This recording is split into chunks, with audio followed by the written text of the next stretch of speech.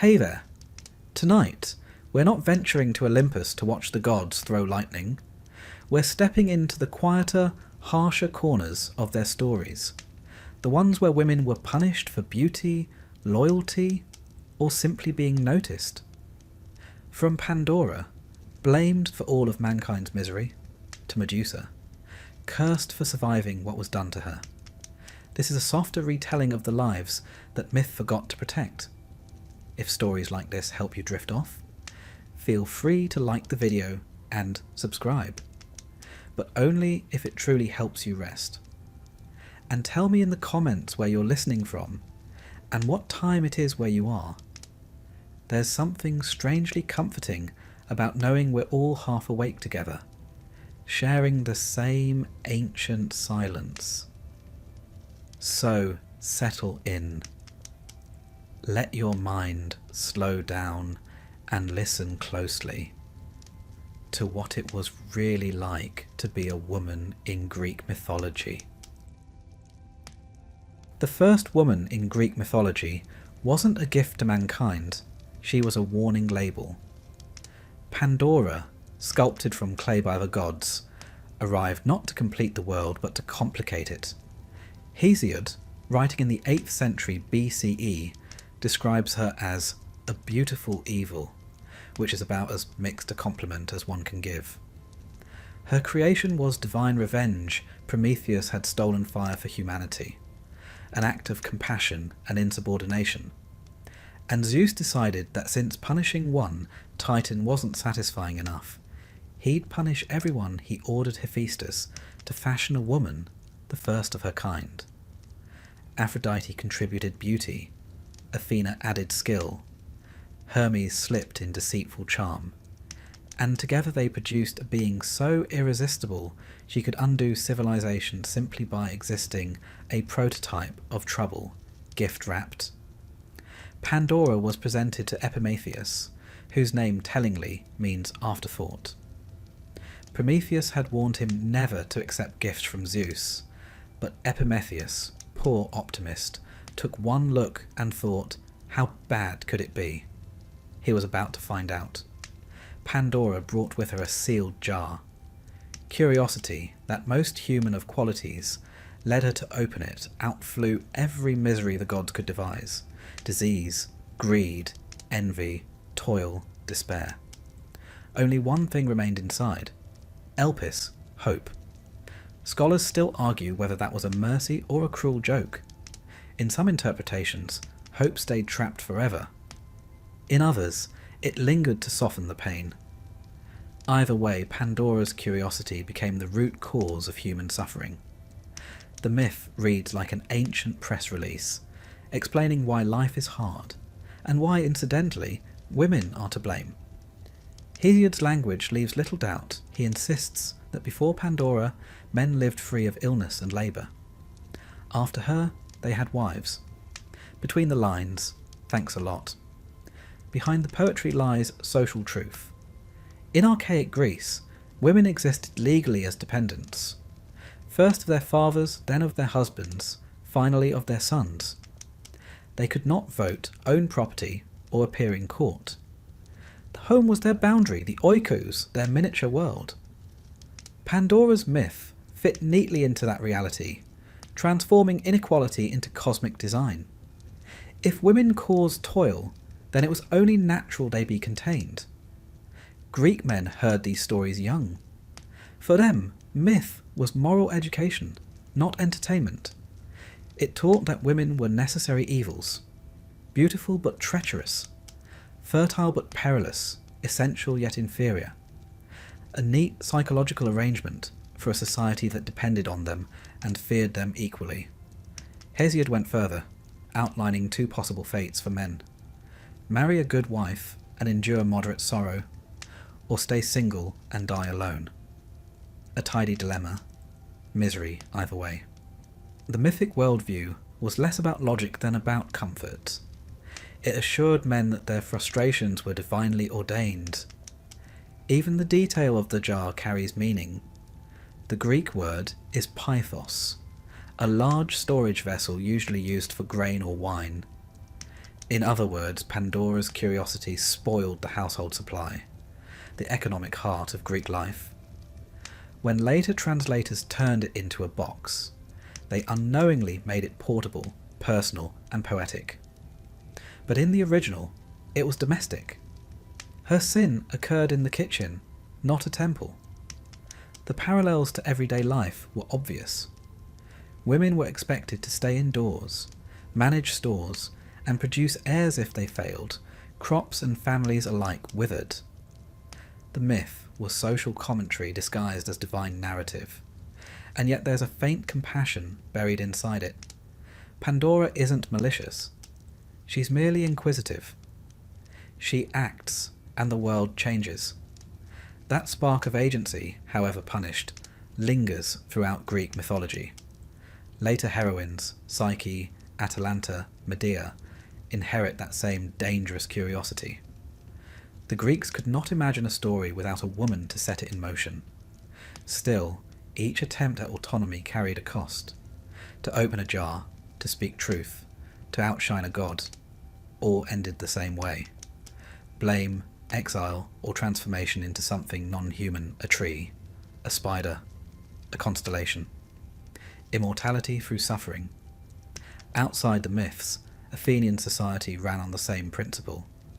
Marriage was a transaction between men.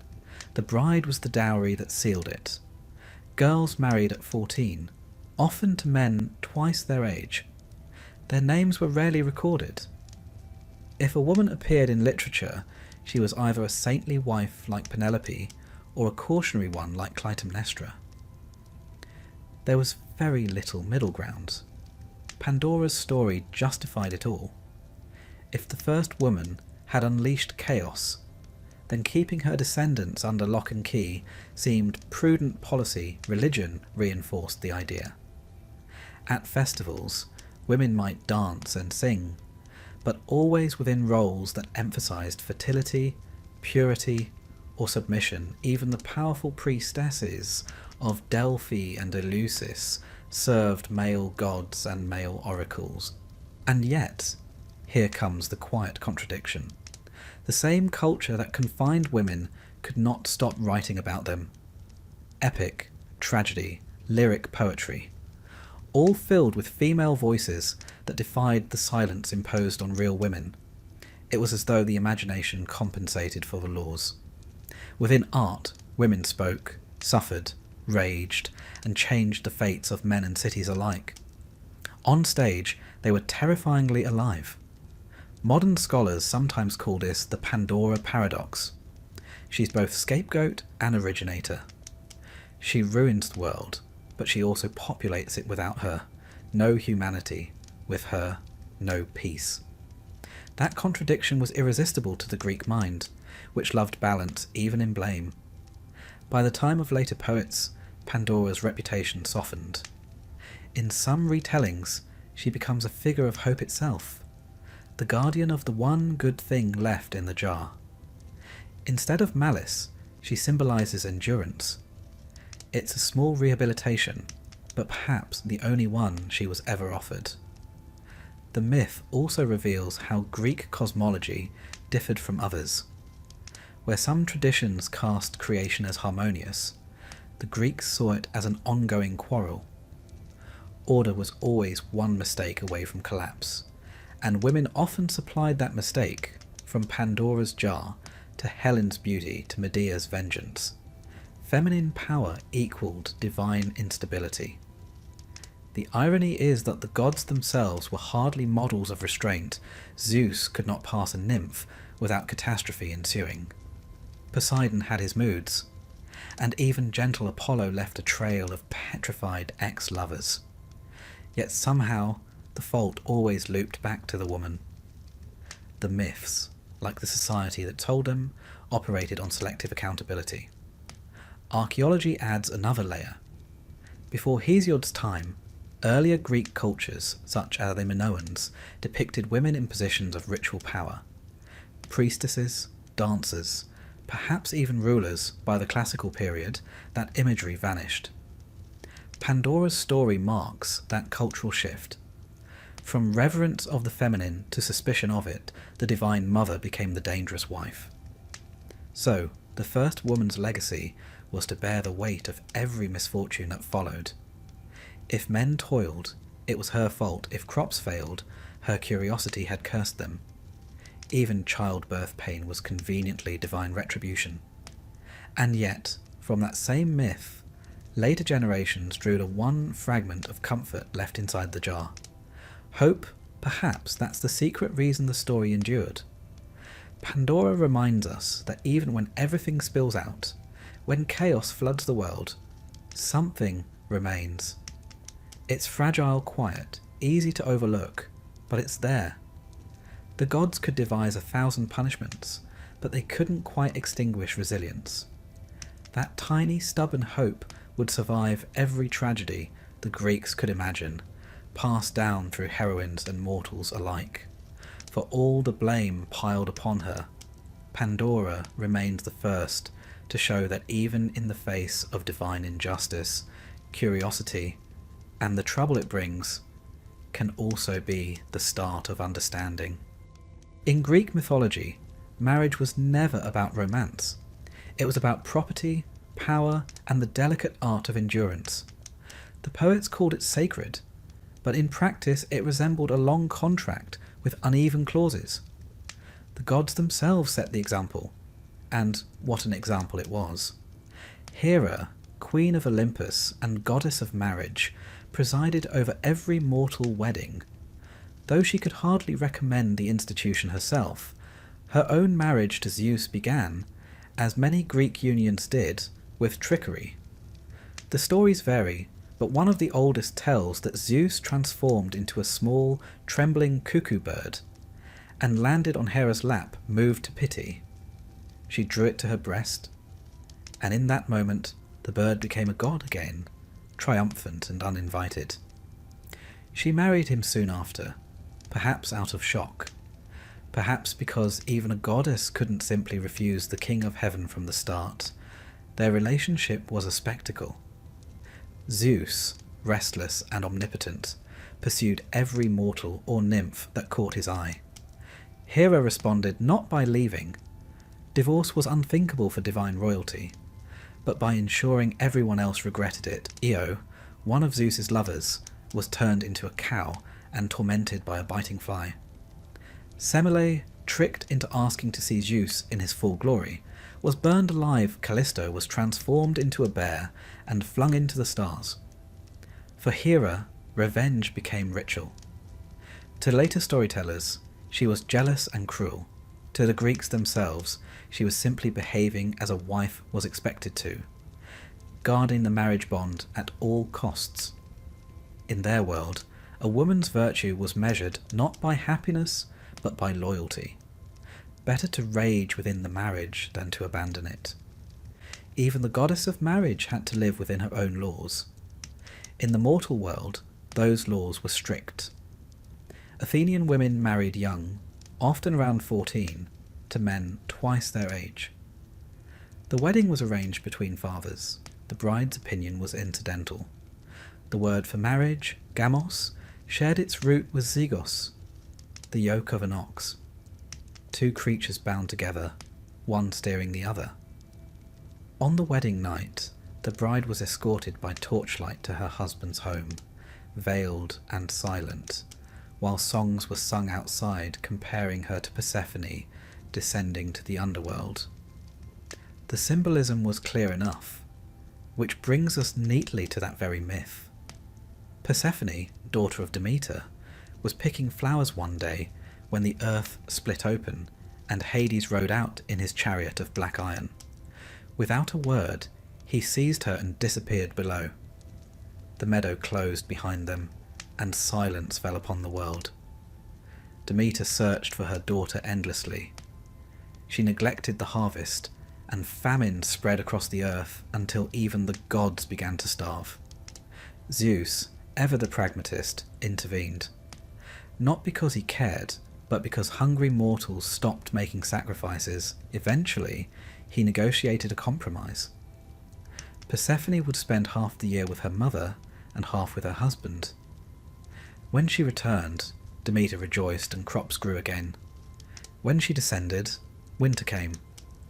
On the surface, it's a myth about the seasons, life and death, fertility and decay.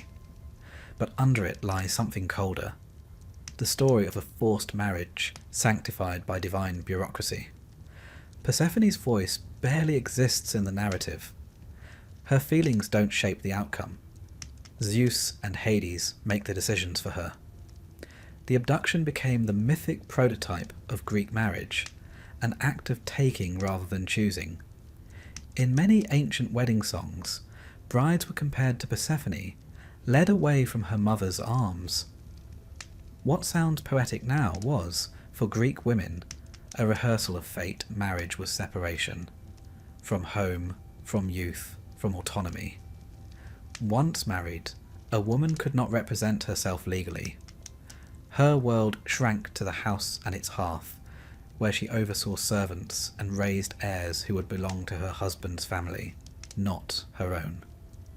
Hera's and Persephone's stories were, in that sense, education. They told women that endurance was divine, that suffering was ritual, and that the gods themselves approved. Yet the myths also contained contradictions the Greeks could never quite resolve. Hera's rage made her fearsome but powerful. Persephone's captivity made her queen both women, turned constraint into a form of authority. Hera ruled Olympus beside Zeus, not as his equal, but as his necessary opposite. His legitimacy required her sanction. Persephone ruled the underworld, seated beside Hades as an emblem of life within death. Each goddess held sway in spaces men feared, the storm and the grave. There's a certain grim elegance in that. Greek culture often turned pain into structure, chaos into order. The mythic marriages were miserable, but they made sense of the world's cycles.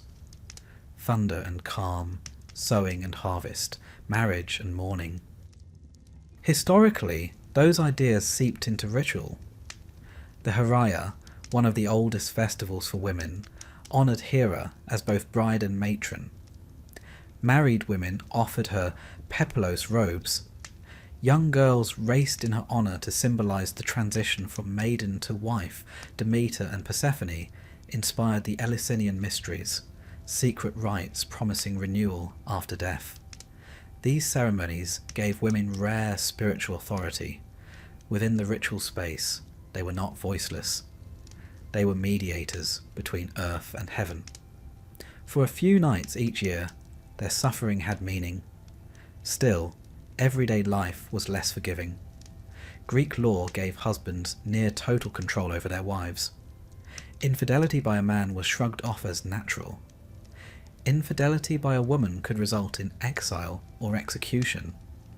Hera's persecution of Zeus's lovers, then, wasn't divine madness.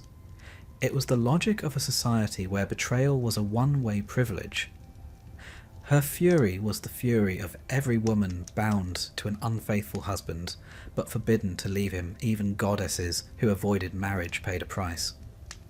Artemis vowed eternal virginity to protect her independence, but that meant solitude. Athena, born from Zeus's head, remained untouched and unemotional, brilliant but isolated. The Greeks could imagine powerful women, but only if they were removed from the realm of love and family. Power and affection, in their eyes, could not coexist. Every Greek household reenacted these divine dramas in miniature. The husband ruled as Zeus ruled, commanding order and demanding respect. The wife, like Hera, managed the home with quiet efficiency and occasional well-placed fury. The home was her Olympus, limited in reach but absolute within its walls. And if harmony was impossible, at least endurance could be divine. Euripides captured it perfectly in Medea, when his heroine says, "Of all creatures that have life and reason, we women are the most miserable." The audience laughed nervously, but they understood. Marriage, for all its hymns and sacrifices, was a slow negotiation between survival and submission. It's tempting to read these myths as pure tragedy, but the Greeks didn't think that way. They saw balance in everything, even misery. Hera's jealousy kept Zeus in check. Persephone's absence made the world fertile. Their suffering maintained cosmic order. It was, in its grim way, productive. And perhaps that's the point. In Greek thought, women's endurance was not weakness. It was structure. They held the fragile seams of the universe together while the men, mortal or divine, threw lightning bolts and started wars. Hera kept Olympus functioning. Persephone kept the seasons turning. Without them, chaos. So when a Greek bride walked beneath her veil, leaving her mother's house, she wasn't just entering marriage. She was stepping into a myth already written for her. Half Hera, half Persephone, expected to endure the storms and keep the hearth burning. The myths told her this was divine order. But hidden between their lines, another truth hums quietly. That even gods built their power on the patience of women. In Greek mythology, saying no was rarely an option for women, mortal or divine. The gods were not accustomed to rejection. They were used to praise, obedience, and the occasional sacrifice of livestock, but not the word no. And when they heard it, they took it rather personally. The myths of Daphne and Syrinx are perfect examples of what happened when a woman's refusal collided with divine desire. Daphne's story begins, as many do, with an argument between gods. Apollo, the golden archer, had mocked Eros, the young god of love, for playing with weapons that were, in Apollo's words, fit only for war. Eros, ever sensitive to criticism, decided to teach him a lesson. He fired 2 arrows, one tipped with gold, to inflame love, the other with lead, to repel it. The golden one struck Apollo. The leaden one struck Daphne, a river nymph sworn to virginity. The result was chaos. Apollo burned with love, while Daphne was filled with aversion. The more he pursued, the faster she ran. Ovid's version, written centuries later, gives the chase an almost cinematic rhythm. The god's footsteps gaining ground, the nymph's breath catching, her hair streaming like a banner of desperation. She prayed to her father, the river god Peneus, to save her. He answered in the only way possible, by transforming her into a laurel tree. Her limbs stiffened. Her hair became leaves. Her skin turned to bark. Apollo arrived too late. He could only embrace the tree, whispering to it promises that he would make her his sacred symbol from then on. Laurel crowned the victors of games and poets, forever bound to a woman who said no. It's an unsettling story, told with the beauty of poetry but the logic of possession. Daphne's transformation is both punishment and escape. She survives, but only by ceasing to be human. The message is clear enough. Defiance carries a price, even when it's justified. The same pattern repeats in the tale of Syrinx, another nymph dedicated to chastity, this time pursued by Pan, the half-goat god of wild places. When she fled from him, she reached the edge of a river and called upon the water nymphs to hide her. They transformed her into a cluster of reeds. When Pan arrived, he sighed through the reeds and found that the wind produced a haunting melody. Delighted, he cut several and fashioned them into the syrinx, or panpipe, which bore her name forever. It's an oddly poetic ending. The pursuer rewarded, the pursued immortalized through loss. Syrinx's voice remains, but only as music created by the breath of her hunter. It's the gentlest tragedy imaginable, yet it hums with something cruel. The way women's suffering is turned into art, their silence into decoration. These stories, repeated for generations, weren't meant to horrify. They were moral instruction wrapped in beauty. They taught men that desire was natural and divine, and women that resistance was futile but noble if it ended quietly. The chase was a metaphor for courtship, exaggerated by gods and softened for mortals. But behind the metaphor, the pattern was disturbingly real. In classical Athens, a woman's refusal held little power. Marriage, as we saw earlier, was arranged by men.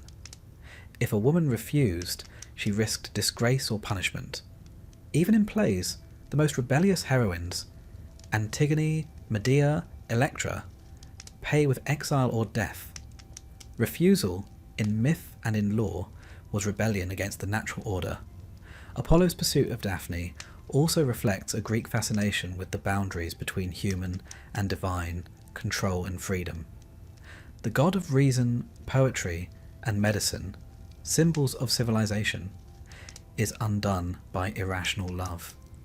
His failure suggests that even divine order crumbles in the face of desire.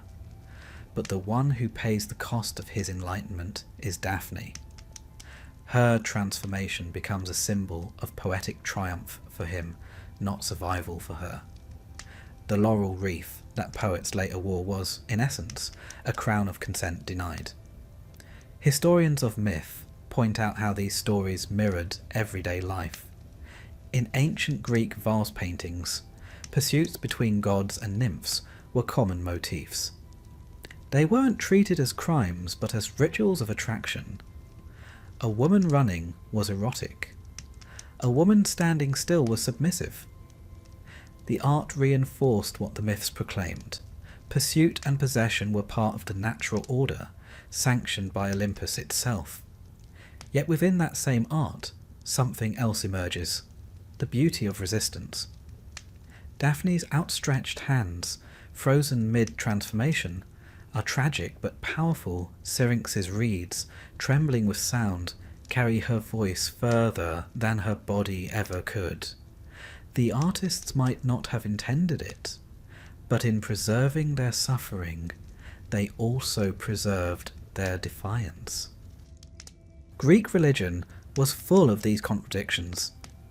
It worshipped feminine divinity, goddesses of wisdom, harvest and childbirth, yet treated mortal women as secondary beings.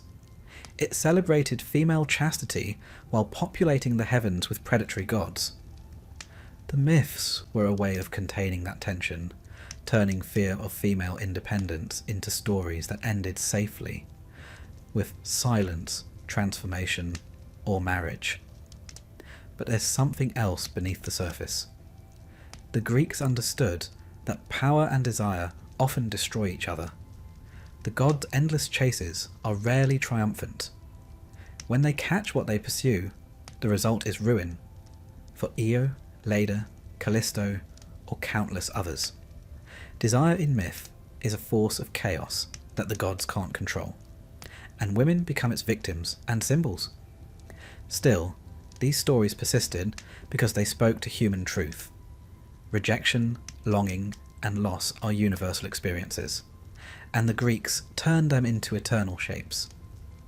Daphne becomes the tree, Syrinx the instrument, their bodies transformed into the materials of art and ritual. Even as their freedom vanished, their presence lingered. Laurel-crowned heroes, the panpipe sang through fields. Their defiance, though punished, shaped culture itself. In the mortal world, women found small ways to echo that defiance. Some participated in secret festivals of Artemis, the virgin goddess who punished those who violated her sanctuaries. Others invoked Hecate, goddess of boundaries and crossroads, protector of those who moved unseen. Within the domestic confines of Greece, mythology gave women a private vocabulary of rebellion, symbols and stories that whispered solidarity across generations. Daphne's story, after all, is not about defeat alone. Her transformation, though tragic, halts the god in his tracks.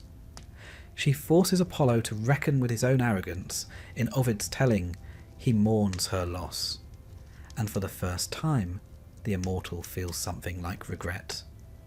The laurel he claims as his symbol also becomes his reminder. The sound of leaves rustling in the wind is her refusal, eternally repeated. Pan's music carries a similar irony. The sound he loves most, the gentle sigh of the reeds, is born of a woman's escape. The beauty he creates depends on the loss he caused. That's the paradox that runs through all Greek mythology. Creation born of destruction, art rising from pain. For the Greeks, such paradoxes were comfortable. They explained the world through opposites: love and hate, order and chaos, life and death. Women especially were made to embody that balance: nurturing and dangerous, pure and tempting, victim and cause. The myths didn't try to resolve the contradictions, they simply sang about them endlessly. If there's any comfort in these tales, it's that the women remembered, Daphne, Syrinx, Io, and others, all found a form of permanence. They became part of nature itself: trees, rivers, constellations. The gods could chase them, but they could not erase them. Their stories remind us that resistance, even when it fails, leaves a mark. And perhaps that's the quiet message buried inside these myths. That saying no, even to a god, matters. That refusal, even when punished, becomes its own kind of immortality. So when we see laurel leaves swaying in the breeze, or hear the sigh of pipes across a valley, perhaps we're hearing them still. The women who said no, and were transformed, but never truly silenced. In Greek mythology, being beautiful was less a blessing than an invitation for disaster. To be clever was risky. To be both was fatal. The ancient poets had an uncanny habit of turning gifted women into warnings. Stories told not for admiration but for obedience. If Hera and Persephone showed how women were controlled through marriage, then Medusa and Arachne show what happened when they stood out at all. Medusa's tale begins long before she became the snake-haired monster of legend. In the earliest versions, she was simply a beautiful mortal, a priestess in the temple of Athena. Her hair, the poets say, was her crowning glory, so radiant that it tempted gods themselves. Poseidon, lord of the sea, noticed her one day and pursued her into Athena's temple. What happened inside varies depending on who's telling it, but all versions end the same way. Athena discovers them and punishes Medusa, not Poseidon. It's the oldest story in the world, isn't it? The man commits the act, the woman bears the consequence. Athena, goddess of wisdom and strategic war, turns her priestess into a gorgon, a creature with serpents for hair and a gaze that turns men to stone. In some later versions, this punishment is framed as protection. Athena gives Medusa a way to defend herself from further harm. But the earliest poets are less generous. To them, Medusa's transformation is divine retribution, a beauty that crossed its boundary and had to be destroyed. From then on, Medusa lives in exile, isolated at the edge of the world. Her face becomes a symbol of terror, carved onto shields and temples to ward off evil. She's the monster beneath civilization, the face men fear and women recognize. When Perseus finally kills her, with Athena's help of course, he does so by looking into a mirror, not directly. The hero's victory depends on refusing to meet her eyes. It's hard not to read symbolism into that. The male hero can only conquer the female threat by refusing to see her as human. What's strange, though, is how much sympathy, later, Greeks began to feel for her. By the classical period, artists started depicting Medusa not as hideous, but sorrowful, wide-eyed, beautiful, tragic. Even in death, she gave life. From her severed neck sprang Pegasus, the winged horse beauty punished, creativity born from violence. The Greek imagination could never resist that combination. Arachne's story follows a similar pattern, only this time the fatal gift is not beauty, but skill. A mortal woman from Lydia. She was an unrivaled weaver. so talented that people claimed Athena herself must have taught her. Arachne denied it. Her art, she insisted, was her own. Pride, said the poets. Confidence, said anyone who's ever been accused of arrogance for being good at something, Athena descended to test her, disguised as an old woman, and warned her to show humility. Arachne refused. She challenged the goddess to a contest. Both set up their looms, and the sound of weaving filled the hall. The rhythm of thread against thread. Like the heartbeat of creation itself, Athena's tapestry showed the gods in all their glory, thrones and thunderbolts and divine order. Arachne's depicted the same gods committing every sin imaginable. Zeus disguising himself to seduce women, Poseidon's conquests, Apollo's deceptions. The message was unmistakable. Arachne's work was flawless, perfect in fact, too perfect. Athena could find no fault in the weaving, so she tore it apart in rage. Arachne, humiliated, tried to hang herself. The goddess, half regretful, transformed her into a spider so she could weave forever. Like Medusa, Arachne becomes immortal, not through triumph, but through punishment. Her skill is recast as servitude. Her art, once bold enough to expose divine hypocrisy, is reduced to an endless cycle of spinning silk. Even today, spiders still weave, endlessly repeating her defiance in miniature. Both myths reveal something uncomfortable about the Greek worldview. The gods tolerated women who obeyed, but not women who excelled. Beauty invited envy. Skill provoked wrath. The moral was clear: know your place. Yet in recording these myths, the Greeks also preserved a record of admiration. The storytellers might condemn Medusa and Arachne, but they couldn't erase the power that made them dangerous in the first place. It's tempting to see Athena as cruel, but her role is more complicated. She herself was a woman who succeeded only by rejecting traditional femininity, born from Zeus's head, armoured and celibate. She was the exception that proved the rule. Intelligence and independence were acceptable only if stripped of softness, motherhood, or desire. Arachne, by contrast, embodied all that Athena had abandoned: creativity, confidence, artistry. The goddess couldn't destroy her without destroying something of herself. The myth also reflects a historical reality. In ancient Greece, women were skilled artisans, weaving, dyeing, spinning.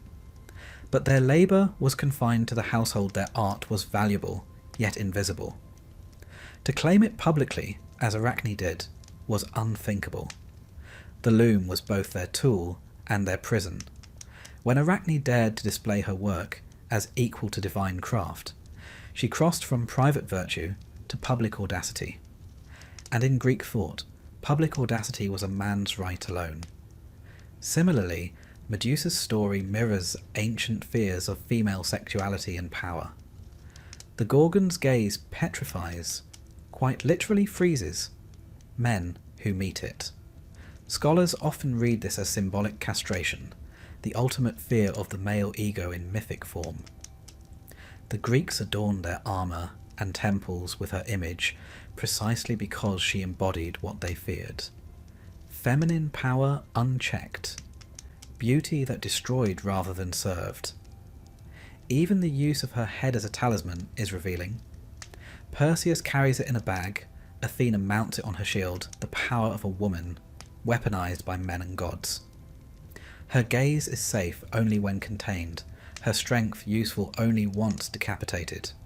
Yet somehow, Medusa's image outlasted them all. By the 5th century BCE, her face appeared on coins across the Greek world.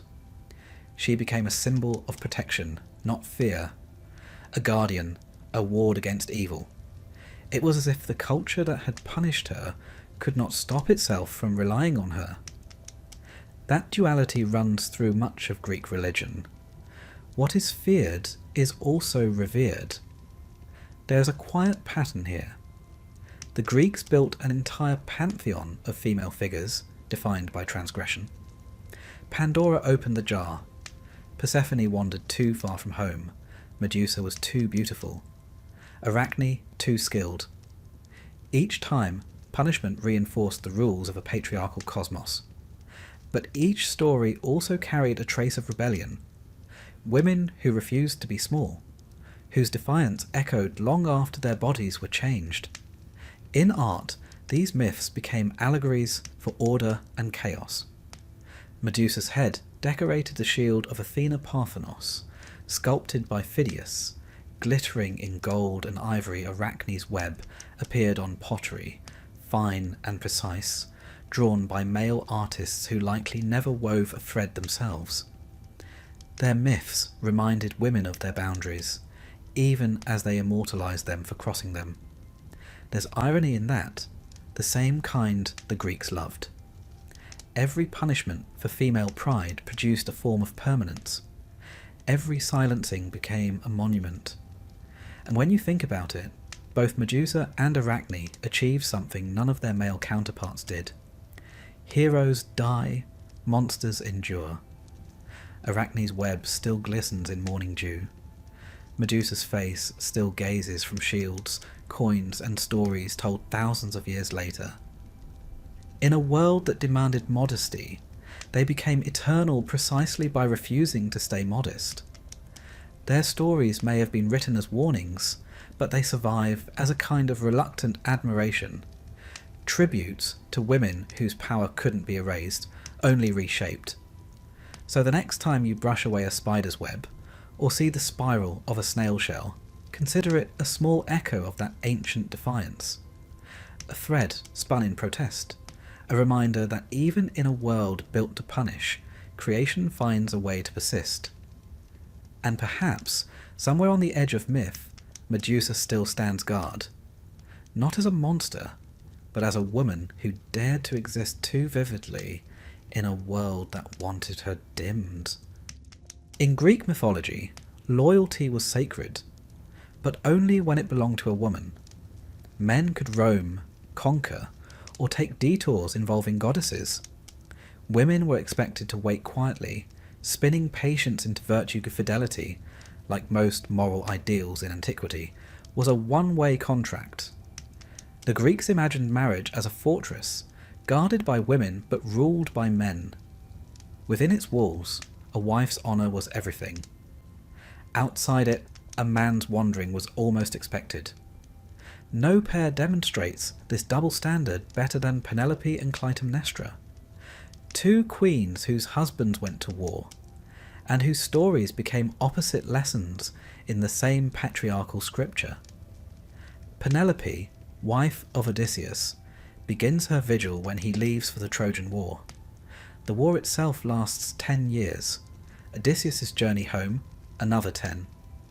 2 decades, long enough for their infant son Telemachus to grow into manhood, and for the rest of Ithaca to assume the king was dead. Suitors swarm her palace, greedy for her throne and her beauty. They drink Odysseus' wine, slaughter his livestock, and boast that one of them will soon be her new husband. Penelope responds not with sword or speech, but with the quiet cunning of endurance. She tells the suitors she must first finish weaving a funeral shroud for her father-in-law, Laertes. Every day she weaves, and every night she secretly unravels it. A masterclass in delay, not resistance exactly, but the art of survival through subtle deceit. For 3 years, her trick works. When it's finally exposed, she invents another ruse. She'll marry whoever can string Odysseus' bow and shoot an arrow through 12 axe heads. It's an impossible task. Only one man can do it. The man she suspects is standing right there, disguised as a beggar. When he does, and the arrow whistles through the room, she knows her waiting is over. The Odyssey treats this moment as triumphal. Order restored, the faithful wife rewarded, the deceitful suitors punished. Yet beneath the poetry lies a quiet cruelty. Penelope's virtue is measured not by happiness, but by endurance. She's praised not for living, but for waiting. For 2 decades, her loyalty is both her armour and her cage. The ancient Greeks adored her. Homer calls her circumspect, wise, and flawless among women. In Valse paintings, she sits beside her loom, eyes lowered, the perfect image of restraint. She became the moral compass for Greek wives, industrious, silent, endlessly patient. To be a Penelope was to be ideal. Odysseus, meanwhile, is sleeping with immortals, Circe, Calypso. Perhaps others the poets politely omit. He cries about missing home in the mornings, then spends the afternoons in leisurely captivity, yet none of that stains his heroism. The double standard is baked into the myth. A man's curiosity is adventure. A woman's curiosity is betrayal. The Greeks were practical about such matters. Male infidelity was a civic inconvenience. Female infidelity was a crisis. If a man strayed, his wife's duty was to forgive him and preserve the household. If a woman strayed, she risked death. The logic was economic, not emotional. Purity guaranteed legitimate heirs, and heirs guaranteed inheritance. Fidelity was about property as much as love. Which brings us to Clytemnestra, the other queen left behind when the fleet sailed for Troy. Her husband, Agamemnon, faced an obstacle before he even left Greece. The winds had died at Aulis, stranding his army. The oracle told him that Artemis demanded a sacrifice, his daughter Iphigenia. And so, with the cold pragmatism of a general, Agamemnon summoned his child under the pretense of marriage and slaughtered her instead. The winds returned, the fleet sailed. Clytemnestra stayed behind with grief, rage, and an empty house. 10 years passed. When Agamemnon finally returned, triumphant from Troy and dragging home the enslaved Princess Cassandra as his concubine, his wife greeted him with feigned sweetness. She spread crimson tapestries at his feet, a gesture that seemed honorific, but, to Greek ears, was ominous. Only gods walked on red cloth. He entered his palace like a sacrifice, walking to the altar. Once inside, she drew a net around him as he bathed and struck him down with an axe. Aeschylus describes it almost tenderly. Twice I struck him, and with a third blow, a prayer. Her act was ritual, not frenzy. She killed him for Iphigenia, for Cassandra, for every silent woman bound by obedience to the Greek imagination. This was unthinkable. Not because of murder, the gods did that often, but because of who committed it. A wife killing her husband inverted the natural order. Clytemnestra was branded anaphonos, manslayer, as though she had crossed genders by crossing authority. Her punishment was inevitable. Her son Orestes would kill her to restore the patriarchal line, and the gods themselves would applaud. In literature, she became the perfect villain to Penelope's perfect saint. Penelope's fidelity upheld society. Clytemnestra's vengeance shattered it. One woman wove order, the other unspooled it. And yet, the two are strangely alike. Both are intelligent, strategic, and entirely alone. Both act within the narrow limits of the home, one manipulating the loom, the other the household's rituals. The difference lies only in their outcomes. One preserves her husband's legacy, the other erases it. For the Greeks, this dichotomy wasn't accidental. It was a moral geometry. One woman to represent ideal obedience, another to embody the horror of rebellion. They needed both to define the line between virtue and chaos. Still, even the tragedians couldn't ignore Clytemnestra's logic. Aeschylus gives her a voice more eloquent than any man's. "I killed him," she declares. "With justice he sacrificed our child." Her speech is measured, rational, almost legal. It's the voice of someone who understands the law well enough to know it was never written for her. Her story ends, as it must, in her death. Her son Orestes kills her on Apollo's command and is tried by a court in Athens, the first trial in mythic history. The jury splits evenly, and Athena casts the deciding vote for acquittal. The mother is not the true parent, she argues. The father is the seed, the mother the soil. It's one of the earliest philosophical defences of patriarchy ever recorded, a divine verdict enshrining the hierarchy of blood and gender. And so, Clytemnestra's rebellion ends in the founding of law itself. Her death marks the beginning of the Greek legal system, and, fittingly, women are silenced in the process. The contrast between Penelope and Clytemnestra ripples through Greek thought for centuries. One is remembered for loyalty so perfect it borders on denial. The other for vengeance so complete it borders on justice. Together, they form a mythology of female response. Two ways to live within impossible constraints. It's worth noting that both stories are domestic dramas, not epics of war or conquest. The action takes place inside homes, around hearths, at looms, in baths. Greek men ruled cities and seas. Greek women ruled silence and memory. Myth made that rule eternal. But art has a way of softening its own morals. Later poets and painters began to sympathise with both women. Penelope's patience became less about duty and more about intellect. Her weaving a game of strategy. Her waiting an act of quiet control.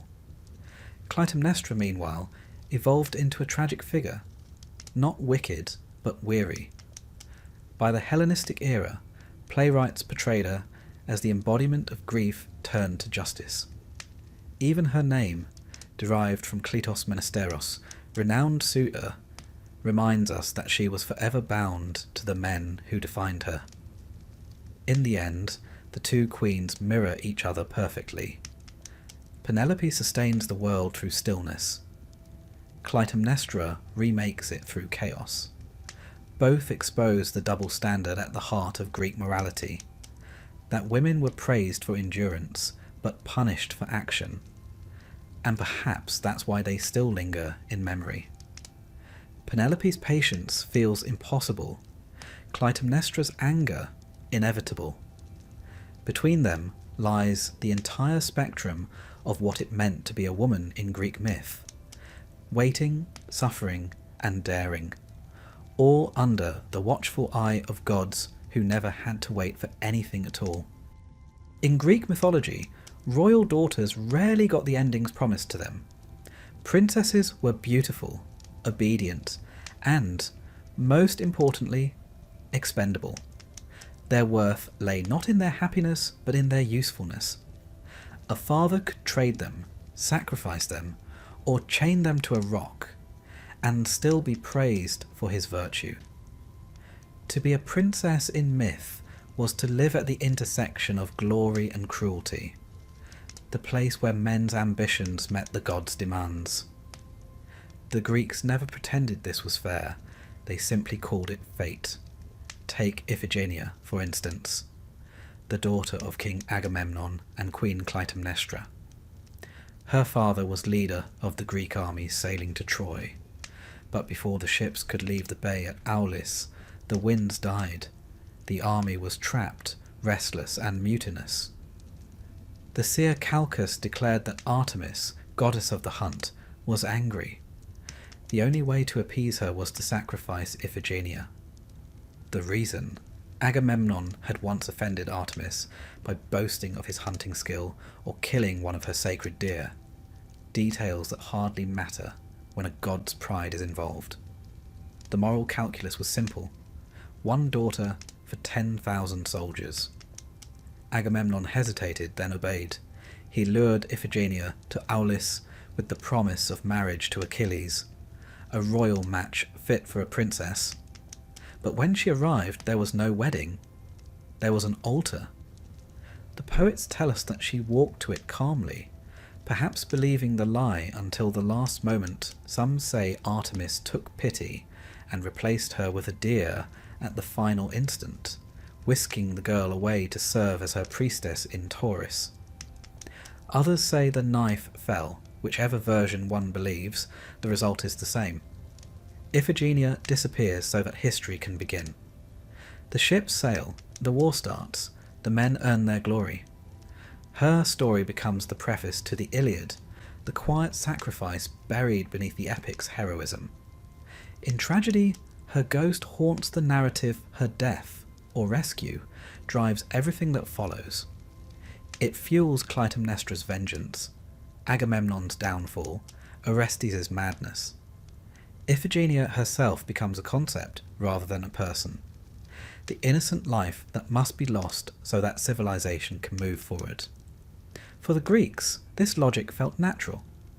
Sacrifice was a civic duty, an exchange between mortals and gods.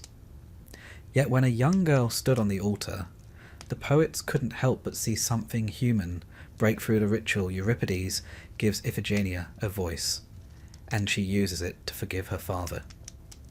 "I give my life for Greece," she says. The line is noble, almost patriotic, but one can sense the bitterness beneath it. Her submission makes the audience uneasy, because it is not faith they are witnessing, but resignation. Andromeda's story is no gentler. She, too, is a princess, daughter of King Cepheus and Queen Cassiopeia of Ethiopia. Her mother, in a moment of vanity, boasts that Andromeda is more beautiful than the Nereids, the sea nymphs beloved of Poseidon. The god, deeply offended on their behalf, sends a sea monster to ravage the coast. When Cepheus consults the oracle, he's told that only the sacrifice of his daughter will save the kingdom. And so, Andromeda is chained naked to a rock by the sea, awaiting death. Her parents watch from the cliffs, sobbing into their robes. The people gather, powerless.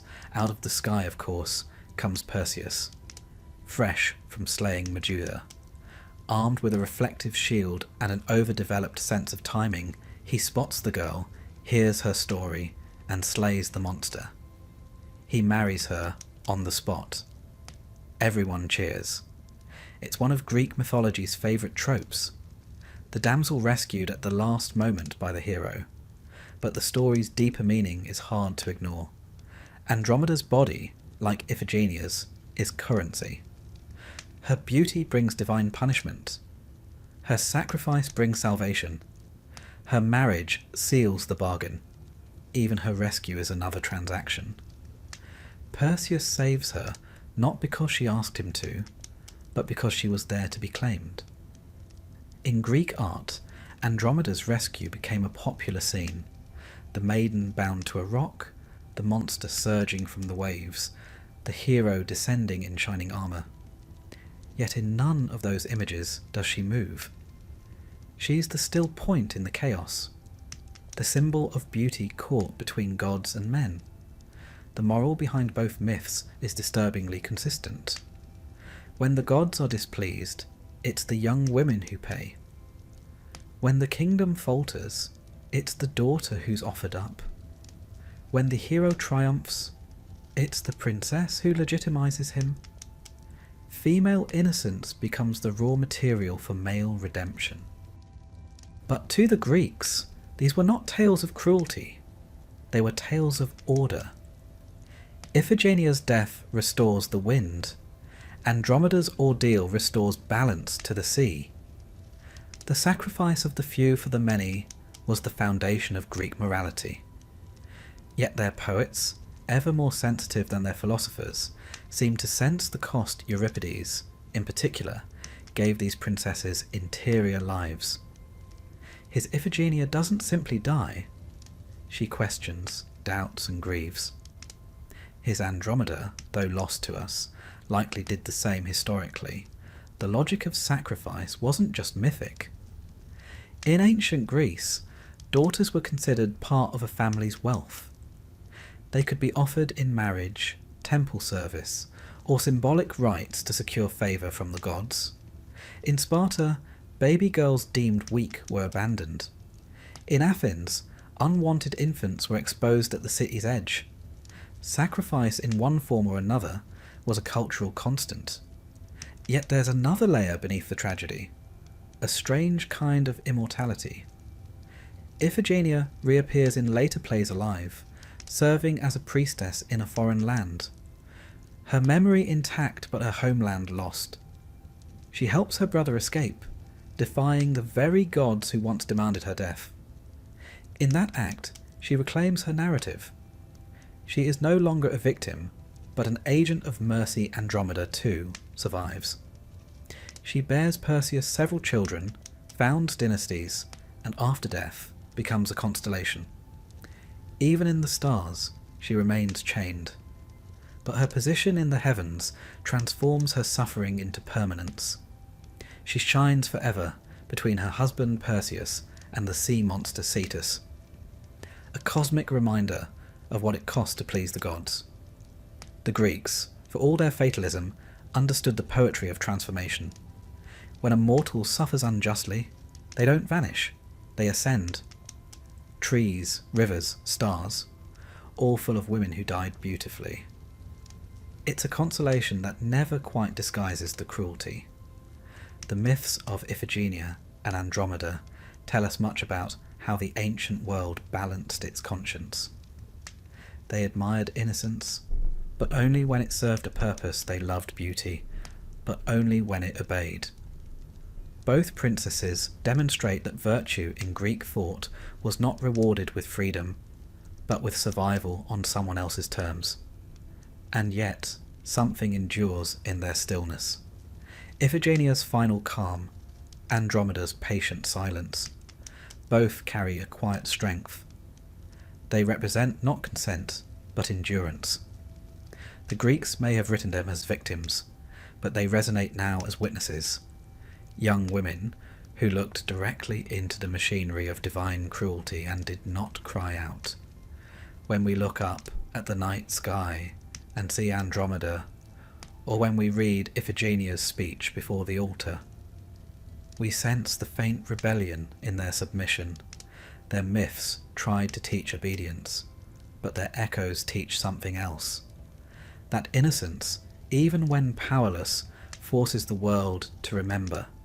And perhaps that's the truest legacy of the Greek princess. Sacrificed, silenced, but never erased. The winds still blow from Aulis, and the sea still stirs beneath the stars. Somewhere in those movements, the voices of Iphigenia and Andromeda linger.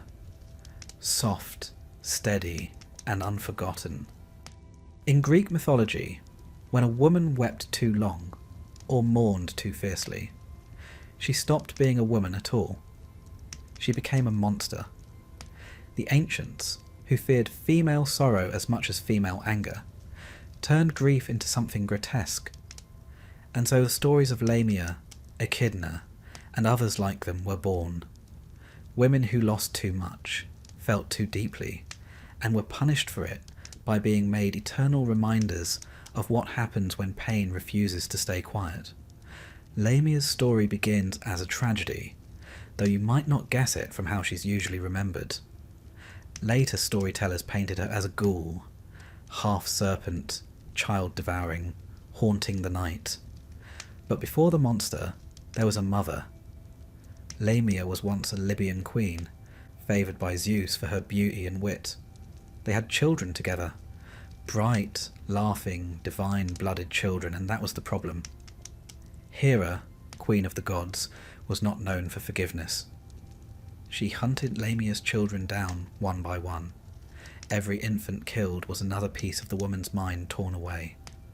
When none were left, Hera cursed Lamia further. She would never again find rest.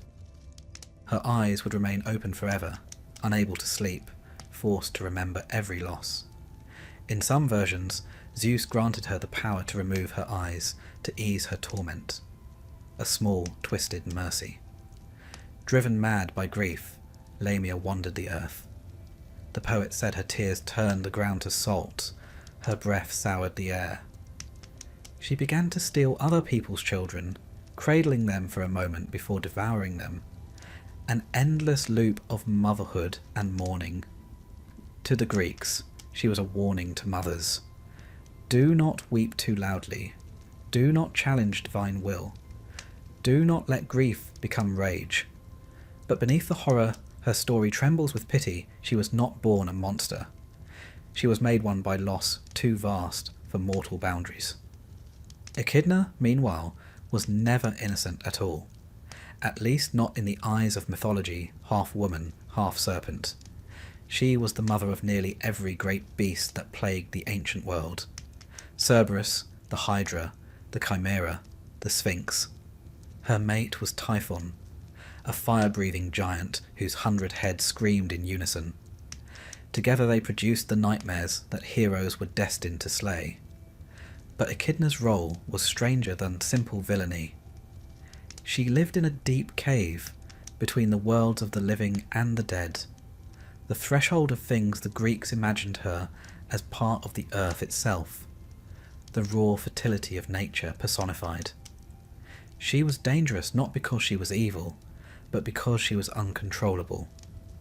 Her womb was the source of chaos, a reminder that creation and destruction were twins.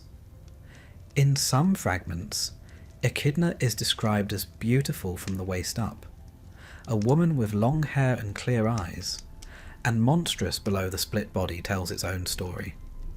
Half civilization, half wildness. She is what the Greeks feared most, the ungoverned power of nature clothed in the form of a woman. Even her children, though monstrous, serve a purpose. Heroes need monsters. Without her offspring, Heracles, Perseus, and Theseus would have had no glory to win, no songs to be sung. She is the quiet engine of myth itself, the mother of every challenge a man must conquer to prove himself. The Greeks didn't invent the idea of monstrous motherhood. They inherited it from Babylonian Tiamat to Egyptian serpent goddesses. The ancient world often imagined chaos as feminine. In Greece, that idea took on a moral tone. A mother's love, once broken, became unnatural. Her power to give life turned into the power to take it. The same womb that nourished could devour, yet, for all their fear, the Greeks couldn't quite look away. Lamia and Echidna both fascinated them because they blurred boundaries. They were not simply villains, but mirrors. Distorted reflections of the society that made them women were expected to nurture quietly, to weep privately, to fade gracefully into myth once their usefulness was spent. These figures refused. They grieved so loudly that the gods themselves had to silence them by transforming them into legends. Lamia's transformation into a nocturnal predator was both punishment and preservation. To the living, she was terror, the creature who stole children in the dark. To the poets, she was something else, a woman too haunted to die. Some even said she prowled the night, searching for her lost children's souls, not to harm them, but to hold them again. Over time, her image changed. The Hellenistic poets made her seductive, the vampire of Greek lore, dangerous but desirable. That transformation says more about the culture than about her grieving women frightened men. Seductive monsters, they could understand. Echidna, by contrast, was treated with reluctant reverence. Hesiod calls her a dread monster, irresistible. But he never says she is wicked, she simply is. A natural force, neither good nor evil. When Zeus ordered her children to be slain, she hid the youngest deep in the earth, ensuring chaos would always have an heir. To the Greeks, she symbolized the truth they never quite admitted, that the world's order rests on a foundation of things untamed. Both Lamia and Echidna also reflect a quieter fear, the fear of female independence. Neither woman needs a man by her side. Lamia's relationship with Zeus destroys her life, yet she endures beyond him. A creature of her own making, Echidna lives alone in her cave, raising her brood in defiance of heaven. They are mothers without families, women who create outside the rules, that in Greek thought was almost worse than crime. In later centuries, their myths softened around the edges. Lamia became a figure of cautionary folklore, a spirit who punished the reckless and comforted the grieving mothers, whispered her name to frighten children into obedience. Scholars wrote about her in the same tone they used for eclipses and storms. Natural disasters shaped like stories. Echidna, meanwhile, became more symbolic. Philosophers used her as a metaphor for the Earth's hidden depths, the womb of possibility beneath the surface of reason. Still, the pattern remained. Women's emotions, when too powerful, turned them monstrous. Love became fury. Grief became hunger.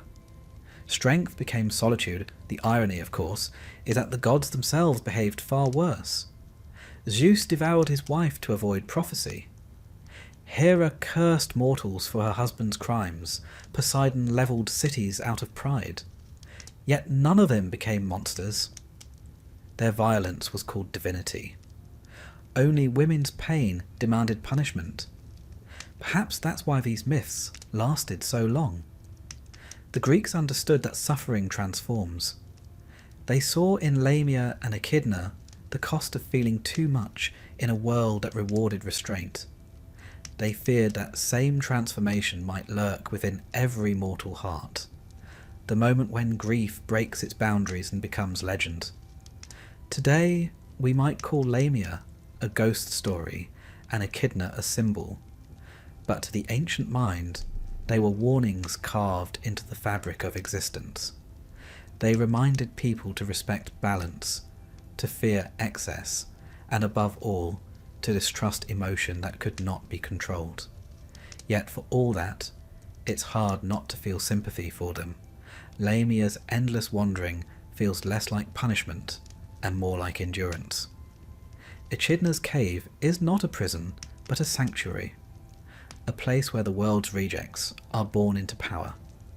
The Greeks claimed that every monster carried a moral, but sometimes the monsters tell the truer story, that behind every myth of horror lies a woman who loved too deeply, or lost too much, and refused to disappear. So when the poets spoke of Lamia's sleepless eyes, or Echidna's serpentine brood, they were really describing something universal. The persistence of grief, the way pain changes shape but never dies. In that sense, the mothers of monsters were not villains at all.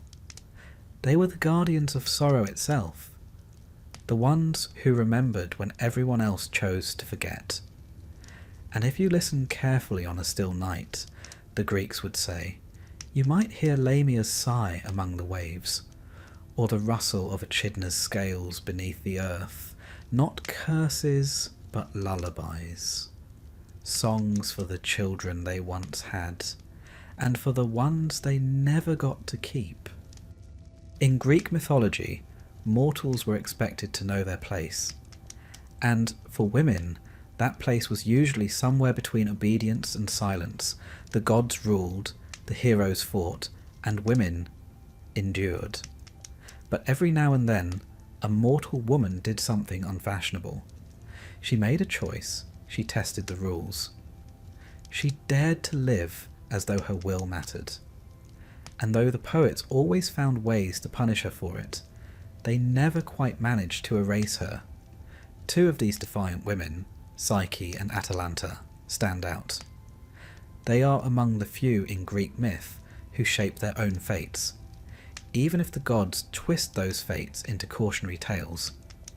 Their stories are not about rebellion for rebellion's sake, but about the simple, radical act of being free. Psyche's name means soul, fitting, since her story is one of longing, curiosity, and transformation. She wasn't a goddess or a queen, just a mortal princess so beautiful that people stopped worshipping Aphrodite in favour of her. It was, as you might imagine, a career-ending mistake. Aphrodite, furious at being upstaged, sent her son Eros, better known to us as Cupid, to make Psyche fall in love with something monstrous. But Eros, upon seeing her, accidentally pricked himself with his own arrow. and fell in love instead. The gods, it seemed, were as vulnerable to irony as to vanity. Eros spirited Psyche away to a hidden palace, where invisible servants waited on her, and a mysterious lover visited only in the dark. He warned her never to look upon his face. For a time she was content, but her sisters, visiting from afar, filled her head with suspicion. "He's a monster," they whispered. "He'll devour you." So one night Psyche lit a lamp, and saw not a beast, but the most beautiful god she had ever beheld. Then, of course, a drop of oil fell from the lamp, waking him. Betrayed, he fled. The palace vanished, leaving Psyche alone in the cold. Her choice to seek the truth shattered the world that had been built around her, a metaphor so neat that even Freud would have blushed. Psyche's journey to win Eros back became a series of trials set by Aphrodite herself. She had to sort a mountain of mixed grains before sunset, fetch golden wool from murderous rams, and descend into the underworld to collect a box of divine beauty. Each task was impossible. Each one she survived through wit, kindness, and the occasional help of sympathetic gods. When she finally returned from the underworld, curiosity struck again. She opened the box, and found not beauty, but a death-like sleep. Eros, now forgiving, rescued her. Zeus himself took pity and granted her immortality. She became a goddess, her name forever bound to the soul's journey through suffering to understanding. It's a romantic story on the surface. The first fairy tale, some call it. But beneath the poetry lies something more subversive.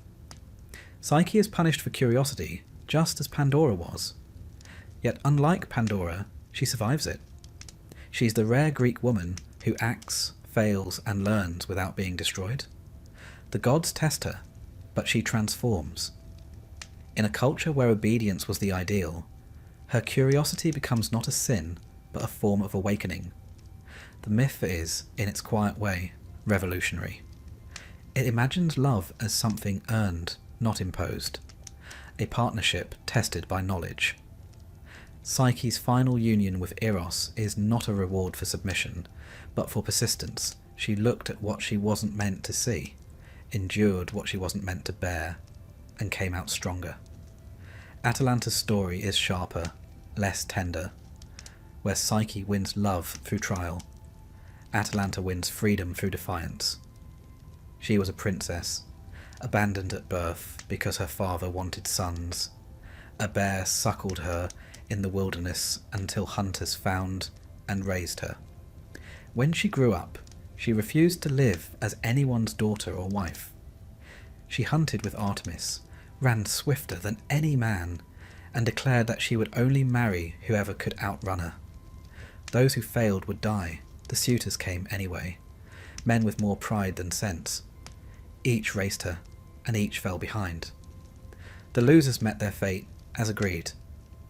Atalanta became a legend, a woman who moved through the world like wind through the trees, beholden to no one. But inevitably, the gods interfered. Aphrodite, always alert to romantic imbalance, decided such independence couldn't last. She gave one suitor, Hippomenes, 3 golden apples. During the race, he dropped them one by one, distracting Atalanta with their glitter. Each time she paused to pick one up, he gained ground. In the end, he won. Atalanta married him, though her heart never quite seemed in it. The poets disagree on what came next. Some say they were happy, others that they were cursed.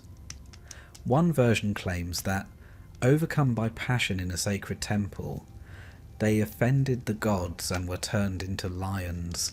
It's an oddly fitting end. 2 wild creatures, forever yoked, still powerful but no longer free. If Psyche's story is about curiosity punished, Atalanta's is about independence contained. Both women are too exceptional for their world, and the myths respond by absorbing their power into the divine order. Psyche becomes a goddess, safe, distant, married. Atalanta becomes an animal, tamed, transformed, eternal. Neither is allowed to remain wholly mortal, wholly woman. The Greeks admired such brilliance, but they couldn't let it remain human. The social reality behind these tales is familiar by now. Greek women had almost no legal autonomy.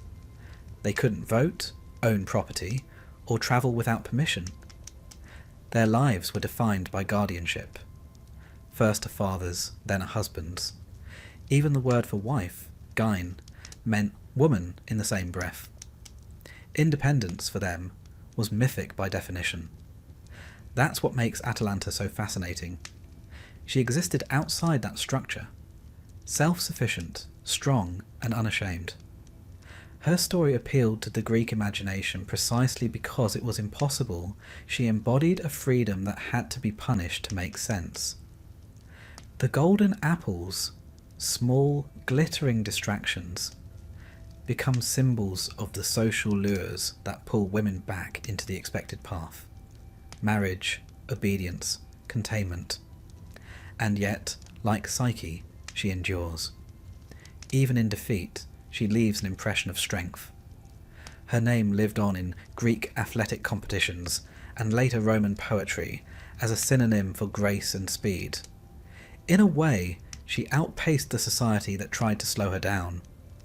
Both Psyche and Atalanta reveal the same contradiction running through Greek myth. Admiration laced with anxiety, the poets loved intelligent, capable women, but only as long as they could be turned into lessons. A woman could be clever. As long as her cleverness ended in marriage, she could be strong. As long as her strength led her back to the gods. But myths, like people, don't always behave. Over the centuries, both figures slipped free of their original morals. Psyche came to represent the human soul's ascent toward divine understanding, not a punishment for curiosity. Atalanta became a symbol of feminine strength, a reminder that self-worth need not depend on male approval. The stories designed to restrain them ended up liberating them instead. There's something almost poetic in that reversal, that the very myths built to warn women away from independence now serve as quiet tributes to it. Psyche's lamp still burns, a symbol of the desire to see, even when seeing hurts. Atalanta's footprints still mark the ground, a trace of motion that cannot be undone. To the Greeks, these women were exceptional, perhaps dangerous. To us, they seem simply alive, curious, restless, human. And in their flawed, courageous ways, they remind us that even in a world ruled by gods and heroes, the smallest act of defiance, a question, a race, a glance at a forbidden face, could change everything. In the Greek imagination, the gods were larger, louder, and infinitely more complicated versions of the mortals who worshipped them. They quarrelled, loved, and lied, only on a grander scale. But two goddesses stood apart, Athena and Artemis. Both powerful, both revered, and both curiously detached from the world's usual entanglements of love and marriage. They were women who ruled by rejecting the very idea of womanhood as the Greeks understood it. It's one of the oldest contradictions in mythology, that the only way for a woman to hold power was to step entirely outside the realm of desire to lead. She had to be untouchable. To be wise, she had to be sexless. Athena and Artemis embodied this paradox perfectly. Admired by men, yet never belonging to them, Athena's birth alone set the tone. She didn't emerge from a mother at all, but from the forehead of Zeus himself, fully grown, armoured, and shouting a battle cry that echoed through Olympus. It's an image that feels less like a birth than an idea taking shape. She was the ultimate creation of patriarchy. A woman made by a man, owing her existence to no female body. In one stroke, Zeus produced both daughter and heir, bypassing the maternal altogether. The Greeks adored her. She was the goddess of wisdom, strategy, and just war. The thinking soldiers' deity cities dedicated themselves to her, most famously Athens, which claimed her as its guardian. She was rational where Ares was violent, disciplined where Poseidon was impulsive. Yet her virtues were those the Greeks most prized in men: logic, restraint, courage. They loved Athena precisely because she behaved like a man. In myth, she consistently sides with male heroes. She advises Odysseus, teaches Perseus how to slay Medusa, helps Heracles in his labours. When Medusa's story is told, it's Athena who grants Perseus the mirrored shield. The very tool that turns her former priestess into a trophy, the goddess of wisdom, can be merciful, but she is rarely kind. Her loyalty is to order, not empathy, and that makes her deeply symbolic of her society. Ancient Athens, the city that bore her name, prided itself on democracy, but only for men. Women were excluded from politics, law, and public life, yet they worshipped Athena, a woman who could stride among the gods and speak her mind. Perhaps she offered them a kind of dream, not freedom, but reflection. A figure who proved intelligence was divine, even if it was forbidden. Her virginity was essential to that image. The Greeks called her Athena Parthenos, Athena the Maiden. The great statue in the Parthenon showed her tall, calm, and invincible, with no trace of softness. She was the exception that kept the rule intact. As long as only one woman could be wise and free, the rest could stay safely confined. Artemis, on the other hand, ruled a very different domain. She was the goddess of the hunt, the wild, and the moon, twin sister to Apollo, and as fiercely independent as he was radiant. Where Athena represented civilization, Artemis embodied the wilderness. Untamed, unpredictable, and pure, she moved through forests with her nymphs, bow in hand, far from Olympus's feasts and intrigues. Like Athena, she swore to remain a virgin forever, but her chastity wasn't about intellect, it was about autonomy. Artemis wanted freedom, the right to run where she pleased, unclaimed by any man. Her vows were strict, and she enforced them brutally. The story of Actaeon is the best known. The hunter, wandering through the woods, stumbled upon Artemis bathing with her companions. She saw him before he could turn away, and in an instant transformed him into a stag. His own hounds tore him apart. The message was clear. Seeing a goddess without her consent was fatal. In another myth, she killed one of her own nymphs, Callisto, when the girl broke her vow after being tricked by Zeus. Mercy was not part of her creed. To the Greeks, Artemis represented a kind of paradoxical ideal. A woman powerful precisely because she rejected womanhood's traditional functions. She did not marry, did not bear children, did not compromise. Yet she was also goddess of childbirth, protecting mothers and infants. The duality is striking. The virgin who guards fertility, the untouched protector of the womb, she was both outside life and its guardian. In this, Artemis and Athena were mirrors of one another. Athena ruled the intellect. Artemis ruled the body. One turned emotion into strategy, the other turned nature into solitude. Both refused the roles assigned to mortal women, but in doing so, they reinforced them. For every mortal woman, they set impossible examples. Power without love, freedom without tenderness, authority bought by isolation. The cults that worshipped them reflected this tension.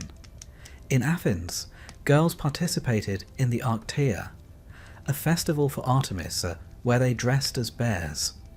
Symbols of the wild feminine spirit, tamed through ritual. The ceremony marked their passage from childhood to marriageability. In honouring Artemis's virginity, They prepared for their own domestication likewise. Women praying to Athena before childbirth were invoking a goddess who would never experience it herself.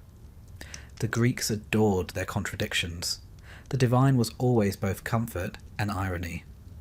The poets understood, too, that these goddesses represented an escape, one impossible for mortals but irresistible in imagination. Where Hera raged and Aphrodite schemed, Athena and Artemis remained unbent. They needed no man's love, no divine favour. In a world where women were possessions, they were owners of themselves. That made them divine, and also a little frightening. Even their tempers reflected this unease. Athena could curse the reckless, as she did Arachne. Artemis could slaughter mortals who offended her purity. Their anger was always righteous, yet their punishments were extreme. It was as if the myths whispered that independence, however admirable, was dangerous when wielded by women over time. Later cultures softened them. The Romans turned Athena into Minerva, a goddess of the arts and wisdom rather than war. Artemis became Diana, still a huntress but gentler, more maternal. Her arrows aimed at protection rather than vengeance, but the core paradox remained. Women's strength reimagined as chastity, their wisdom as detachment. And yet, within that restraint, something quietly powerful endures Athena's calm intelligence, Artemis's wild grace. They became templates for female autonomy centuries before such a thing could exist in real life. Their myths gave shape to an idea that Greek society itself could never allow, that a woman could define herself without reference to anyone else.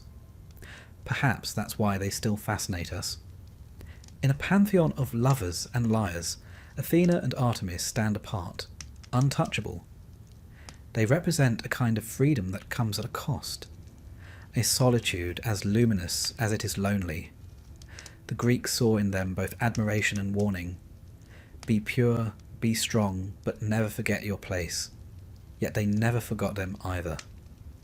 The temples of Athena crowned the city's highest hill. The moon of Artemis still ruled the night sky. Every torch lit to them was, knowingly or not, a prayer for self-possession, for the strength to think, to choose, to walk unafraid into the woods or the world, and not belong to anyone. Greek mythology, for all its beauty, was never a moral guidebook. It was a mirror, one polished bright enough to reflect the world exactly as it was, flaws and all. In that reflection, women appeared as both necessary and dangerous, adored and accused, celebrated and silenced. It was a mythology built not just to entertain, but to explain why the world, and particularly womanhood, was arranged the way it was. From the beginning, the Greeks cast womanhood as a cosmic complication. Pandora opened her jar and released suffering into the world. Helen's beauty burned cities. Clytemnestra's anger unravelled kingdoms. The pattern is easy to spot. The moment a woman acts, chooses, questions, or defies, the universe seems to tremble. To the ancients, this wasn't misogyny, it was order. The world made sense only when its hierarchy remained intact. Gods above men, men above women, reason above desire. The myths weren't invented to justify cruelty, they simply reflected it. A young Greek girl, sitting by a hearth, might hear the story of Persephone, and learn that disobedience leads to abduction. A young man, studying Homer, would hear of Penelope, and learn that ideal womanhood means waiting quietly for a man to return. These tales slipped gently into education, religion, and everyday life, shaping what Greeks thought nature itself intended.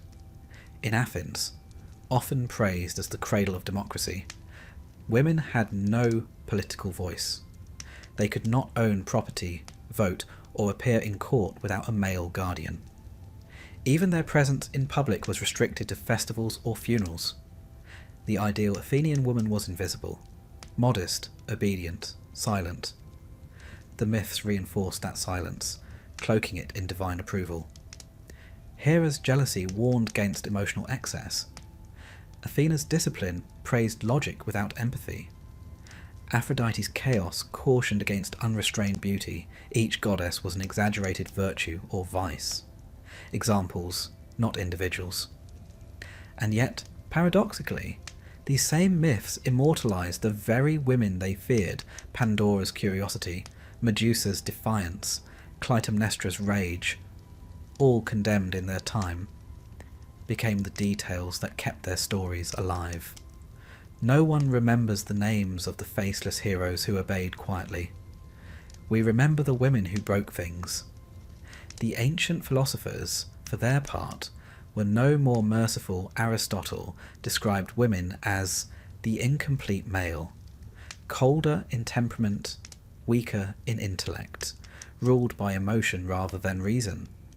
Hesiod had already laid the groundwork centuries earlier, calling woman the beautiful evil, the necessary burden men must bear to continue their lineage.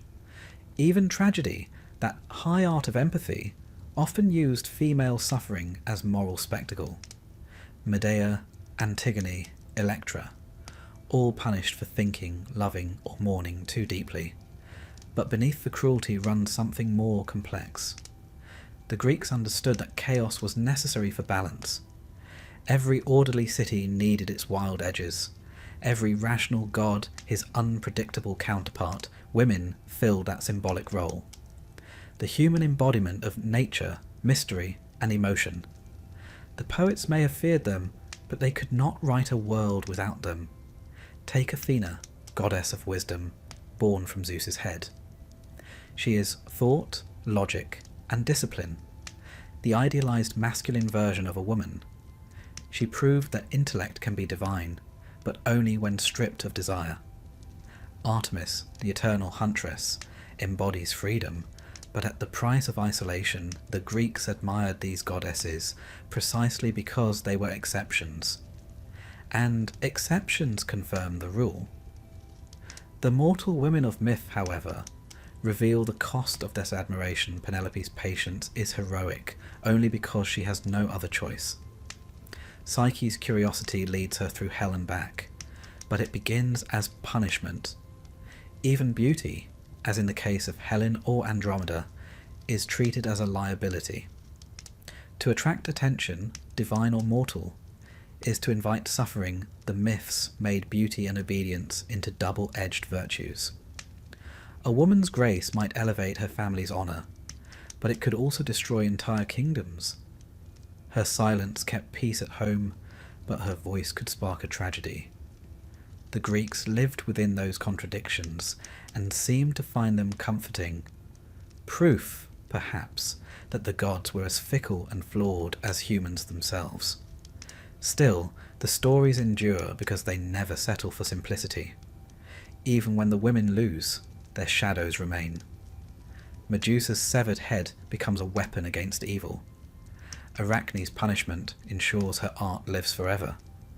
Pandora's jar holds not only pain but also hope. Every supposed curse carries its own strange gift. The Greeks, perhaps unconsciously, created the first literary women too powerful to vanish completely. And those echoes have carried far. When the Roman poets reimagined the myths, they softened the edges but kept the hierarchies. Medieval Christianity reinterpreted them, merging Pandora with Eve, the first disobedient woman, forever blamed for curiosity. Renaissance painters adored the goddesses for their beauty, not their autonomy. And even today, echoes of their punishment stories remain in subtler ways. The temptress, the scorned woman, the mad wife. The costumes have changed, but the archetypes haven't. Yet there's something oddly triumphant in that endurance. Each retelling bends the myth a little more toward justice. Modern readers find power where the ancients saw danger. Medusa becomes not a monster, but a symbol of violated innocence reclaiming her strength. Pandora becomes the embodiment of curiosity and human spirit. Even Hera, long mocked for jealousy, is being reimagined as a goddess of resilience. A woman trying to maintain dignity in a world designed to humiliate her. The reinterpretation of these myths says as much about us as the originals did about them. Where the Greeks feared women's autonomy, we crave it. Where they prized silence, we seek voice. Their myths warned of chaos if women were free. Ours warn of stagnation if they are not. It's tempting to think of progress as a straight line, but perhaps it's more of a circle. Like the endless cycles of myth themselves. Every generation retells these stories, not to preserve their old morals, but to argue with them. Each time we name a hurricane, a spacecraft, or a piece of art after a goddess, we are quietly rewriting the narrative, reclaiming power from the punishment. Even in antiquity, some poets sensed this shift. Euripides, often called the women's poet, gave his heroines the best lines. The clearest reasoning Medea, wronged and vilified, still commands our sympathy. Antigone, defiant and doomed, speaks truth to power more eloquently than any general. The Greeks could not imagine equality, but they could imagine its ghosts. And so we return to the beginning.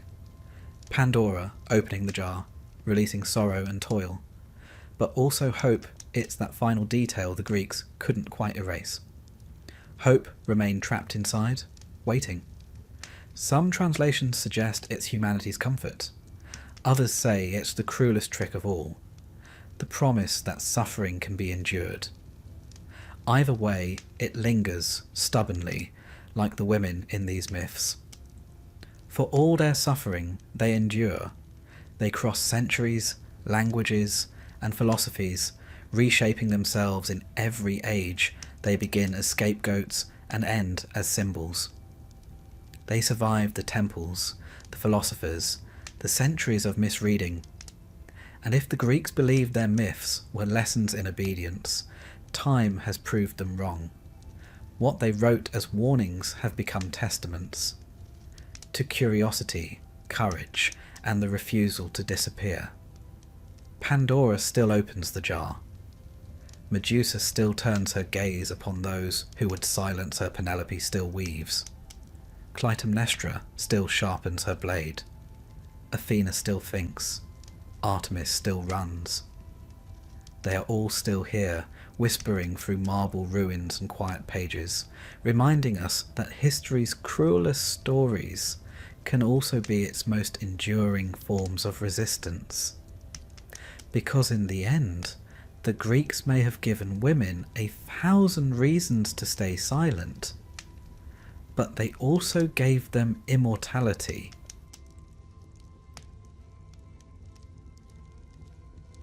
Long before the name Medusa began to send a chill down the spine of listeners, there was a world in which monsters, gods, and mortals all mingled in stories passed from one Greek hearth to the next. To understand Medusa, one must first situate her in the peculiar imaginative landscape of the ancient Greeks, a people who looked at the world around them and saw not simply rivers and mountains, but divine personalities flowing and towering in those very forms. For them, the thunder was not an accident of clouds, but the booming voice of Zeus. The ocean was not merely salt and waves, but the body of Poseidon himself, rolling and surging in eternal mood swings. Now, to modern ears, this might sound rather dramatic, but the Greeks had a talent for dramatics. They invented theatre after all. They found explanations for the baffling corners of existence in characters with elaborate family trees, most of whom had a penchant for affairs, grudges, and highly questionable parenting. It was in this crowded theatre of gods and monsters that the story of Medusa took shape. The Greeks often cast their monsters as symbols of the edges of human experience, those fearful realms just beyond civilization. Monsters were useful. They could be blamed for dangers lurking in forests or at sea. They could mark the limits of geography, warning sailors that beyond a certain headland lay chaos itself. So when you hear about a monster like Medusa, remember that she was not only a frightening tale told to make children behave, but also a sort of psychological landmark, a reminder of what lay beyond safety. To get there, however, we must go backwards in mythological genealogy. The Greeks loved genealogy with the same passion some families reserve for arguing about inheritances. Medusa, as you may know, was a Gorgon, but not the only one. She had two sisters, Steno and Euryale, who were immortal. Unlike Medusa, who rather unfairly was born mortal. Their parents were Phorcys and Ceto, a pair of primordial deities whose domain was the sea. Now these two are not exactly household names. They don't often appear in popular retellings, and if you were to invite them to dinner, you'd probably regret it, since Ceto's portfolio included sea monsters of every variety. One imagines awkward conversation over soup, but these genealogical details matter, for they show us how deeply woven into the fabric of the cosmos Medusa was supposed to be. She was not an isolated invention, but part of a lineage of beings representing the primal, terrifying face of nature. To the Greeks, the sea was as much a source of dread as it was of livelihood, and it is hardly surprising that the monsters born of Phorcys and Ceto should carry that aura of danger. What's interesting is that in the earliest Greek art and literature, the Gorgons were not the sort of creatures to inspire gothic horror novels, but rather something far stranger. They were depicted with wide, grinning mouths, boars' tusks, protruding tongues, and sometimes even wings. If you've ever stumbled across one of those Gorgoneon masks, the stylized Gorgon heads carved on temples or shields, you might find them almost comical, with their bulging eyes and stuck-out tongues. They were meant to ward off evil, functioning as protective emblems. Rather like hanging up a beware of dog sign, only in this case the dog happens to petrify trespassers with a glance. Medusa's uniqueness among her sisters is that she alone was mortal. This narrative choice allowed for her eventual defeat at the hands of a hero. Because let's face it, Greek myths always had to give the heroes something dramatic to do. But in her earliest incarnations, she was not necessarily the tragic figure of later retellings. Instead, she was just another monster, part of the background noise of Greek mythology, appearing chiefly to be vanquished. As the centuries passed, however, the story became more complicated. Myths are rather like a recipe that is passed down generations, each cook adding a pinch of spice or a splash of wine, until the dish bears only a faint resemblance to the original. By the time the Roman poet Ovid was writing in his Metamorphoses, Medusa's backstory had developed into something more poignant. Ovid tells us that Medusa was once a beautiful maiden, admired for her flowing hair. So admired, in fact, that Poseidon himself could not resist her. Unfortunately, he chose to pursue her in the temple of Athena, an act which not only violated Medusa, but also desecrated the sacred space. Athena, not known for her soft-heartedness, punished Medusa rather than Poseidon, which does feel like the mythological equivalent of sending the wrong child to bed without supper. The cultural context here is important.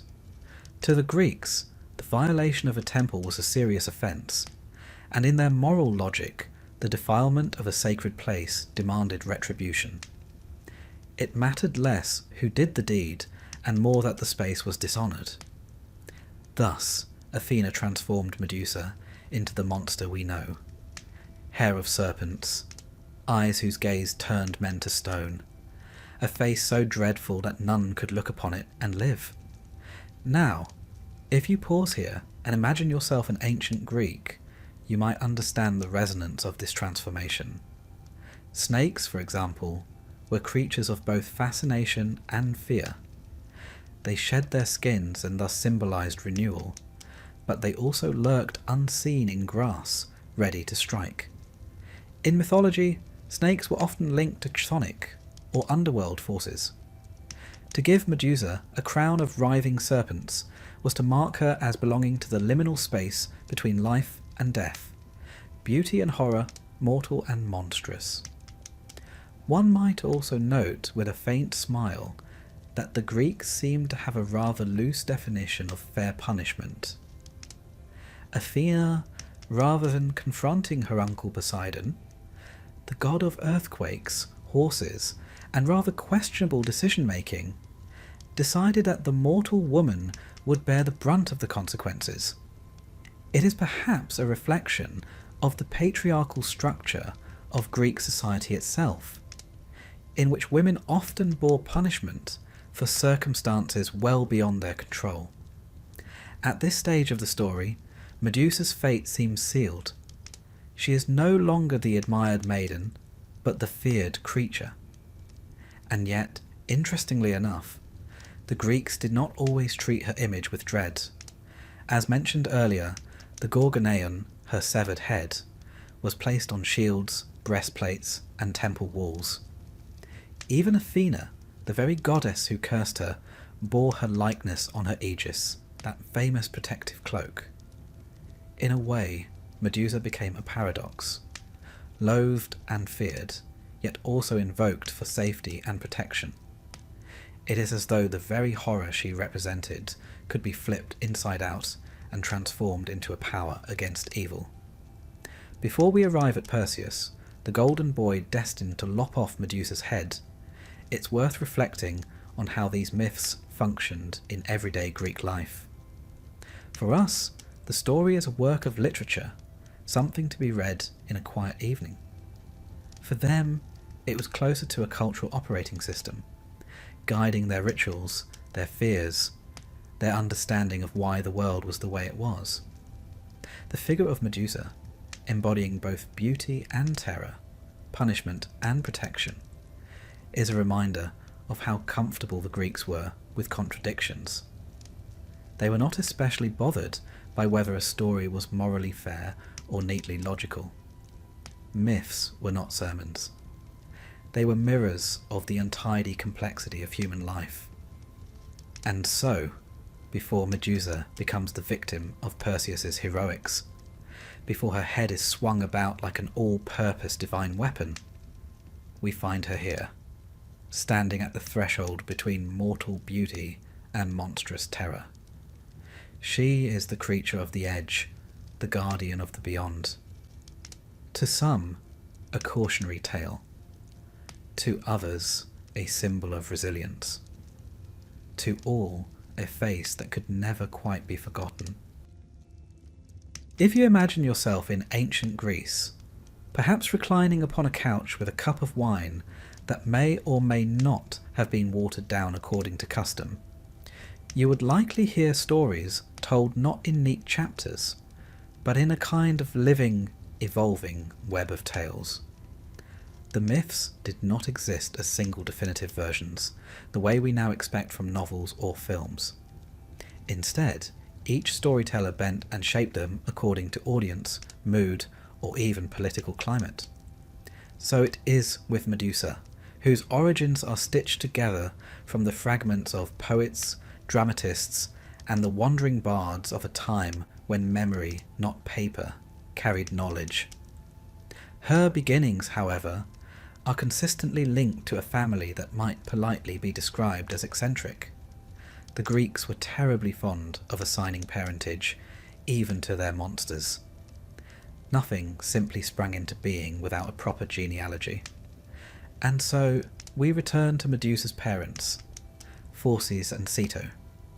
Phorcys, you see, was a primordial sea god, older than the Olympians, with the sort of unsettling presence one imagines when gazing into a deep trench where the light fails.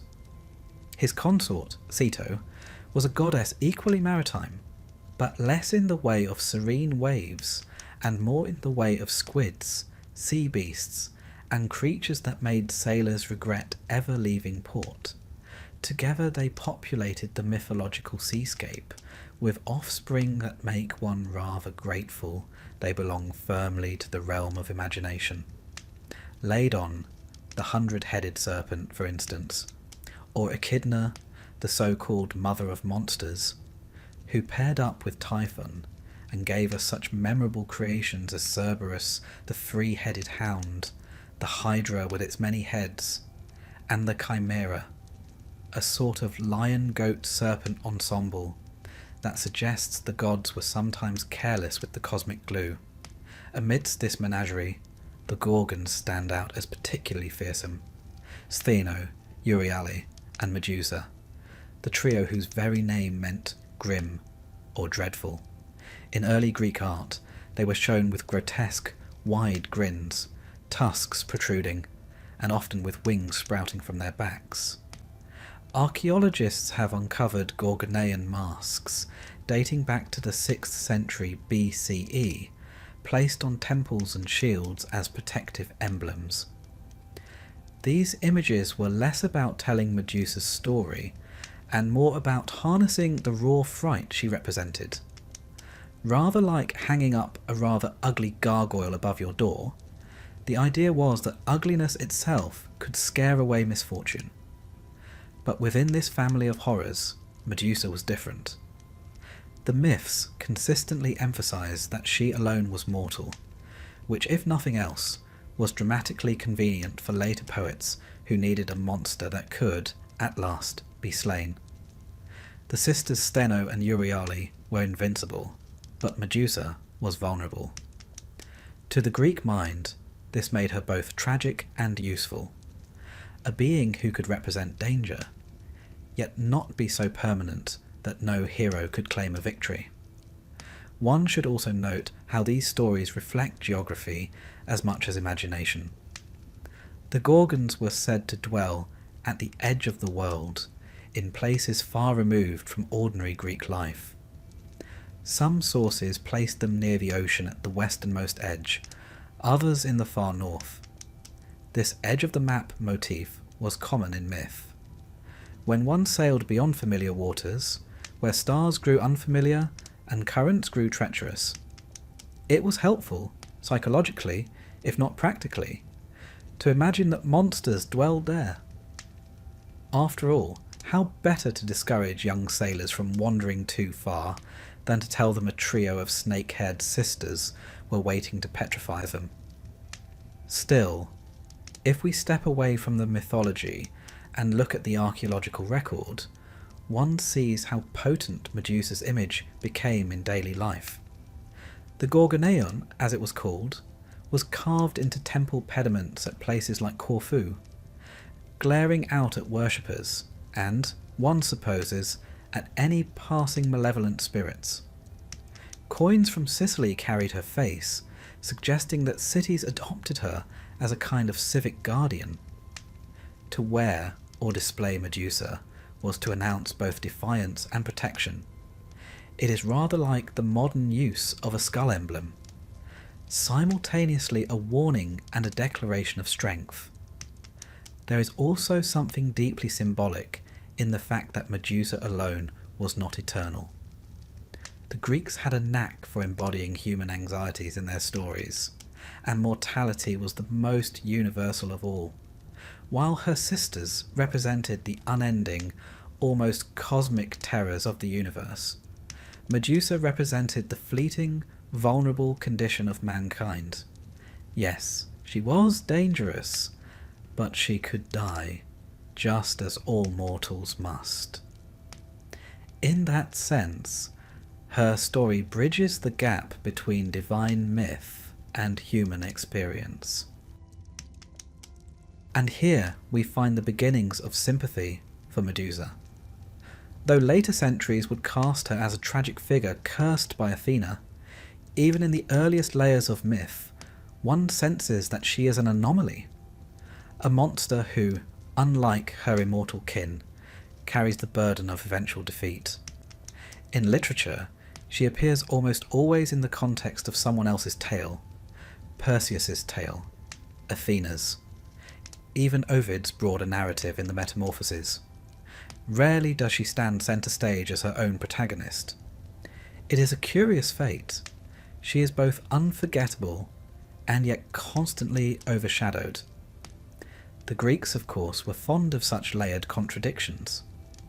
Consider that the same culture who painted her as a grotesque also carved her likeness lovingly into shields and temples. They feared her, yet they needed her. She was the embodiment of terror, but also the charm against it. And perhaps therein lies the true fascination of her myth. She is the monster who cannot be dismissed, because she is also the protector you quietly rely upon. If you close your eyes and picture the temples of the archaic period, their pediments rising in bright paint against a Mediterranean sky, you might see her face staring out with that toothy grin. To the worshippers, she was not merely a villain from a bedtime story, but an active guardian. In that gaze, carved in stone, there was both menace and safety. The paradox of Medusa was literally built into the architecture of their sacred spaces. Of course, when myths live as long as hers have, they acquire layers upon layers of interpretation. Some later writers, looking back, tried to soften the image of the Gorgons. Others hardened it. Some even suggested alternate parentage or differing numbers of sisters. But the core remained. 3 dreadful beings born of the sea, living at the edges of the world, with one, Medusa, fated to fall. One could spend a lifetime cataloguing the small details of these myths, and scholars often have. Was Medusa winged, as early vase paintings show? Did her sisters shriek so loudly that it shook the very ground? Did her face petrify instantly, or only after one met her eyes directly? These questions may sound like idle curiosities, and in a sense they are. Yet they reveal how deeply the Greeks obsessed over consistency in storytelling, while simultaneously allowing contradictions to coexist. And so, before Perseus ever sets out, before Athena sharpens her sense of vengeance, Medusa stands with her sisters as a sentinel of fear, a figure sculpted from the Greeks' fascination with the sea, with mortality, and with the idea that even monsters might serve protective ends. She is mortal, yes, but no less formidable for it. She is not yet the tragic figure cursed for her beauty, nor the severed head brandished as a weapon. She is still simply Medusa, daughter of Phorcys and Ceto, sister to immortal terrors, dwelling at the periphery of the known world. And as the firelight flickered on the walls of an ancient Greek home, and a storyteller's voice rose and fell, one suspects that listeners drifted off to sleep with her image hovering at the edge of their dreams. A monster, yes, but also a mirror of the very fears that haunted the edges of human thought. To move further into the story of Medusa, we must now turn to her most curious distinction, that unlike her sisters, she was mortal.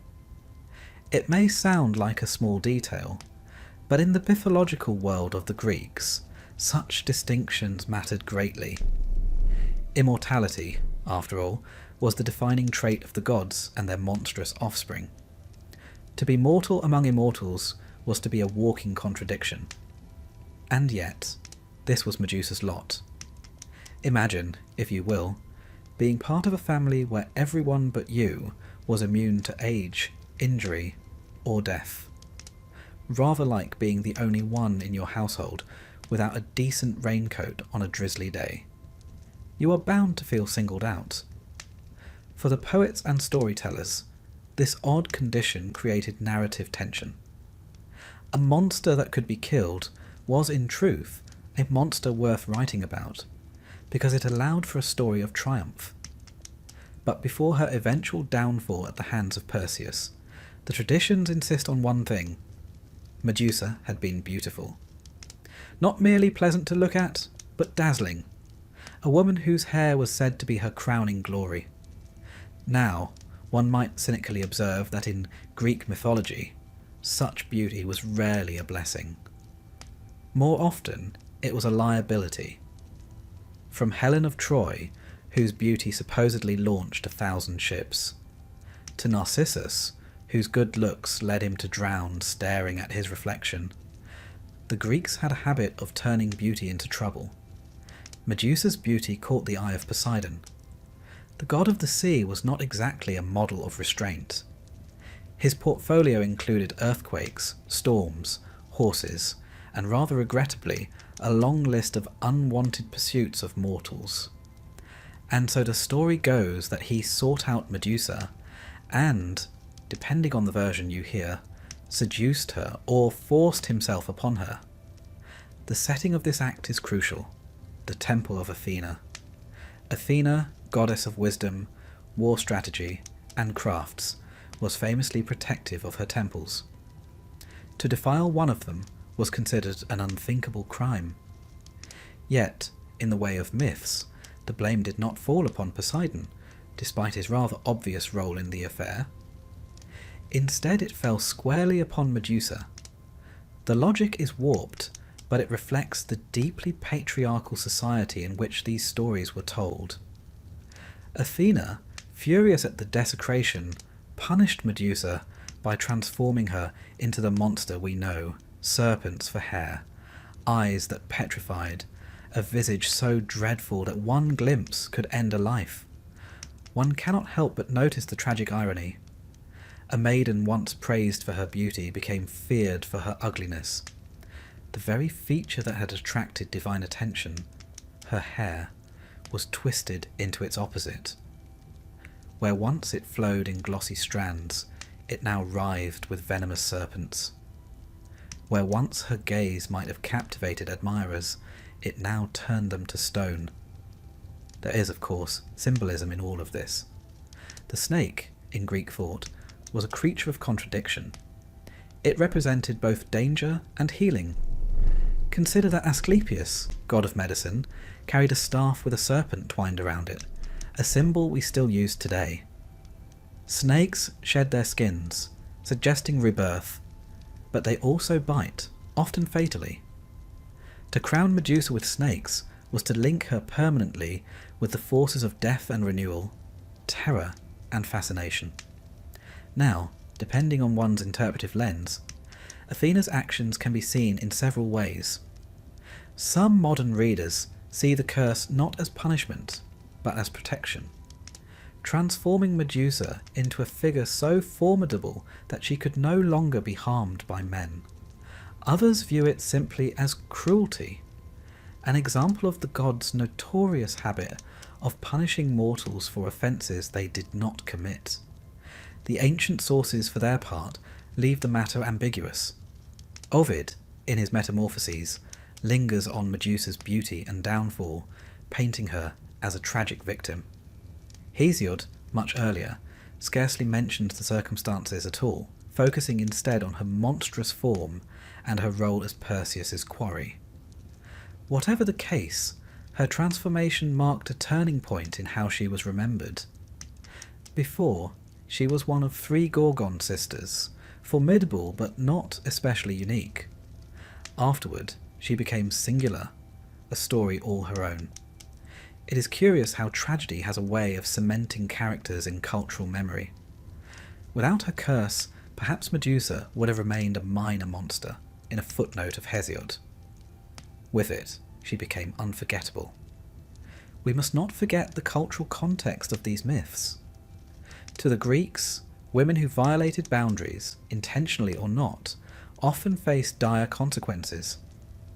The myths of Callisto, transformed into a bear for breaking her vow of chastity, or Daphne, pursued by Apollo until she begged for escape and was turned into a laurel tree, remind us of how often female figures bore the brunt of divine whims. Medusa belongs to this sorrowful pattern. Yet even as a monster, she was not wholly reviled. Her head, once severed, became a symbol of protection. Athena paradoxically placed it upon her aegis. Soldiers carried it into battle, carved upon their shields to frighten enemies. How strange that the goddess who cursed Medusa would later appropriate her image as a source of power. But this too was Greek logic. That which is most fearsome can also serve as a talisman. It is worth pausing here to consider the psychology of the petrifying gaze. To be turned to stone is, quite literally, to be paralysed with fear. The metaphor is baked into our language even today. We speak of being frozen in terror. Medusa's power was not simply that she killed, but that she immobilised. She robbed her victims of agency, locking them in place forever. For a society deeply concerned with honour, motion and action, such a fate was worse than death. It was death with humiliation, a permanent reminder of weakness. And so Medusa became more than a monster. She became a symbol of a fate to be dreaded, and by extension, a symbol of divine punishment. To look upon her was to be reminded of one's limits. No warrior, however skilled, could resist the simple act of sight. No shield or spear could save you from the treachery of your own eyes. There is also something of a cosmic balance in her story. The Greeks believed in hubris, the sin of overstepping mortal boundaries, and in Nemesis, the retribution that followed. Medusa, once admired for her beauty, became a warning of how swiftly fortune could turn. To go from celebrated maiden to monstrous exile was to embody the precariousness of human life, a lesson the Greeks never tired of telling. Yet despite her terrifying form, she retains a trace of humanity. Unlike her immortal sisters, she can die. Unlike the other monsters, she has a past, a before and after. We are invited to imagine her not just as a beast, but as a woman who suffered unjustly, who lived with a curse she did not choose. Perhaps this is why she has continued to fascinate for millennia. She is both terrifying and sympathetic, a paradox wrapped in serpents. And so, in this stage of her story, Medusa stands apart from her sisters, marked by mortality, cursed with serpents. Her beauty turned to horror. She lives not in the bustling world of men, but in the distant reaches, a reminder of divine power and human fragility. She is no longer merely one of many children of the sea, but a figure destined for confrontation, her fate sealed in the imaginations of poets and listeners alike.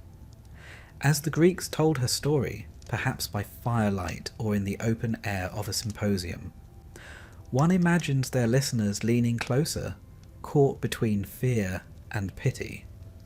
For here was a tale not only of a monster, but of a maiden undone by forces far beyond her control. A story of transformation, of punishment, and of a beauty that became both her gift and her curse. Yet Medusa's case feels particularly poignant, perhaps because of her lingering humanity. She did not ask for her beauty. She did not ask for Poseidon's pursuit. And she certainly did not ask to be turned into a monster. In her fate, we glimpse a reflection of ancient society's unease with female power. A beautiful woman might attract desire, but too much beauty was dangerous. A woman might serve in a temple, but one misstep, or even no misstep at all, could spell disaster. Medusa embodies these anxieties, and so, from that moment onward, she was cast out, destined to live on the fringes of the world. Different authors place her in different locations, some in Libya, others at the edge of Oceanus, the great river encircling the world.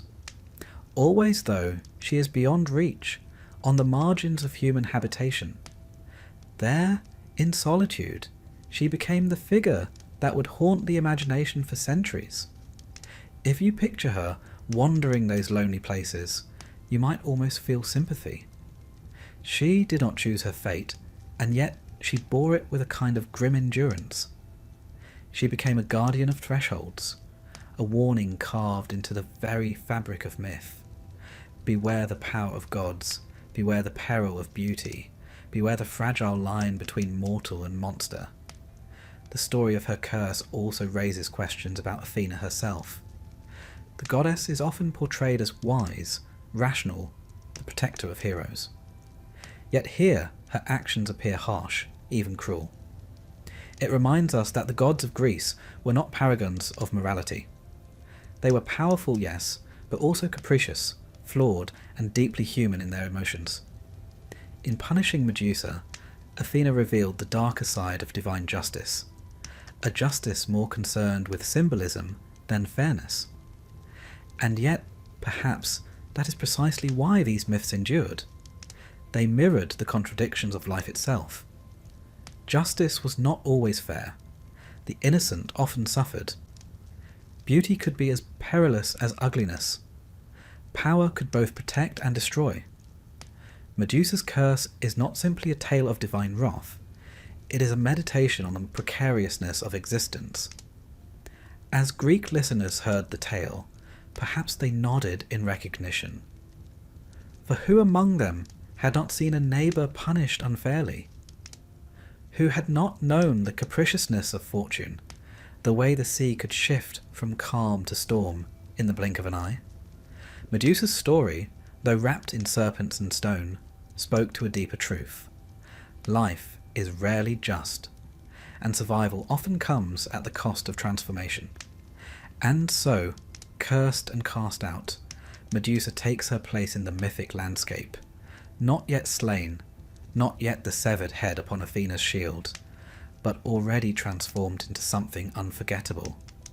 She is a reminder that even the gods, with all their wisdom and splendour, could be as unfair and as flawed as the mortals who worshipped them. The Temple of Athena is a curious stage upon which to place one of the most consequential episodes of Medusa's story.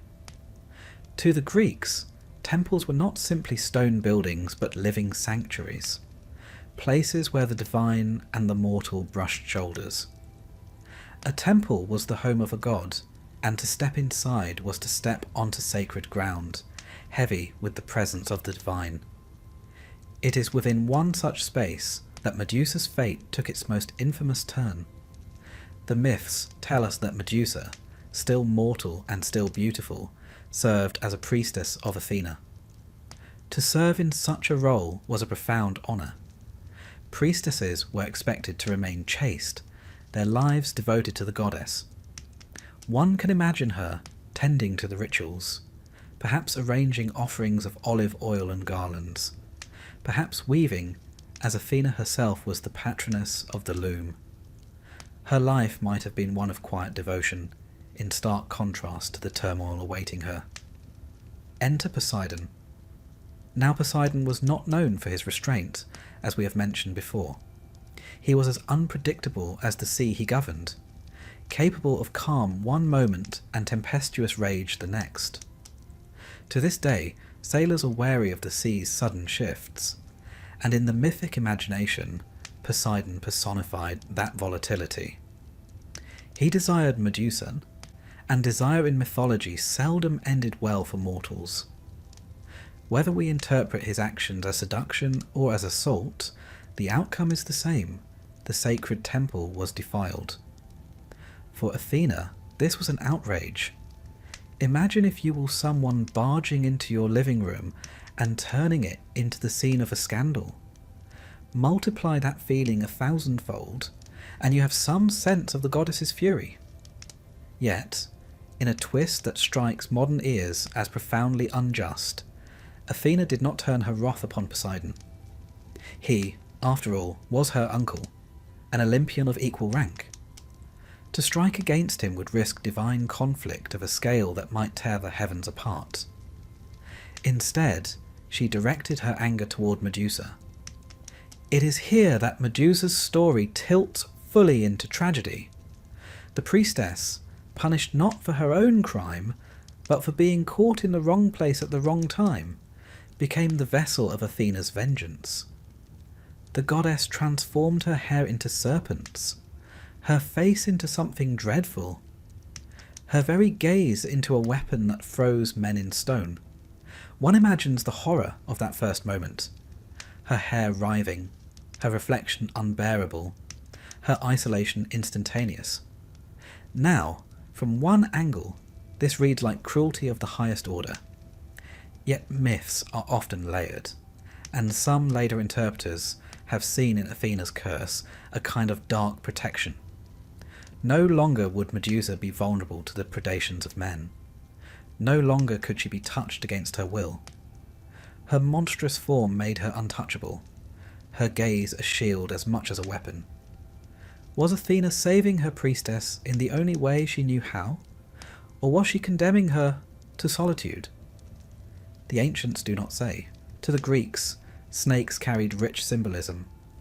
They slithered between life and death, vanishing underground in winter, reappearing in spring.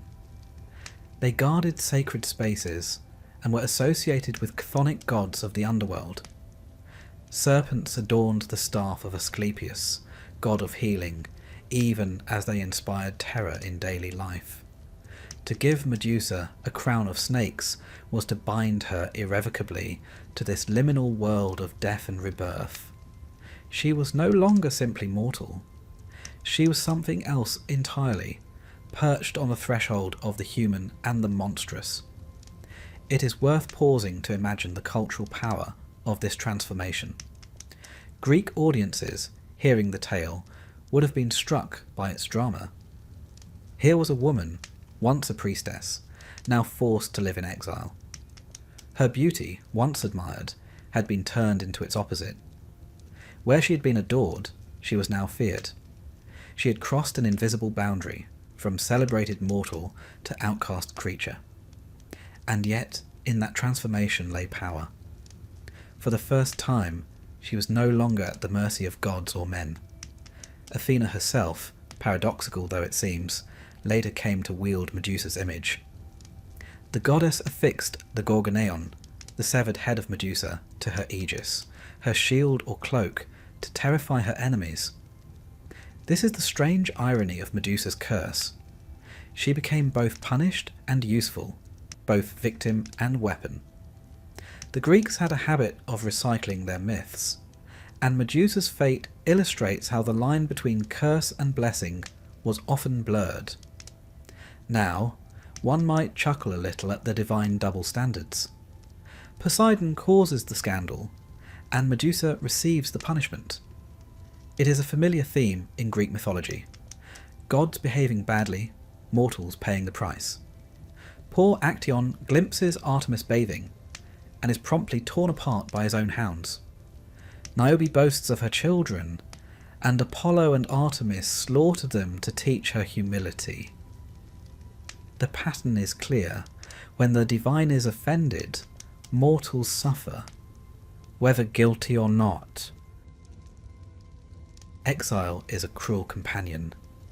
Once transformed into her serpent-crowned state, Medusa was driven from the world of men, condemned to the lonely wilderness at the edges of Greek imagination. The poets tell us she dwelled far away, in lands scarcely charted, beyond Libya, perhaps even near Oceanus, the vast river said to encircle the earth, in a time when geography was as much myth as map. To say someone lived at the edge meant not just physical distance, but spiritual otherness. Medusa became a creature of thresholds, stationed at the very boundary between the human world and the unknown. It is a bleak picture to conjure. Imagine her wandering barren coasts, the wind hissing through rocks, while her serpentine hair provided its own sinister chorus. Each hiss might have been a reminder of Athena's curse, a constant soundtrack of her misfortune. No bustling marketplace, no temple rituals, no companions, only solitude and the terrible knowledge that her very gaze meant death for any who stumbled across her path.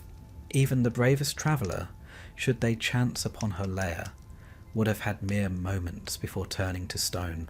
And so, with every new statue, her loneliness grew, for her companions were frozen reminders of encounters that ended too quickly.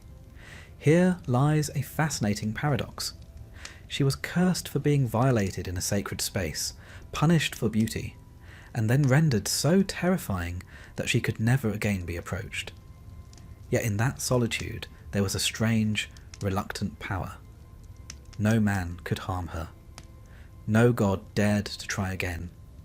For the first time, perhaps, Medusa was safe, but safety purchased at the cost of complete isolation. The Greeks were fascinated with monsters who lived at the margins of the world.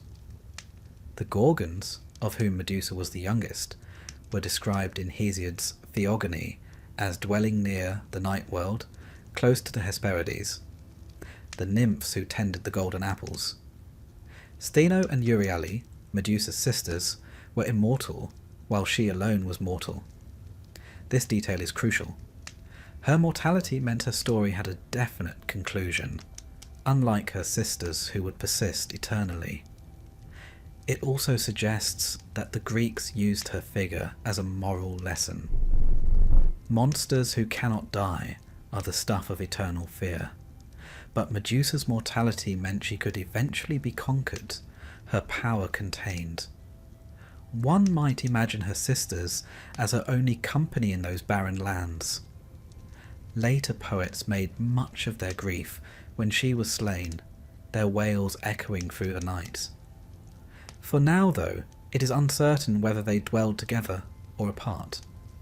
Some accounts suggest a tight-knit trio, bound in sisterhood against the world. Others portray Medusa as solitary, her curse too heavy even for her kin to share.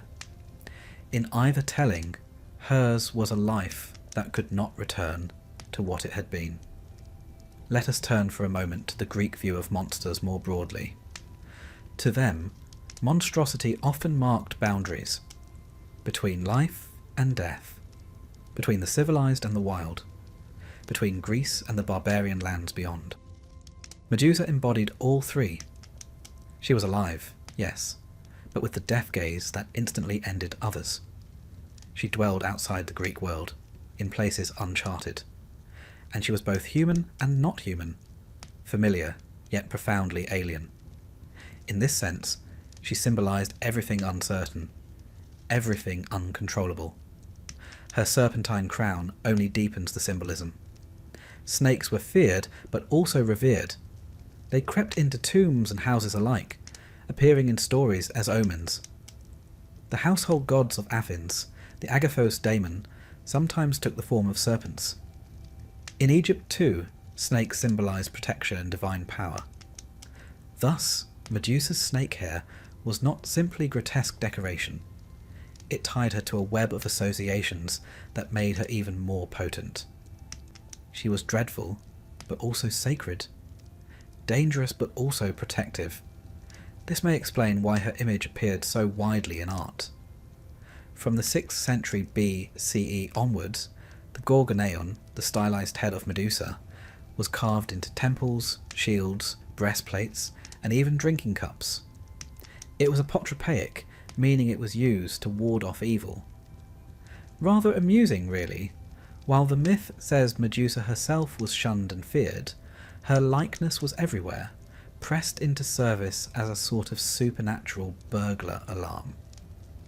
Imagine being so terrifying that people put your face on their door knockers for safety. An honour of sorts, though I suspect Medusa herself would have been less than flattered. Still, life in exile would have been slow, each day marked by the monotony of survival. The Greeks rarely described what Medusa did in her solitude, but one can imagine her haunting rocky caves, watching the horizon, waiting for the occasional unfortunate sailor or wandering hero to stumble her way.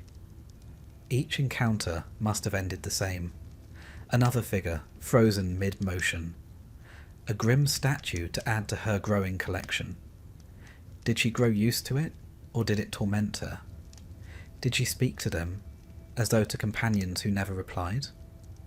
We cannot know, though the thought is haunting. Her mortality also gave her life urgency. She may have known, even then, that a hero would one day come for her. After all, Greek mythology is replete with such patterns. Monsters exist to be slain, their deaths proof of the hero's glory.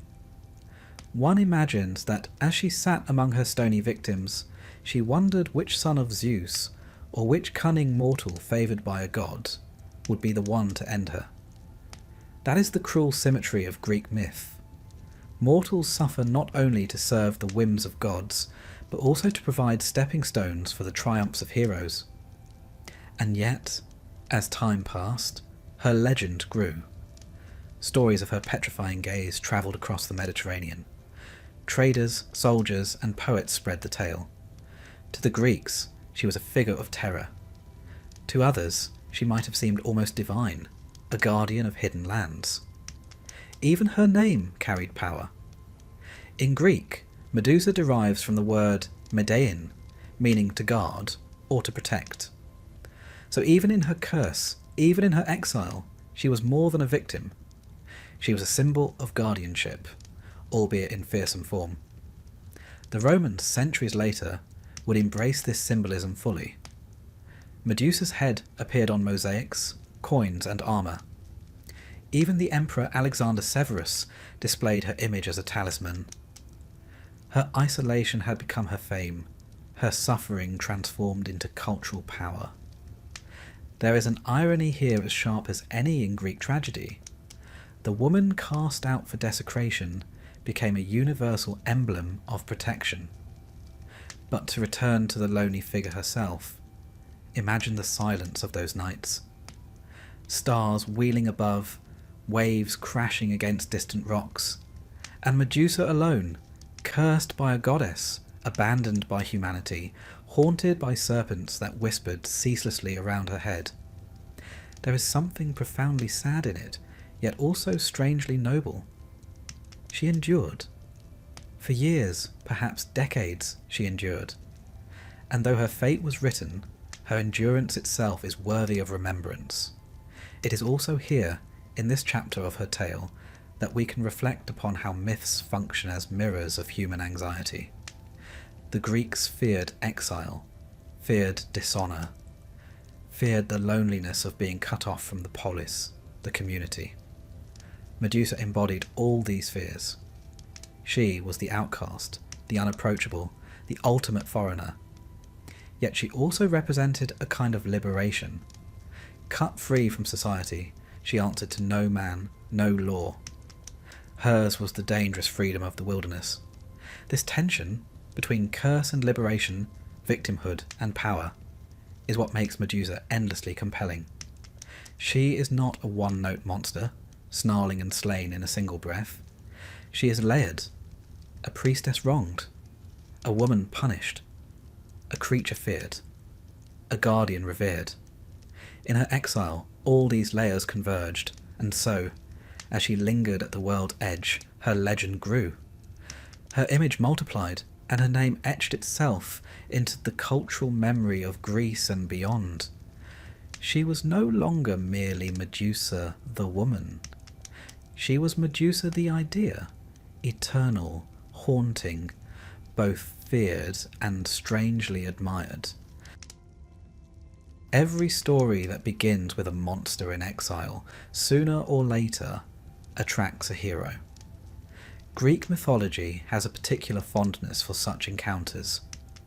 A dreadful creature is placed at the far reaches of the world, and eventually some plucky mortal, usually with divine parentage or sponsorship, is sent to tidy up the matter.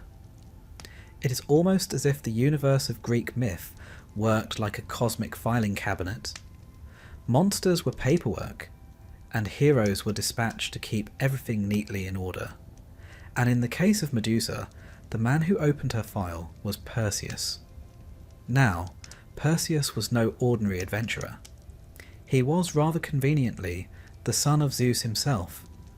His mother Danae had been locked away in a bronze chamber by her father Acrisius, king of Argos. Acrisius had heard a prophecy that his grandson would one day kill him, an occupational hazard for Greek kings, who might have done better to avoid having daughters at all, given how often these prophecies came true. Zeus, in one of his less subtle disguises, transformed into a shower of golden rain and impregnated Danae despite the bronze prison. The result was Perseus, a child already marked for greatness. From his earliest days, Perseus lived under a cloud of danger. Acrisius, unwilling to kill his daughter and grandson outright, perhaps out of fear of divine retribution, placed them in a wooden chest and cast them adrift at sea. They washed ashore on the island of Seriphos, where they were taken in by a kindly fisherman named Dictys. The boy grew into manhood there, protected by his mother and guided by fortune. But fortune in Greek myth has a way of calling in its debts.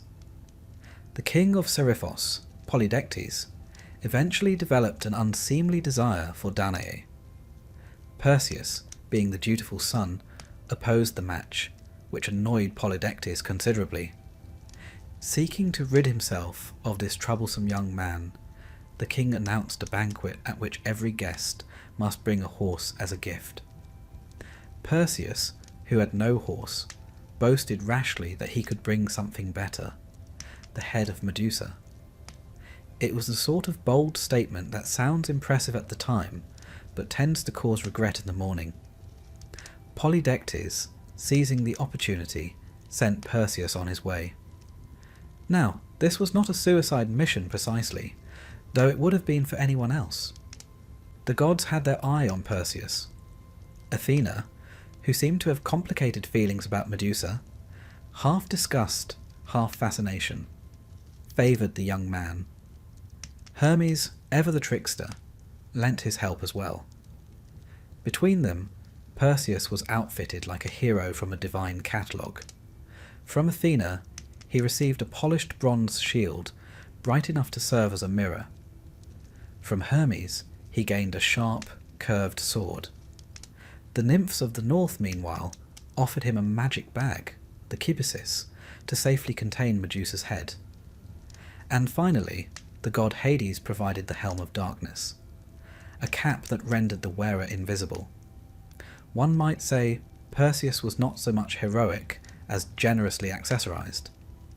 Even with such equipment, Perseus still faced the daunting task of finding Medusa, who lived at the edge of the world. To accomplish this, he first sought out the Grey, 3 ancient sisters who shared between them a single eye and a single tooth.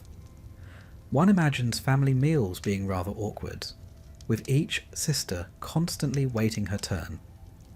Perseus, showing the kind of practical ruthlessness heroes often displayed, stole their eye and refused to return it until they told him where to find the Gorgons.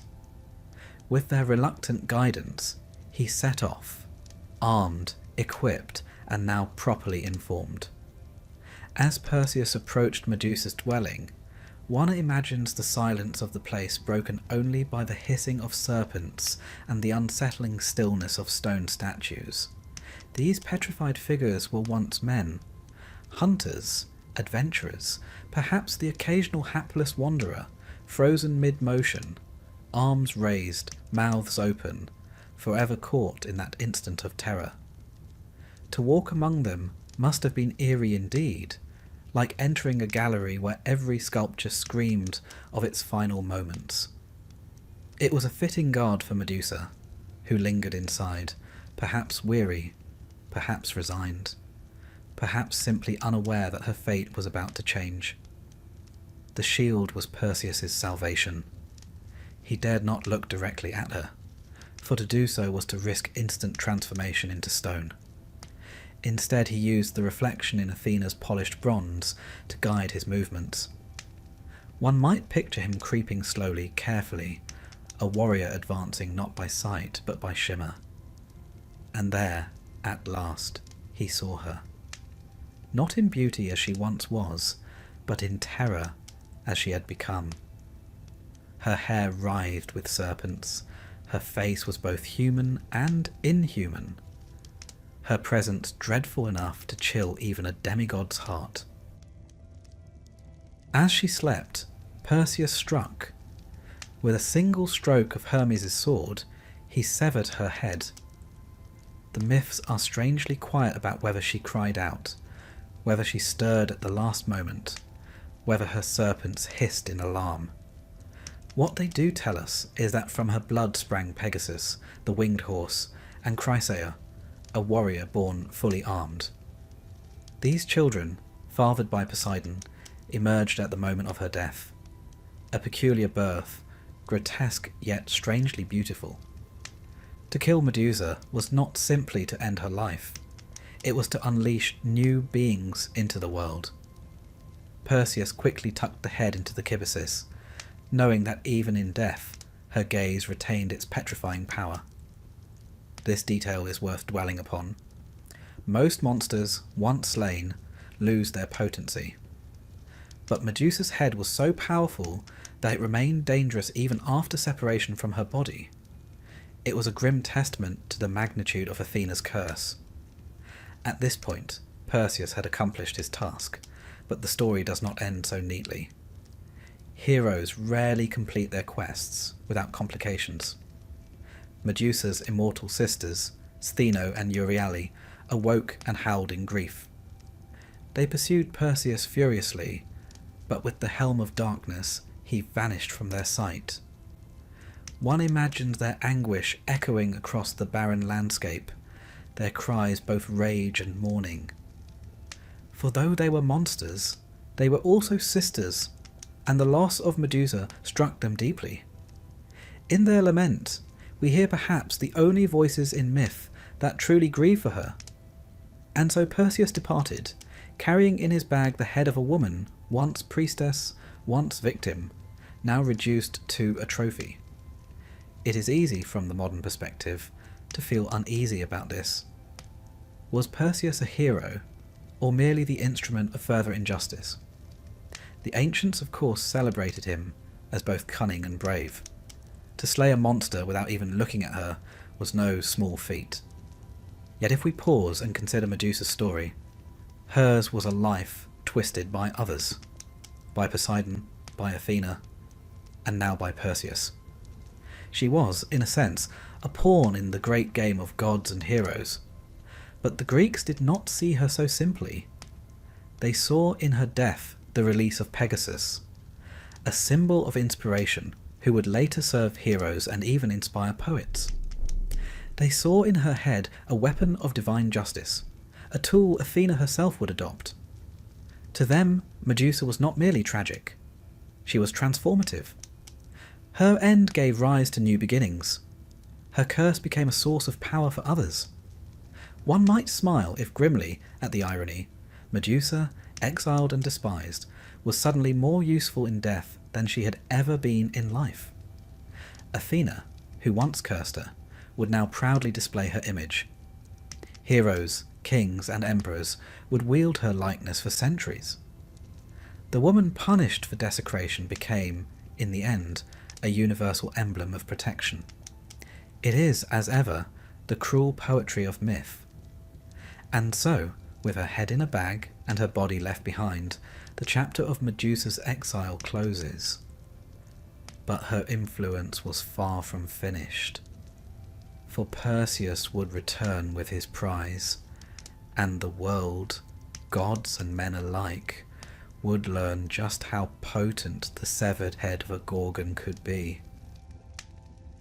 Perseus did not simply take Medusa's head, present it to Polydectes, and call it a day. Oh no, that would have been far too simple, and the Greeks, as ever, preferred their heroes' journeys long and circuitous.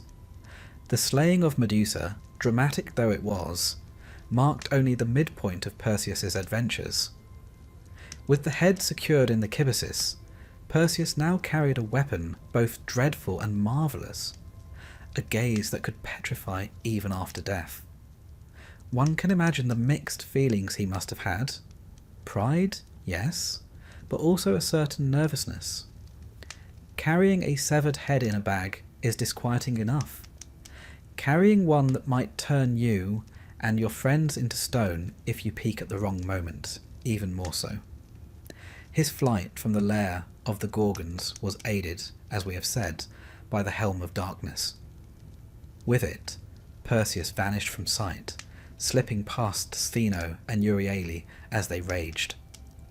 Their cries echoing across the barren landscape must have pursued him in his dreams long after. It is tempting to feel for them, immortals condemned to watch their sister fall while unable to follow her into death. The Greeks loved a tragic symmetry, and the grief of Medusa's sisters was one such echo. From here, Perseus's journey became a catalogue of episodes, each showcasing the power of Medusa's head. One of the most famous occurred when he flew, yes, flew, over distant lands. Accounts differ whether he rode Pegasus, newly born from Medusa's blood, or whether Hermes' winged sandals bore him instead. Either way, the image of a young hero soaring across the world, carrying a deadly head in his satchel, is among the most enduring in mythology. The Greeks did enjoy their aerial heroes. It gave them a sense that their myths could quite literally rise above the ordinary. It was during this homeward journey that Perseus encountered Andromeda. Her story, like so many in Greek myth, begins with hubris. Her mother, Queen Cassiopeia, had boasted that her daughter's beauty surpassed even that of the Nereids, sea nymphs beloved of Poseidon. The god of the sea, never one to overlook a slight, sent a sea monster to ravage the coast. To appease him, Andromeda was chained to a rock as a sacrifice. Perseus, swooping in like a demigod from the heavens, found her there. It is difficult not to imagine the scene as painted later by Renaissance artists. The maiden bound, the waves crashing, the hero descending with sword and bag. Perseus slew the monster, some say with Medusa's head, others with his blade, and freed Andromeda, later taking her as his wife. A convenient romance, one might note, but then myths rarely concern themselves with courtship details. In this moment, though, Medusa's presence lingered. Her head, though silent, was the secret ally. Whether directly employed against the beast, or simply looming as a possibility, it gave Perseus a power no other man could wield. Medusa, even in death, continued to shape events. Her tragedy turned into a hero's triumph. After Andromeda's rescue, Perseus faced further trials. He attended a feast held by Andromeda's family, during which rivals contested his right to marry her. Outnumbered, Perseus resorted to his grisly weapon. Drawing forth the head, he turned his enemies into stone on the spot. One can picture the hall mid-revelry, cups lifted, arguments shouted, and then suddenly silence, every face frozen in horror, immortalised in marble-like stillness. It was the sort of efficient conflict resolution rarely recommended in polite society. In these stories, the head becomes less a trophy and more a tool, an all-purpose device for removing obstacles. Monster-threatening maiden, head. Overcrowded banquet with quarrelsome in-laws, head. Later, when Perseus finally returned to Seriphos, he confronted King Polydectes, the man who had tricked him into this deadly quest. Polydectes, unsurprisingly, was less than pleased to see the young hero back alive, let alone carrying the most dangerous object in the world. Perseus, wasting little time, revealed Medusa's face. The king and his courtiers stiffened into stone where they stood, leaving Dictys, the kindly fisherman, to assume the throne. It is hard not to admire the neatness of this resolution. One flash of horror, and a tyrant removed. In this way, Perseus used Medusa's head again and again, as if it were a sort of divine shortcut. And here we might pause to consider the symbolism. For the Greeks, monsters often embodied chaos, danger, the untamed forces of nature. Heroes who defeated them symbolized civilization's triumph, order imposed upon disorder. But Medusa was unique. She did not simply vanish with her slayer. Her power lived on, transferred to those who possessed her head. The chaos she represented could never be entirely eliminated. Instead, it was harnessed, domesticated, placed in the service of others. Athena herself would later adopt the Gorgonean as her emblem, sewing it into her aegis as a protective emblem. In this, Medusa became not only a monster slain, but a perpetual guardian. The ancients seemed oddly comfortable with this contradiction. To them, Medusa was both terrifying and protective. Her visage warded off evil, even as it embodied terror itself. In temples across Greece, her image stared down at visitors, tongue lolling, fangs bared, snakes writhing. Children must have peered up at those grimacing faces, half frightened, half reassured. That duality, fear as protection, remains one of the most fascinating elements of her story. Meanwhile, Perseus's life, bolstered by the possession of such a weapon, became a cascade of victories. He secured Andromeda, toppled Polydectes, restored honour to his mother, and eventually returned the divine gifts he had borrowed. The head, however, he presented to Athena. Here, the cycle closed in a bitter irony. The goddess who had cursed Medusa now claimed her head as a trophy. With it affixed to her aegis, Athena marched into battle, her enemies quailing at the sight. One might almost hear Medusa sigh, if heads could sigh, at the final indignity of serving forever as a symbol for the deity who had punished her so cruelly. And yet, there is another way to read it. Athena, in keeping the head, immortalized Medusa. Far from being forgotten, she became a permanent emblem of divine power. Her likeness spread across the Mediterranean, etched into coins, carved into stone, painted on pottery. The outcast priestess, condemned to solitude, became the most recognizable face of apotropaic magic. What greater irony could myth provide? One might chuckle, though softly, at the practicality of it all. The gods were not sentimental. They did not wring their hands over fairness or justice. Instead, they repurposed what was useful. Medusa had once been a problem, now she was an asset. Athena did not waste assets. She transformed her victim into her emblem, her disgrace into her shield. In a sense, Athena completed what she began. She turned Medusa into something untouchable, something that would forever guard, even if unwillingly. And thus Perseus, though remembered for his heroism, became little more than the courier of Medusa's power. His role was important, yes, but temporary.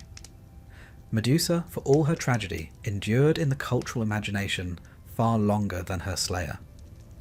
When we speak of Perseus, we recall his killing of Medusa. When we speak of Medusa, we do not primarily recall her death, but her power, her image, her gaze. Even in defeat, she eclipsed her conqueror. And so chapter 7 closes with this uneasy truth, that Medusa's story did not end with the swing of a sword. It continued in every shield, every temple, every coin that bore her face. Her head, severed though it was, lived on longer than any mortal life, and her story, tragic though it remained, became one of the most enduring in all of Greek mythology.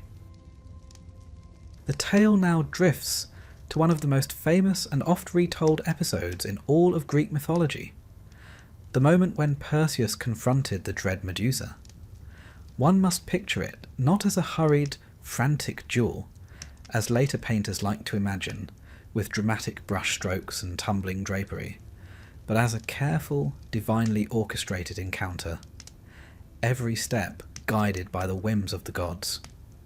Ancient storytelling rarely left such matters to chance.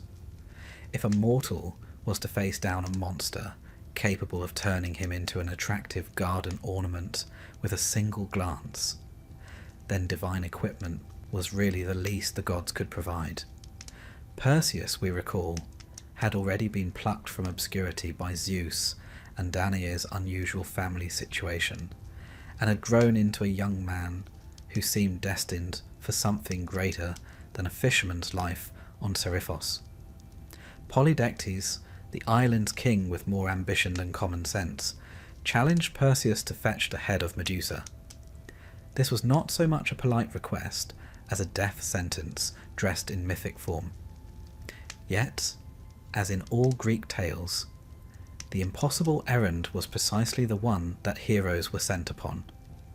Now, before Perseus could even think about approaching Medusa, he required tools, and here the gods demonstrated a certain generosity. Hermes, the fleet-footed messenger, lent him winged sandals, though one wonders whether they came with any sort of warranty.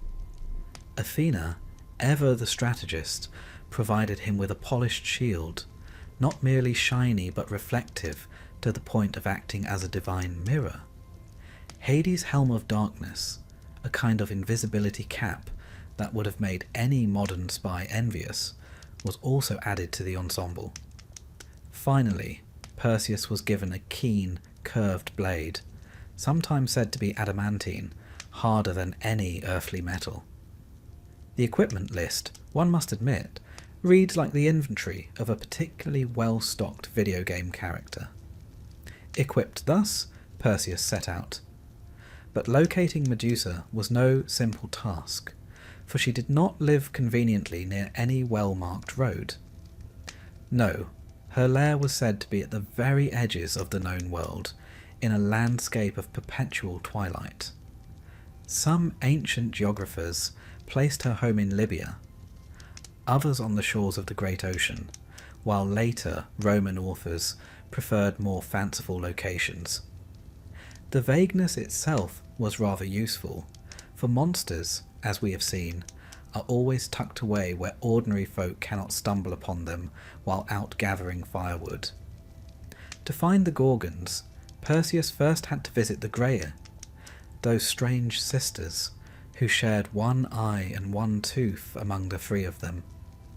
One imagines family dinners being somewhat complicated affairs. With characteristic trickery, Perseus seized their eye and refused to return it until they revealed the way to Medusa's dwelling. It is perhaps one of the earliest recorded examples of effective hostage negotiation, albeit with ophthalmological overtones. Once he had the directions, he politely gave back the eye, which, one presumes, was not terribly hygienic after being passed around like a pebble. Thus guided, Perseus made his way to the lair where the Gorgons dwelt. Here it is worth pausing to consider what the Greeks thought about such monstrous abodes. They were not neat caverns or tidy grottos, but eerie landscapes where petrified men and beasts stood frozen, silent reminders of Medusa's gaze. To walk among them would have been like strolling through a macabre sculpture garden, every figure a warning. Later, poets emphasized this uncanny stillness, the hush of a place where life had literally been stopped mid-motion. At last, Perseus approached, but remember, to look directly upon Medusa was instant doom. This is where Athena's polished shield became the true hero of the tale. Perseus, keeping his eyes fixed on the reflection rather than the actual figure, crept forward. The strategy may seem obvious in hindsight, yet in the context of myth it carried deeper meaning. Wisdom and caution triumphing over rash bravery. One cannot help but think that many a young Greek listening to the tale was being taught, quite gently, that cunning and prudence were just as valuable as muscle. As Perseus drew near, Medusa herself was asleep. Here the myth becomes strangely tender. The monstrous figure, who had once been a beautiful maiden, lay in slumber. One wonders whether the storytellers inserted this detail to soften the horror or to underline the tragic vulnerability of even the most feared creature. There is little evidence she had done anything recently to warrant execution. Her mere existence was enough to justify the heroic deed. Greek myths, it seems, were not always fair in their distribution of justice. With steady hand, guided by Athena herself, Perseus struck. His curved blade sliced cleanly, and in that instant, the legend tells us, Medusa's head was severed from her body. Yet her story didn't end there, for from the blood of her neck sprang two remarkable offspring, the winged horse Pegasus and the giant Chrysa, often depicted with a golden sword. This curious birth puzzled ancient commentators. How could such noble beings emerge from a monster's death? Some saw it as symbolic, a reminder that even from violence and tragedy, beauty and power might arise. Others simply accepted it as one of those mythic quirks. Greeks, after all, were accustomed to gods springing from the severed remains of other gods. The scene of Medusa's beheading became one of the most frequently illustrated episodes in Greek art. Vase painters delighted in showing Perseus with his shield angled, sword poised, while the Gorgon's serpentine locks writhed. Interestingly, early depictions of Medusa were grotesque, with tusks and bulging eyes, but by the classical period artists increasingly portrayed her with a sorrowful, almost beautiful face. Perhaps, over time, sympathy for the cursed maiden crept into the collective imagination. Having secured the grisly trophy, Perseus wasted no time in making his escape, for Medusa's sisters, Stheno and Euryale, were very much awake and furious. Donning the cap of invisibility, Perseus vanished from their sight, while his winged sandals whisked him away. It is a neat conclusion, though one cannot help but feel for the immortal sisters doomed to grieve eternally, unable to avenge their siblings' death. The Greeks were often comfortable with leaving loose threads dangling in their myths, preferring poetic injustice to tidy resolution. Now, what of Medusa's head itself? Here the myth grows stranger still. Severed though it was, the head retained its petrifying power. Perseus carried it with him, using it as both shield and weapon. This, too, had symbolic depth. The very thing that had made Medusa feared became a tool of triumph once harnessed by a hero. In the ancient world, such logic resonated. Danger, when mastered, becomes strength. Let us not forget, however, that behind the heroic triumph lay a woman's tragedy. Modern interpreters, particularly in the last century, have re-examined Medusa's tale, reading in it themes of violation, victimhood, and the silencing of women's voices. To the ancients, she was a monster slain by a champion. To us, she may also be a symbol of injustice. The duality makes the myth all the more enduring, for it speaks differently to each generation. Even in antiquity, the tale of Perseus and Medusa held powerful resonance.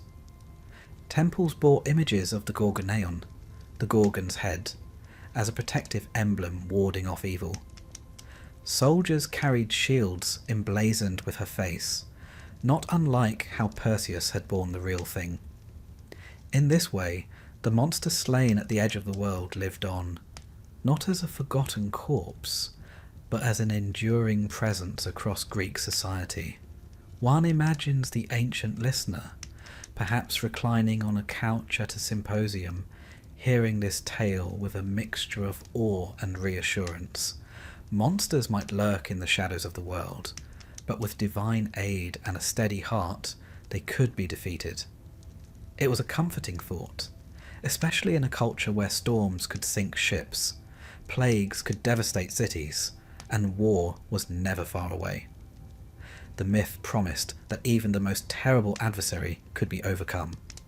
And so, the beheading of Medusa stands as a turning point. It is not merely the end of her life, but the beginning of her afterlife as a symbol, an artifact, and a source of power. Perseus would go on to many further adventures, but none would resonate so deeply as this moment of poised blade and mirrored shield. The monster's death was the hero's making, and yet the monster herself, paradoxically, would never die in memory. As we drift gently onward through the story, we can almost see the flicker of torchlight on the cavern walls, hear the faint hiss of serpents silenced, and feel the hush of that twilight land where statues stood unmoving. It is a quiet moment in myth, paradoxical in its violence, yet curiously still, like a breath held before the world exhaled again. And perhaps, just perhaps, in the long arc of history, Medusa's gaze still lingers, not to terrify, but to remind us of the uneasy boundary between beauty and terror, justice and cruelty, mortality and myth. The tale of Medusa might have ended with the swish of Perseus's blade and the sudden silence of her serpents, but myths, like rivers, seldom stop so abruptly. They twist and meander, finding new channels, and Medusa's story continues not in her life, but in the strange afterlife of her severed head. Few objects in the ancient imagination carried such paradoxical significance. Here was a trophy both terrifying and protective, a grotesque relic that offered salvation while radiating dread. Perseus may have escaped from the Gorgon's lair, but he did not leave the power of Medusa behind. He carried it with him, dangling, one imagines, in a sack that must have been rather awkward at social gatherings. The earliest use Perseus found for the head was not decorative, nor was it practical in the sense of hanging it over the fireplace. Instead, it became a weapon more potent than any sword. The very gaze that had brought terror to wandering adventurers was now under his control. There is a curious irony in this. Medusa had never asked to possess such power, and it had made her an exile. Yet once placed in the hands of a hero, it became celebrated. One might call this a double standard, though the ancient Greeks, in their wisdom or their blindness, seldom noticed. One of the first victims of this grisly weapon was none other than the Titan Atlas. As Perseus journeyed westward, he encountered the giant who held the heavens upon his shoulders, a tiring occupation by any measure. Atlas, however, was not in the mood for visitors. When Perseus asked for hospitality, Atlas refused, perhaps fearing some prophecy that a son of Zeus would bring about his downfall. Rather than arguing the matter, or writing a polite complaint to Mount Olympus, Perseus simply unveiled the Gorgon's head. Atlas was turned instantly into a mountain range, his massive frame frozen into stone. Ancient storytellers delighted in explaining geological features in this manner, and the Atlas Mountains of North Africa became a lasting reminder of the Titan's inhospitable manners. One suspects the local shepherds were not consulted about having a giant plonked onto their landscape. Next, the head found use in an altogether different setting, an encounter with a sea monster. On his travels, Perseus came upon the Princess Andromeda, chained to a rock as a sacrifice to a creature sent by Poseidon. The poor girl's plight was the result of her mother Cassiopeia's vanity, a reminder that in Greek myth, one's relatives could be as dangerous as any monster. Perseus, ever the gallant hero, intervened. Accounts differ. Some say he used the sword, others claim it was the Gorgon's head that did the trick. But in every version, the monster was slain, Andromeda was freed, and a marriage was conveniently arranged. One can only imagine how the in-laws must have reacted when Perseus introduced himself as the young man carrying around a petrifying head in a bag. But Perseus's travels were not over. With Medusa's head in tow, he eventually returned to Seriphos, where King Polydectes had been plotting all along. The king's unwelcome attentions towards Danae, Perseus's mother, had been the true reason for the perilous quest. When Perseus strode into the court and revealed his prize, Polydectes and his supporters were turned to stone on the spot. One can picture the awkward silence as courtiers froze mid-sentence, mid-toast, perhaps even mid-yawn. The threat to his family was ended, though the decor of the palace was now considerably heavier and less conversational. Having concluded these dramatic episodes, Perseus had little further need for the head, and here the myth brings us back to Athena. It was she, after all, who had guided Perseus and supplied the crucial mirrored shield. In gratitude, or perhaps simply to avoid further accidents at family gatherings, Perseus presented the head to the goddess. Athena, in her practical way, affixed it to her aegis. Whether a shield or a breastplate, sources vary. There it remained, a terrifying emblem, flashing forth in battle to scatter enemies.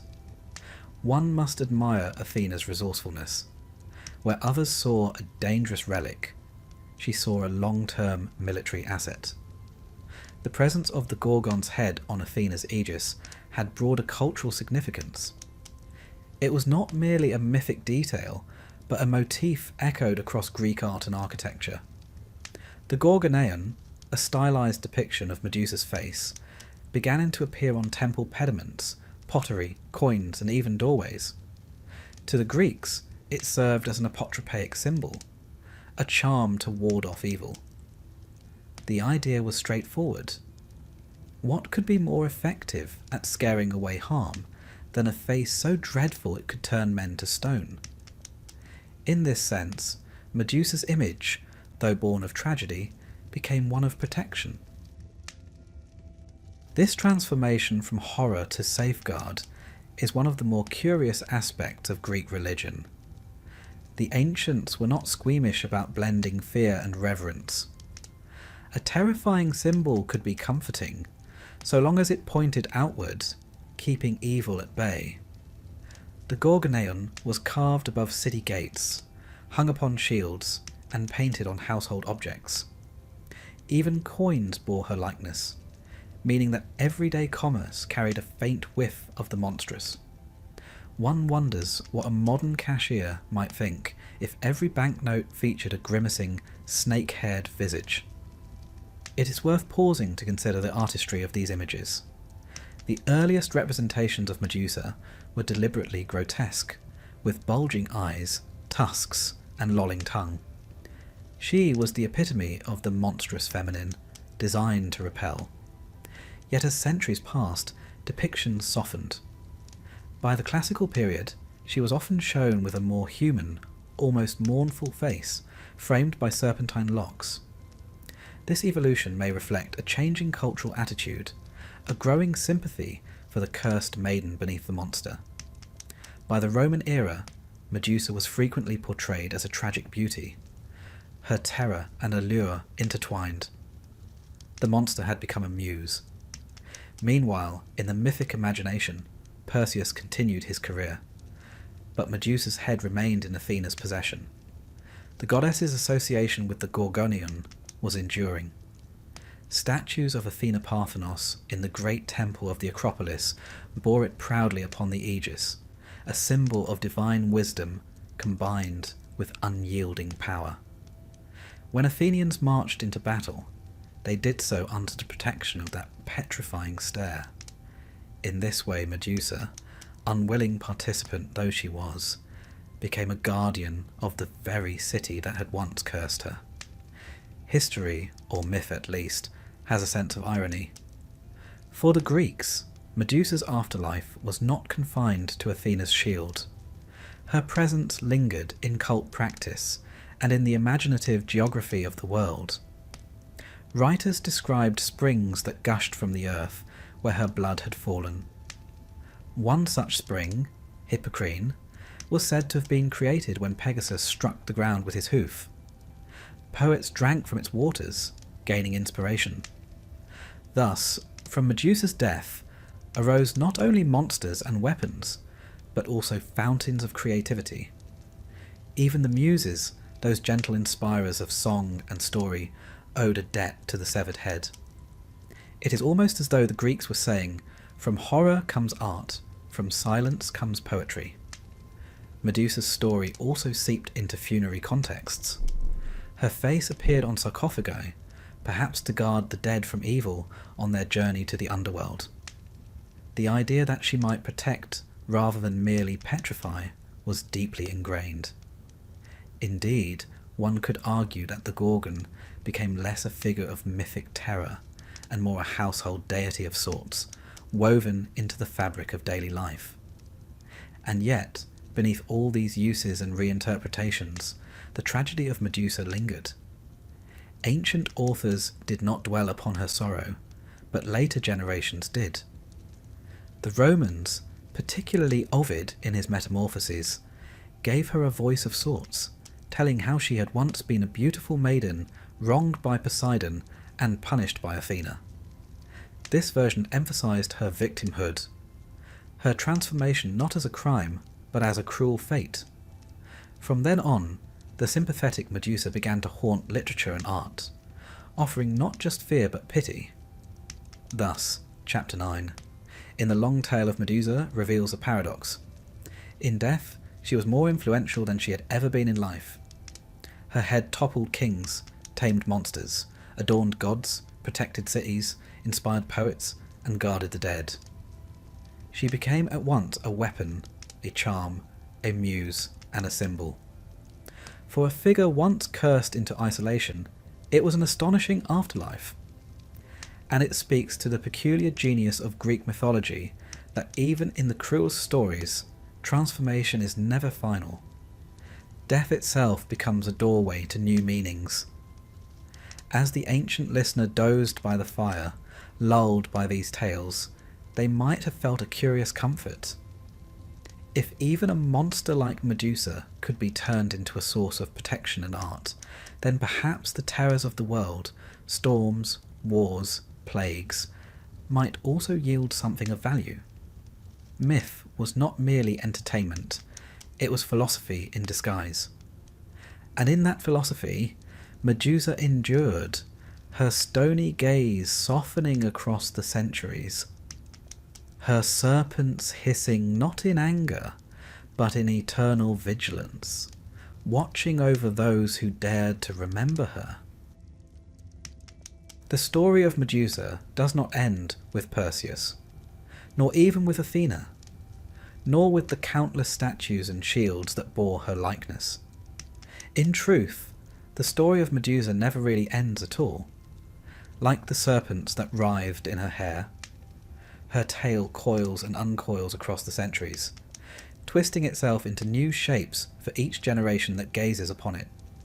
What began as a grim, cautionary myth in the oral traditions of the Greeks became over time an enduring symbol, sometimes of terror, sometimes of beauty, and sometimes, curiously enough, of protection and even empowerment.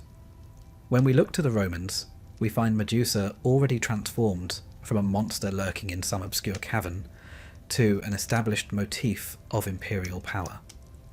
Roman villas, with their mosaics of heroic deeds and sea nymphs, often included a stern-faced Medusa, glaring from a central panel. One can only imagine the effect on a dinner guest when they glanced down at the tiled floor and found themselves gazing into her petrifying eyes whilst balancing a plate of olives. Coins of emperors like Caligula and Claudius bore her image as well, proof that the Gorgonion had crossed from a potropaic charm into official state iconography. If a monster once punished by the gods could end up decorating the pocket change of Rome, then one sees just how flexible myths could be. The Romans, of course, had a talent for adopting Greek myths wholesale, seasoning them lightly with their own sensibilities. For them, Medusa was not only a story of heroism and horror, but also a handy visual shorthand for warding off the evil eye, that ancient Mediterranean fear of destructive envy. Amulets with her face were worn, placed in tombs, or built into household shrines. Thus, long after her death at Perseus's hands, Medusa continued to haunt daily life, not as a source of dread, but as a kind of celestial security guard. A monster turned mascot. Yet, myths are rarely static. As centuries rolled by and the old temples fell to ruin, Medusa's tale was taken up by new voices. In the Renaissance, artists rediscovered her with a fervour bordering on obsession. Leonardo da Vinci sketched grotesque Medusan heads with writhing snakes more lively than eels at a fish market. Caravaggio, in his characteristically dramatic style, painted her head upon a round shield, blood fresh and spurting, eyes wide in frozen horror. The shield, now in the Uffizi Gallery in Florence, still startles viewers who wander too close. There is something uncomfortably intimate about the work, as though Caravaggio invites us to share Perseus's very moment of triumph, or perhaps his shock. During this period, the duality of Medusa's image deepened. She was at once terrifying and alluring, monstrous and strangely beautiful. Painters often softened her features, turning her into a tragic heroine rather than a grotesque fiend. It was as though the Renaissance, so enamoured of classical ideals of beauty, could not quite bear to let even its monsters remain ugly. A paradox emerged. The more one tried to paint Medusa as monstrous, the more she slipped back into her former role as a woman wronged, her beauty twisted into terror by divine punishment. By the Enlightenment and Romantic periods, Medusa had become a figure of fascination for poets and philosophers. Percy Bysshe Shelley, in his poem On the Medusa of Leonardo da Vinci, saw in her a strange combination of horror and pathos, beauty entwined with fear. Philosophers too dabbled in Medusa's gaze. Freud, ever ready with a new interpretation, regarded the petrifying stare as symbolic of castration anxiety. A theory which perhaps tells us more about Freud than it does about Medusa. The point, however, is clear. Her myth was no longer simply a bedtime tale of monsters and heroes. It had become a mirror in which later ages saw their own anxieties and desires reflected. In the modern era, Medusa's transformation has been even more dramatic. She has become, in many circles, a symbol of feminine rage and resilience. 20th century feminist writers re-examined her story, noting how she was punished not for her sins, but for being victimized. Poseidon's assault and Athena's curse painted her less as a villain than as a scapegoat. Her petrifying gaze, rather than a monstrous weapon, could be seen as a metaphor for power reclaimed. A woman's ability to strike back against those who wronged her. The monster became an icon. Indeed, in 2018, a bronze statue was unveiled in New York, depicting Medusa holding Perseus's severed head, a reversal of the classical tale that left little doubt about whose side the artist was on. Medusa has also slithered into popular culture with surprising enthusiasm. From high fantasy novels to Hollywood blockbusters, she remains a staple monster, sometimes villain, sometimes anti-hero. In video games, she lurks as a boss battle, often hurling snakes or firing stone-inducing gazes at the hapless player. Fashion houses, too, have adopted her image. Versace's famous logo is none other than the head of Medusa, here reimagined as a glamorous emblem of allure and danger. One doubts that the ancient Greeks could have foreseen their snake-haired maiden gracing luxury handbags and perfume bottles. But myths, like snakes, shed their skins and emerge anew. And yet, for all these reinterpretations, certain elements endure. The serpents, the stare, the tragic backstory. These remain constant, anchoring her image even as meanings shift. She is still recognisable across millennia, whether glaring from a shield in an ancient battle, or from the glossy label of a modern boutique. In this lies her true immortality. Medusa was the only mortal of the Gorgons, destined to die, and yet, paradoxically, she has lived longer in human imagination than many gods and heroes combined. The endurance of her myth says something important about storytelling itself. The Greeks, with their talent for weaving the human and the divine into timeless narratives, created figures who outgrew their own contexts. Medusa was once a frightening tale to keep children from wandering too far into the night. Later she became a cautionary example of hubris and divine wrath.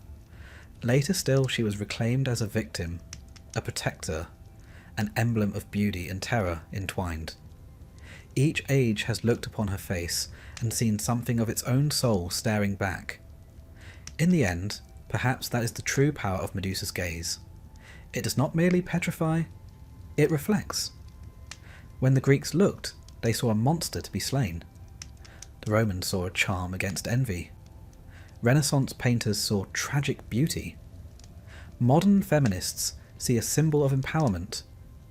We, today, might see all of these things at once, our own thoughts mirrored in the timeless glass of myth. As the story drifts to a close, one can imagine Medusa herself, no longer writhing in isolation, no longer frozen in the instant of death, but reclining quietly at the edges of history, her snake settled at last. She has been many things: maiden, monster, mother of Pegasus, emblem of Athena, muse of poets, logo of fashion houses. She has terrified, she has inspired, she has protected. Her gaze has endured when so many other myths have faded. Perhaps that is the greatest irony of all. The monster slain in one moment of heroic glory has proved more immortal than the hero who killed her. And so, with the gentlest of ironies and the softest of smiles, we take leave of Medusa. The Greeks called her a monster. Later ages called her tragic. Some now call her a symbol of strength.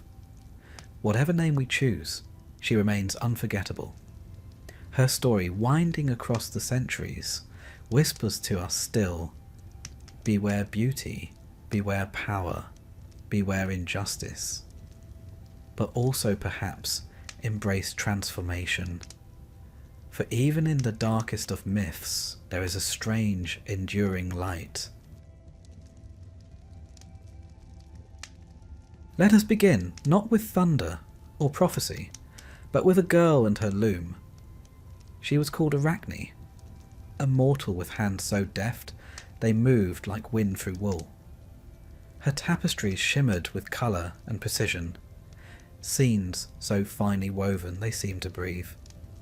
People said she must have learned from Athena herself, which was the sort of praise one should never utter too loudly in ancient Greece. Arachne didn't deny it. In fact, she laughed. She said she was better. And that, you see, was a mistake. For the gods of Olympus were not distant, noble deities. They were near, always near. And they didn't particularly like being compared to mortals, let alone outdone by them. So Athena came down from the heavens, her pride pricked like a burr under the skin, and challenged the girl to a contest. 2 looms, 2 minds, one divine, one human. And Arachne's tapestry? It was exquisite, a panorama of the gods' misdeeds. Zeus seducing women in a dozen disguises, Poseidon ravishing Medusa in Athena's temple, Apollo chasing nymphs who wanted nothing to do with him. The thread glittered with uncomfortable truth. Athena's work, by contrast, was flawless and stern, a depiction of piety and punishment. But when she saw Arachne's piece, she flew into a rage, not because it was wrong, but because it wasn't. She tore it apart and struck the girl down.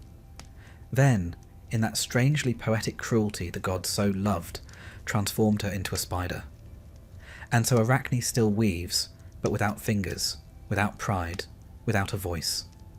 A cautionary tale, and one that sets the tone. Because in Greek mythology, if a god notices you, it rarely ends well. The Olympians, you see, were not above meddling. They did not dwell on high with benevolent detachment. Number. They peered down, eyes sharp as hawks, looking for beauty, arrogance, wit, or defiance. Anything that might amuse or annoy them. Humans were their toys, their distractions, their cautionary examples. Take Semele, a mortal woman beloved of Zeus. He whispered sweet nothings into her ear and promised her anything she wished. And in a moment of fatal honesty, she asked to see him as he truly was, in all his divine radiance. Zeus warned her. He begged her to reconsider, but an oath was an oath, and when he revealed his true form, the brightness alone consumed her, burned to ash. Their unborn child, Dionysus, was saved only because Zeus sewed him into his own thigh, like a strange botanical graft. He was born later, with a head full of vines and madness. Another mortal, Io, suffered a different fate. She caught Zeus's eye, an unfortunate habit of many young women in mythology. To conceal her from Hera, Zeus turned her into a cow. A lovely cow, to be fair, but still. Hera, never one to be fooled for long, demanded the cow as a gift and assigned Argus, a giant with 100 eyes, to guard her. And so Io wandered, watched always, pursued by a gadfly Hera sent to torment her. She crossed continents, became a legend.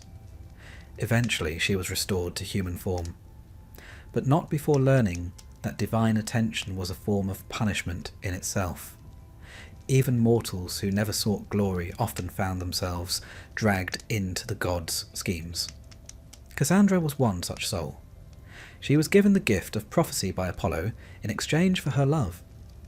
But when she changed her mind, as people do, Apollo did not take rejection well. He cursed her. She would still speak true prophecies, but no one would ever believe her.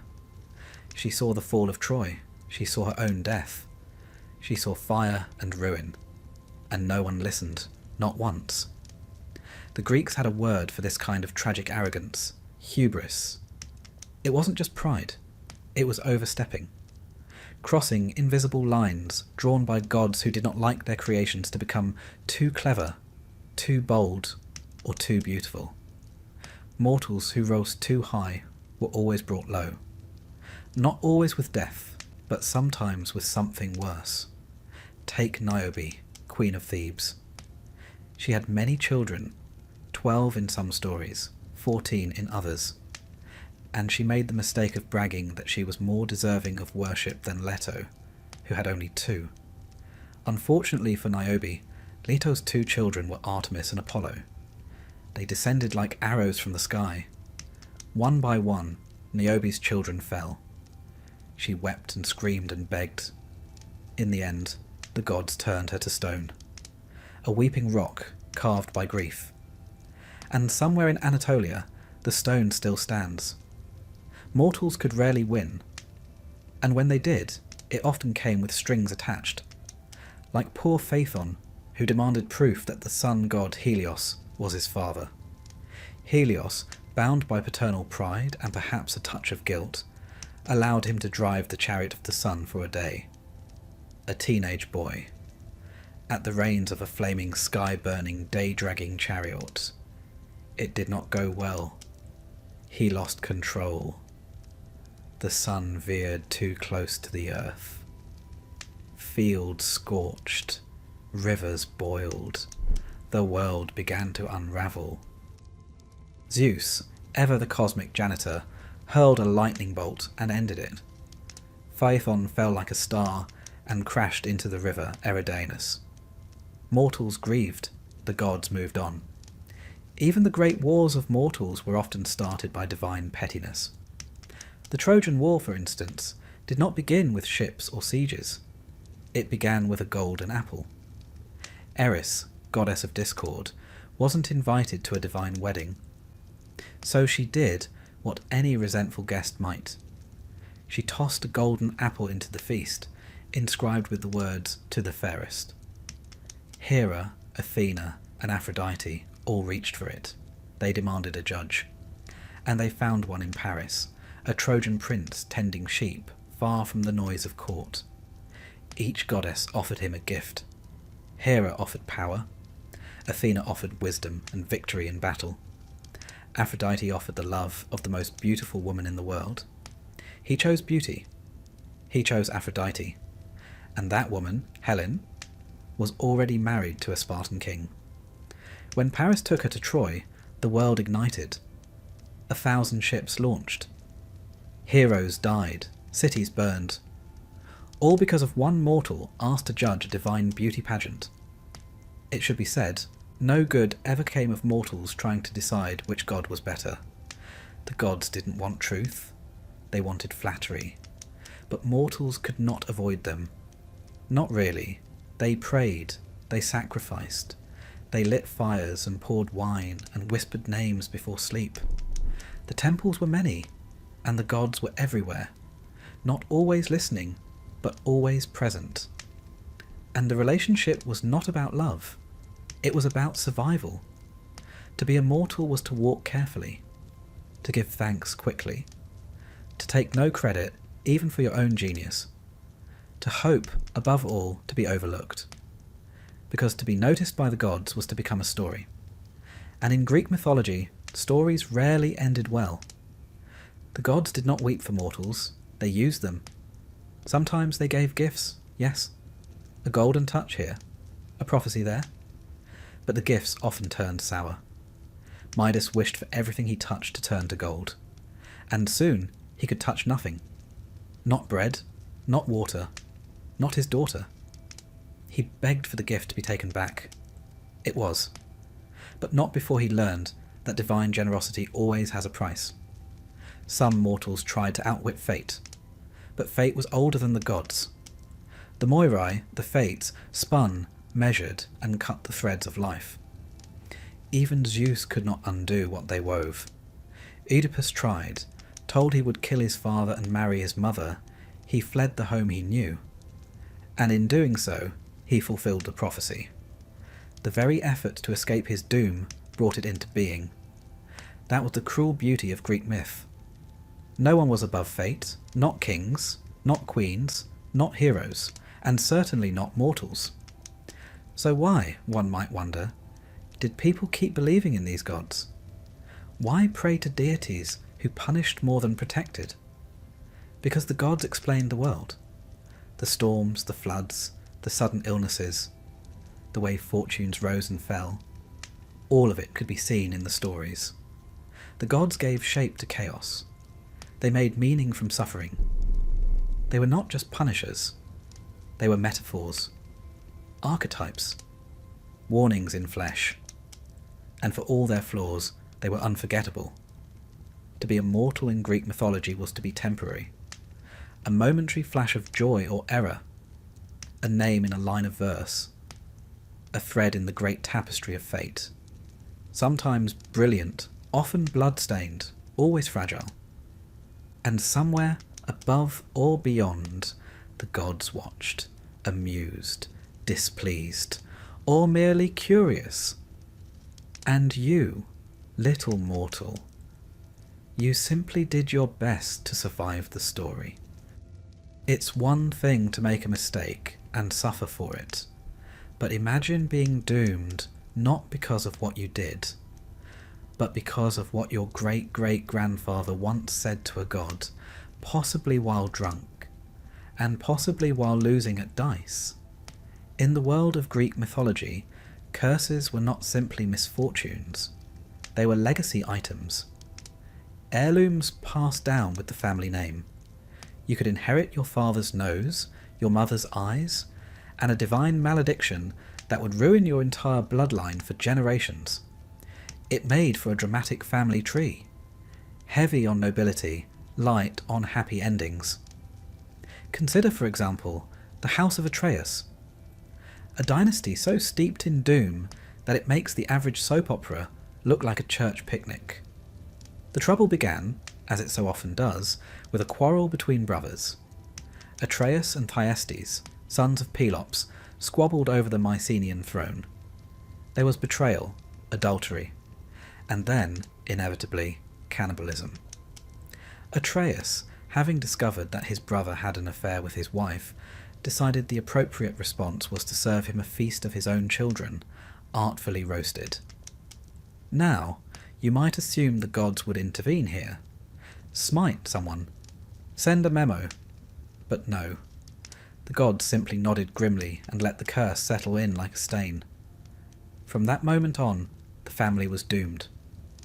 Atreus' son Agamemnon went on to become the commander of the Greek forces in the Trojan War, a great honour. He also sacrificed his daughter Iphigenia to get a favourable wind, spent 10 years at war, and was murdered in his bath upon returning home by his wife, Clytemnestra, and her lover. His surviving children then had to decide whether avenging their father was more important than not murdering their mother. A difficult position, even by mythological standards. Orestes, the son, chose vengeance. He killed Clytemnestra, and was promptly hounded across the land by the Furies, ancient goddesses of vengeance, with snakes for hair and a passion for justice that did not forgive matricide.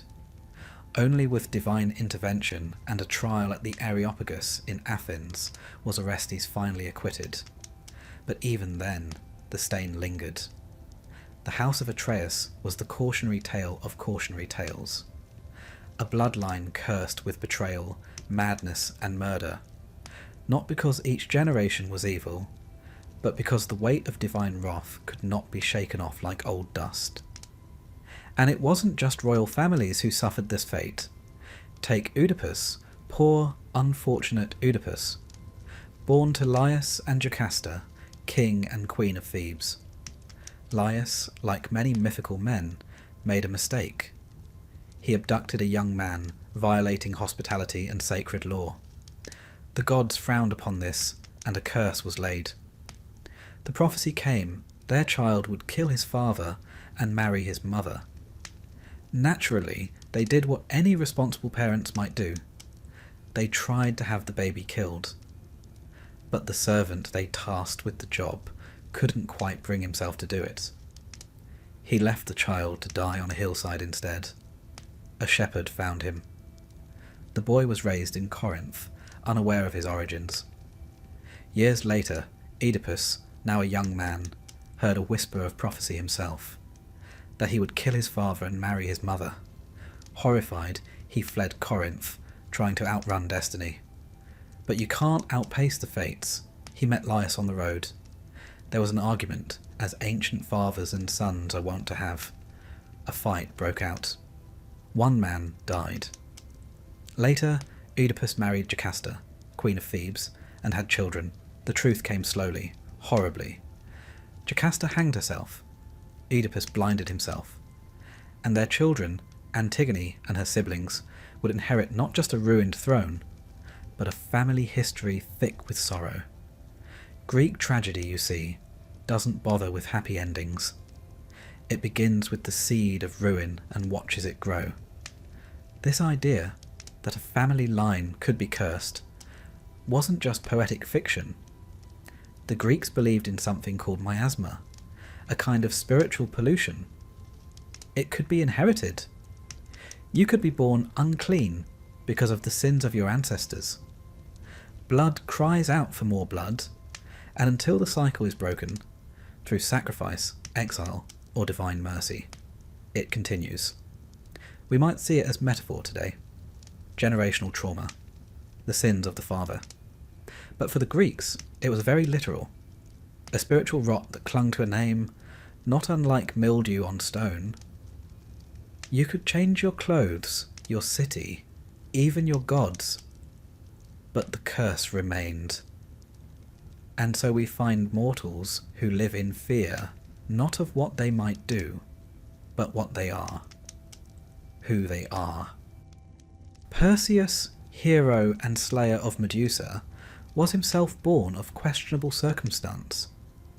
His mother, Danae, was locked in a bronze chamber by her father, who had heard a prophecy that her child would kill him. Zeus, never one to let bronze get in the way of romance, visited her in the form of golden rain, one of the stranger seduction tactics in myth. Danae conceived. Perseus was born. The king, aghast, did not kill the child, but set mother and son adrift at sea. They survived. Perseus thrived. Years later he returned and, entirely by accident, struck his grandfather dead with a discus at some friendly games. Fate fulfilled. Even when no one meant any harm, prophecy finds its loopholes. These stories reflect something deep in the Greek psyche. The idea that fate is not something you can bargain with. It is a web already woven, and every step you take simply tangles you further. Mortals tried to be clever. They tried to outthink destiny, but the gods always smiled quietly and let them try. Sometimes the curse was physical. The line of Cadmus, founder of Thebes, was riddled with misfortune. His descendants included Pentheus, torn apart by his own mother in a frenzy of Dionysian madness, and Actaeon, who accidentally saw Artemis bathing and was transformed into a stag, then hunted and killed by his own hounds. Cadmus himself, after a life of toil and tragedy, was turned into a serpent. His wife too. They slithered off into obscurity, perhaps the kindest ending in that entire family history. But not all cursed families were royal. Some were simply too beautiful for their own good. Take the tale of Phaedra, wife of Theseus. Her stepson, Hippolytus, was a devout follower of Artemis. So devout, in fact, that he shunned all love and scorned Aphrodite. And you can imagine how well that went. Aphrodite, goddess of love and vengeance, arranged for Phaedra to fall in love with him. It was unnatural, tragic. When he rejected her, she took her own life and left a note claiming he had attacked her. Theseus cursed his son, and Poseidon, never one to pass up a smiting, obliged. Hippolytus died, dashed against the rocks by his own chariot horses. You could die because your family was cursed, or because a god wanted revenge on someone you reminded them of, or simply because you existed in the orbit of doomed people. Misery was contagious. The Greeks didn't believe in fairness, not in the modern sense. They believed in Moira, one's share, one's portion of fate. Some were given great glory, others were given ruin, sometimes both. But what about redemption, you might ask? What about mortals who escaped the curse? They're rare, but not impossible. Orestes, hounded by the Furies, eventually received a trial in Athens. The jury was split, half for acquittal, half for condemnation. Athena herself cast the deciding vote, not in the name of justice but mercy. And in that moment, a new idea emerged, that law might one day replace vengeance, that perhaps a man need not be defined solely by his ancestors' crimes. It was a glimmer of hope, a small one. But there it was. In the meantime, the average mortal lived quietly, married carefully, prayed constantly, one eye on the gods, one foot in the dirt, hoping the sins of the father had not already taken root in the son. To be a mortal in Greek mythology was to live in a story that began long before you were born, and might not end until long after you were gone. Your life was a single verse in a tragic poem, shaped by bloodlines, curses, and the unpredictable whims of fate. You might rise, you might fall, but you would not escape the weight of your name. And if the gods whispered your family's name in Olympus, whether in praise or in jest, that was rarely a good sign. There are many lessons to learn from Greek mythology, but one stands above the rest, carved like a warning into the very foundations of Mount Olympus. Do not talk back to the gods. Don't question them. Don't correct them. Don't get clever, sarcastic, or poetic. Don't mutter under your breath. Don't sigh too loudly. And above all, do not, under any circumstances, try to win an argument. Because they will hear you. They always do. And while gods may be immortal, their egos are surprisingly brittle. Take the case of Pentheus, king of Thebes, young, proud, fond of order. He ruled with a sharp eye and a firm hand. And then Dionysus arrived. Now, Dionysus was not your typical Olympian. Born of a mortal mother, Semele, and carried in Zeus's thigh, he straddled the line between divine and human, wild and civilized, wine and wrath. His worship was strange, ecstatic, dancing in the woods, drinking, shouting, shedding inhibition like a snakeskin. Pentheus, unimpressed, declared it nonsense.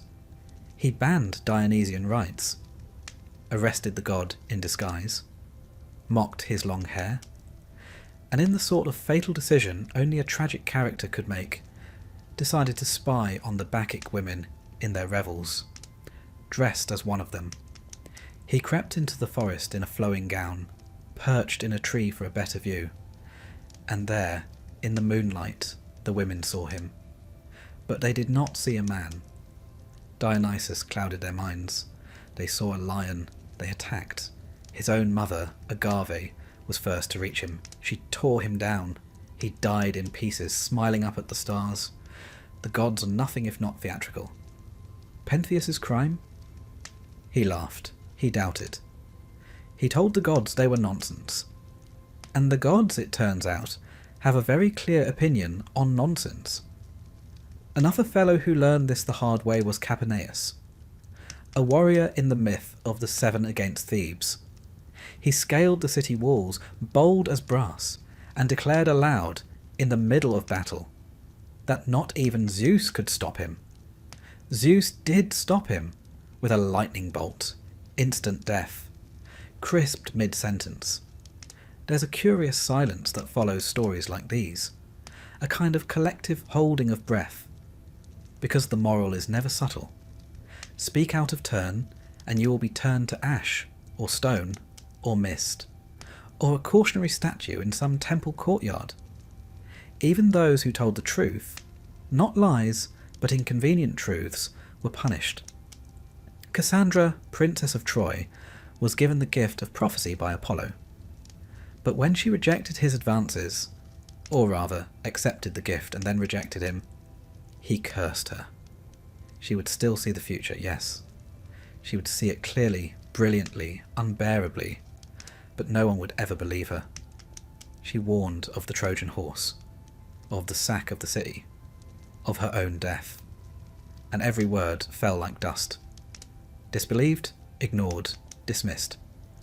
The gods, you see, don't mind if you're right, as long as it's flattering.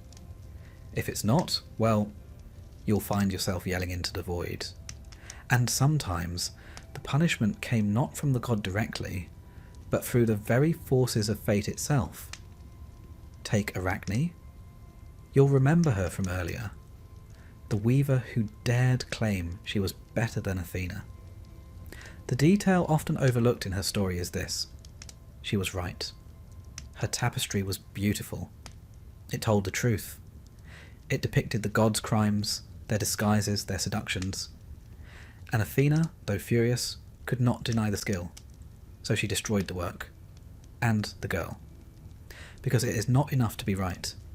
You must also be reverent.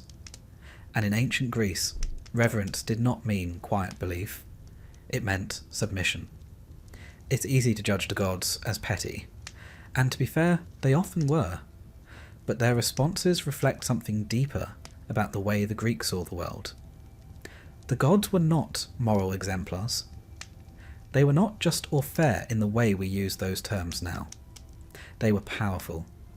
And that, in the ancient world, was the only justice that mattered. Power could not be questioned without consequence. The gods represented not ideals, but forces. The sea was Poseidon, stormy, unpredictable, capable of bounty or destruction. Wisdom was Athena, cold, strategic, sometimes cruel. Love was Aphrodite, capricious, overwhelming, delightfully irrational. To insult a god was to insult the very fabric of the world. To question Artemis was to court death in childbirth. To laugh at Demeter was to risk famine. And the gods did not need to punish you personally. Sometimes they let your own words do the damage.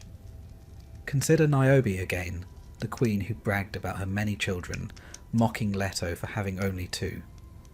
It was not just pride, it was speech. She voiced disrespect. She put it into the world.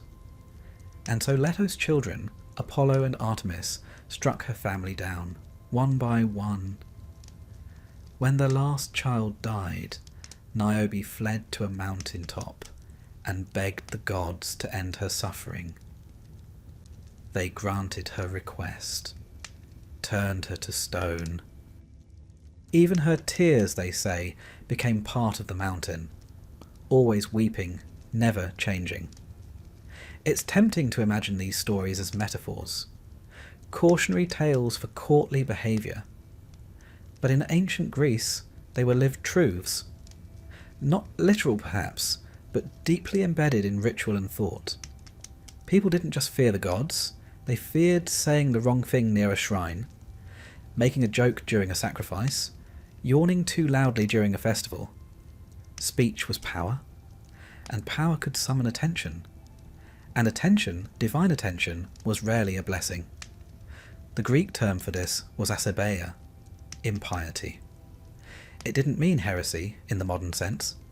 It meant acting improperly toward the divine, speaking out of turn, behaving without the right reverence. Socrates, the philosopher, was executed not for atheism, but for asebeia, corrupting the youth, introducing new gods, and failing to honour the old ones. The gods did not require you to love them, but they demanded respect. The curious thing is, the gods themselves rarely held to the same standard. Zeus was a serial adulterer. Hera was vengeful beyond reason. Poseidon flooded cities in fits of pique. Apollo flayed a man alive for losing a music contest. And yet, to question their actions was to invite ruin. It was a divine paradox. You were expected to worship beings whose flaws were legendary. And you had to do it with sincerity. And so, the average mortal developed a very pragmatic relationship with religion. You honoured the gods because it was safer that way. You made offerings. You said your prayers. You did not boast. You did not challenge. And if the gods smiled on you, wonderful. And if they didn't, you assumed you'd offended them somehow and tried harder. There's a quiet desperation in that, a sort of cosmic appeasement, a reminder that in a world ruled by immortals with bad tempers, the only real power mortals had was silence.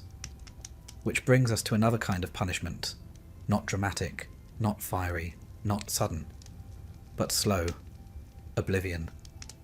The Greeks believed in kleos, glory the kind that lives on in stories. But if you defied the gods in some quiet, unseen way, you might not be struck down. You might simply be forgotten.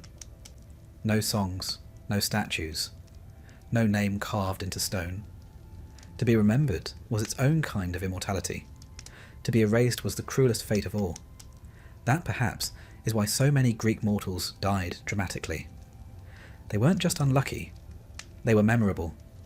To live quietly was safe, but it meant no glory, no legacy. And so mortals danced along a razor's edge, seeking renown but fearing offence, wanting to be known but not cursed, wanting most of all to speak their truth without being struck by lightning. But the gods were always listening, even when they pretended not to be, especially then. And so, dear listener, if you ever find yourself wandering the paths of ancient Greece, under a fig tree or beside a bubbling spring, and you feel tempted to complain aloud about your lot in life. Perhaps wait until you're well out of earshot, because one of them might be listening, and one of them might be bored. And mortals who talk back tend not to talk long. You're walking along a dusty road. There's a cool breeze, the scent of thyme and olive in the air, and the sound of distant goats. All is calm. All is ordinary. And then, suddenly, a creature the size of a house steps out from behind a rock and decides you look like lunch. Welcome to a fairly typical Tuesday in ancient Greek mythology. For mortals, the world was never just fields and sky. It was also lairs. Caves, cliffs, forests thick with teeth and scales. You never quite knew what might be lurking behind the next olive tree. A shepherd, a satyr, or a three-headed dog. The Greeks were particularly fond of monsters. Not in the way modern stories might treat them. Misunderstood, sympathetic, tragic. No, their monsters were, generally speaking, quite content being horrible. They didn't need complex motivations, they just needed appetites. And unfortunately, mortals were often the preferred dish. Let us begin with one of the greats, the Chimera. Not just one beast, but three. A lion in the front, a goat sprouting from its back, and a snake for a tail. It breathed fire, of course, because why not? Its purpose in life appeared to be to roam the countryside, burning livestock and incinerating anyone with a torch and a sword who thought they might make a name for themselves. Heroic, yes, but also flammable. Then there's Scylla. Poor sailors. They thought the worst part of their journey was the open sea, the storms, the pirates, the hunger.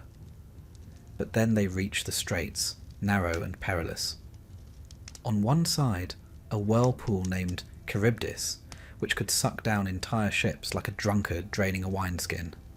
And on the other, Scylla, a rock-dwelling horror with 12 legs, 6 heads, and a fondness for plucking sailors off decks like hors d'oeuvres. There was no safe route. If you steered away from one, you veered too close to the other. And in life, as in myth, some choices are not about winning. They're about minimizing how much of your crew you lose. Or take the Minotaur. Half man, half bull. Raised in a labyrinth so complex that even its builder barely escaped. This monster was the result of a long and unfortunate chain of divine meddling and royal bad judgment. A queen enchanted to fall in love with a bull, an architect with too much imagination, and a child born of that union, imprisoned forever in darkness. The Athenians, having displeased King Minos of Crete, were forced to send 7 young men and 7 maidens every 9 years as tribute, to be released into the labyrinth. None returned. Until, of course, Theseus came along with his ball of string and healthy levels of self-confidence. But for decades before that, the Minotaur simply ate. That was the thing about monsters in Greek mythology. They weren't just dangers, they were reminders, symbols, warnings perhaps, that the world wasn't made for human comfort. That out there, in the deep places, the gods had let chaos roam free. And mortals? Mortals were often the price paid for order. The Sphinx, perched outside Thebes, was another such price. She asked riddles. If you answered incorrectly, she killed you. For weeks, months, perhaps even years, travellers passed, tried, failed, died. Until Oedipus, clever, doomed Oedipus, came along and answered her question correctly. The Sphinx leapt from her perch and perished, which sounds like a victory, until you remember that this was only the beginning of Oedipus's troubles. Solving one monster's riddle only led him deeper into the riddle of his own blood. These creatures weren't all created equal either. Some were born of primordial forces, like Typhon, a storm demon so massive and terrible that the gods themselves fled Olympus when he rose. Others were spawned by Echidna, the mother of all monsters, who seemed to have a very productive relationship with Typhon, birthing Hydra, Cerberus, and a host of other delightful creatures best admired from a distance. Hydra, for instance, was a serpent with multiple heads. When you cut one off, two more grew in its place. A handy metaphor, really, for problems that get worse the more you meddle. Or, in the case of Heracles, just another day's work. Heracles, the closest thing Greek mythology has to a full-time monster exterminator, spent his life dealing with the gods' unfinished business. Giant boars, man-eating birds, hellhounds, all sent his way, usually as part of a labour assigned by a cowardly king or an angry god. One gets the sense that the Olympians didn't like clearing up their messes. They just created monsters, then waited for some sweaty mortal with a club to solve the problem. And when he did, they might grant him a wreath, or more likely, send him another one. Even beautiful creatures could be deadly. The sirens, for instance, sat on craggy rocks by the sea, singing songs so sweet that sailors forgot themselves. Forgot food, sleep, wives, children, everything. They steered toward the sound, dashed their ships on the rocks, and died smiling. Odysseus, clever man that he was, stuffed his crew's ears with wax and tied himself to the mast just to hear their song without being lured. A rare case of a man encountering a monster and surviving with his life and ego intact. More often, mortals stumbled upon danger with no warning. A flash of feathers, a shadow in the sky, a hiss from a cave. The ancient Greek countryside in myth was riddled with hazards, not just beasts, but divine punishments given form. And yet, despite all this, monsters were necessary. They gave heroes something to fight. They shaped stories into arcs, from fear to confrontation to sometimes triumph. But for the ordinary mortal, the non-hero, the farmer or fisher or child caught in the crossfire, they were simply a reminder that the world was not safe. Imagine living in a time when no explanation existed for earthquakes or droughts, where disease had no clear cause, where lightning struck without warning. The world must have seemed full of unseen forces. And so the Greeks filled that uncertainty with teeth and wings and claws. But monsters were not just symbols of nature. They were also warnings about behaviour. Take Medusa. She began, in some versions, as a beautiful maiden. But after Poseidon assaulted her in Athena's temple, the goddess punished her, not Poseidon, by turning her into a gorgon, snake hair, petrifying gaze, solitude eternal. What was she really? A monster? Or a woman transformed by divine wrath into something others should fear? Perhaps both.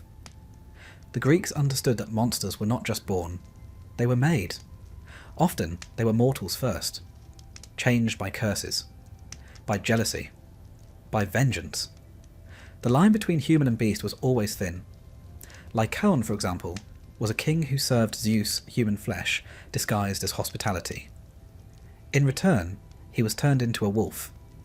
An early werewolf tale, if you like, but also a message: offend the gods, and you might lose more than your manners. Even lovers of gods could become monsters. Take Lamia, once a queen of Libya, beloved by Zeus. Hera, naturally, took offence. As punishment, Lamia's children were slain. Grief drove her mad. Hera then added a cruel twist. Lamia was cursed never to sleep and to devour the children of others. She became a night-stalking demon, feared in lullabies. But beneath the horror was sorrow. Her monstrousness was not her fault. It was her sentence. In this way, monsters in Greek myth were often tragic, not in a soft, modern sense, but in the hard, classical sense of the word. They suffered, they frightened, they died, but they were never senseless. They meant something. Even Cerberus, the three-headed hound of Hades, had his purpose. He stood at the gates of the underworld, let souls in, did not let them out. A monster, yes, but also a guardian, a cosmic border collie of sorts. And so mortals lived with monsters not just in story, but in worldview. They were the teeth in the darkness, the consequences of divine will, or human folly, or simply the old world not yet tamed. No mortal could kill them all. No city could be safe forever. But they endured. They built temples to gods who might keep monsters away. They passed down tales, how to defeat them, how to avoid them, how to live with knowledge that they might always be nearby. For some, monsters were an invitation, a chance to rise, to become a hero, to carve their name in the annals of myth. For others, they were just bad luck, a wrong turn, a scream in the night. And for most, they were simply a reminder that the world was not made for their comfort. It was a place of beauty, yes, but also of wings in the sky, scales beneath the waves, eyes in the dark. And when the gods were bored, or careless, or cruel, they let the monsters roam free. There's a strange thing about Greek heroes. They shine like stars in poetry, cast in bronze, immortalized in epic. Their names echo through the centuries: Achilles, Heracles, Jason, Odysseus. But if you pause a moment and really look at their stories, not the glory, but the lives themselves, you might begin to wonder, was it worth it? Because to be a hero in Greek mythology was to be famous, yes, but also to be hunted, cursed, betrayed, punished, exiled, tormented by the gods, and, without fail, to die tragically. You were heroic, but you were disposable. Let's begin with the most obvious case, Achilles, the poster boy of Greek heroism. Stronger than all, faster than most, and blessed or cursed with a choice. Live a long, quiet life in obscurity, or die young and gain eternal glory. Naturally, he chose the latter. This is Greek myth after all. Longevity was never fashionable. So he sailed for Troy, fought for 10 long years, killed Hector, dragged his body around the city walls, and then one morning was struck down by a single arrow, guided by Apollo, fired by Paris, and aimed at the one soft place on his body, the heel. It's poetic, of course, but also rather deflating. All that strength, all that wrath, and in the end, one tiny vulnerability was enough. Because heroes were never allowed to simply age. They didn't retire. They didn't settle down and write memoirs. They didn't even get to enjoy their triumphs. They existed to die at the right moment, in the right way, for the right song to be sung. And the gods made sure of it. Heracles, or Hercules, if you prefer the Latin form, is another fine example. A man so strong he held up the sky, cleaned the stables of Algaeus in a single afternoon, and strangled snakes in his cradle. But for all his power, he was never free. The 12 labours, those famous feats, were not optional. They were penance. You see, in a fit of madness sent by Hera, Heracles killed his wife and children. The punishment? Service. Labour. Tasks so monstrous they might as well have been death sentences. And even after completing them, he didn't get peace. His life ended in agony, poisoned by a tunic soaked in centaur blood. A gift from his second wife, who had been tricked into thinking it would ensure his fidelity. He died on a pyre, flames consuming the mortal half of him, the divine half ascending to Olympus. Yes, the gods welcomed him in the end, but only after they had burned him down to his bones. Then there's Jason. Handsome, charming, ambitious Jason. He assembled the finest team in mythology, the Argonauts, and sailed off to win the Golden Fleece. It was a dazzling journey. Monsters, clashing rocks, enchanted lands, and of course Medea, the brilliant, terrifying sorceress who helped him succeed, killed for him, betrayed her family for him. And what did he do when they returned? He married another woman, Medea responded, as Medea does, by murdering their children and leaving him broken and alone. Jason, once so glorious, died years later when a beam from his rotting ship fell and crushed him. A hero, forgotten, killed not by war or wrath, but by neglect and gravity. These men, lion-hearted, battle-scarred, were never truly safe. Not from monsters, nor from their friends, nor even from their own choices. Their greatness didn't protect them. In fact, it often attracted the worst. The gods were quick to take offence at mortals who gained too much glory. After all, divine attention was rarely a compliment. Ask Bellerophon. He was a proper hero. Tamer of Pegasus, slayer of the Chimera. A man favoured by the gods. And then one day, he decided to fly Pegasus up to Olympus. Not to conquer, just to visit. It did not go well. Zeus sent a gadfly to sting the horse. Bellerophon fell. Survived, technically, but was crippled, blind, and lived out his days wandering alone, hated by gods and men alike. Because the one thing a mortal must never do is try to sit at the table of the divine. That's not to say heroism wasn't admired. The Greeks celebrated it in song and sculpture. But there was always a sense of danger about it. A sense that to rise too high was to invite the fall. And nowhere is that clearer than in the story of Ajax. A giant among men. A warrior of unmatched strength and courage. After Achilles' death, his armour was to be awarded to the next greatest Greek. Ajax expected it. Odysseus received it. Humiliated, maddened, Ajax plotted revenge. But Athena clouded his mind. He slaughtered livestock, thinking they were his comrades. When he came to his senses, grief-stricken and dishonoured, he fell on his own sword. No enemy defeated him. Only shame. It's important to understand how the Greeks viewed glory, kleos, as they called it. It was not just fame, it was the legacy of your deeds. What would be remembered after you were gone? What poets would sing? What statues would show? And because the afterlife was, frankly, rather dismal, grey fields, wandering shades, no wine to speak of, kleos was the only immortality that mattered. To be forgotten was worse than death. And so heroes chased danger, risked everything. They weren't reckless because they were foolish. They were desperate for meaning, for memory, for a life that would echo. And yet, there's a quiet sadness to it all. Odysseus, for instance, won the war at Troy through cunning. The Trojan horse was his idea, and after the war, he spent 10 years trying to get home, battling storms, monsters, temptations, all because he had once boasted that his triumphs were his own, and Poseidon took that very personally.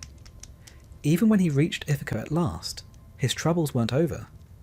He had to slaughter a house full of suitors, rebuild trust with his wife, reassert his kingship. It was never over. Not really. Because in Greek myth, the hero never gets to rest. And when they do, it often means they're dead. Even the great Perseus, who slew Medusa and rescued Andromeda, ends not in triumph, but in obscurity. His victories made him famous, yes, but he fades from the story, settles down, vanishes from the epic stage. Glory, it seems, has an expiration date. The women of mythology, too, had their share of heroic suffering. Though less often sung by bards, their stories are no less seared by pain. Atalanta, for example, swiftest of runners, deadliest of hunters. She swore never to marry unless beaten in a foot race. Many tried, all failed. Until one man, Hippomenes, used golden apples from Aphrodite to distract her.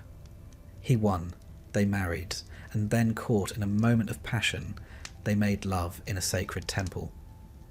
The gods, of course, were not amused. They were turned into lions, forever circling, never resting. So many Greek heroes ended up transformed. Not exalted, but altered. Humbled. Made into animals or stars or flowers. Their stories twisted by divine hands into reminders for the rest of us. Be brave, yes, but not too brave. Be famous, yes, but not too proud. Live brightly, but do not outshine the gods. Even those who served the gods directly could not count on safety. Asclepius, son of Apollo, became so skilled in healing that he learned to raise the dead. A noble calling, perhaps, but one that annoyed Hades. Death was, after all, part of the cosmic order. So Zeus killed him with a thunderbolt.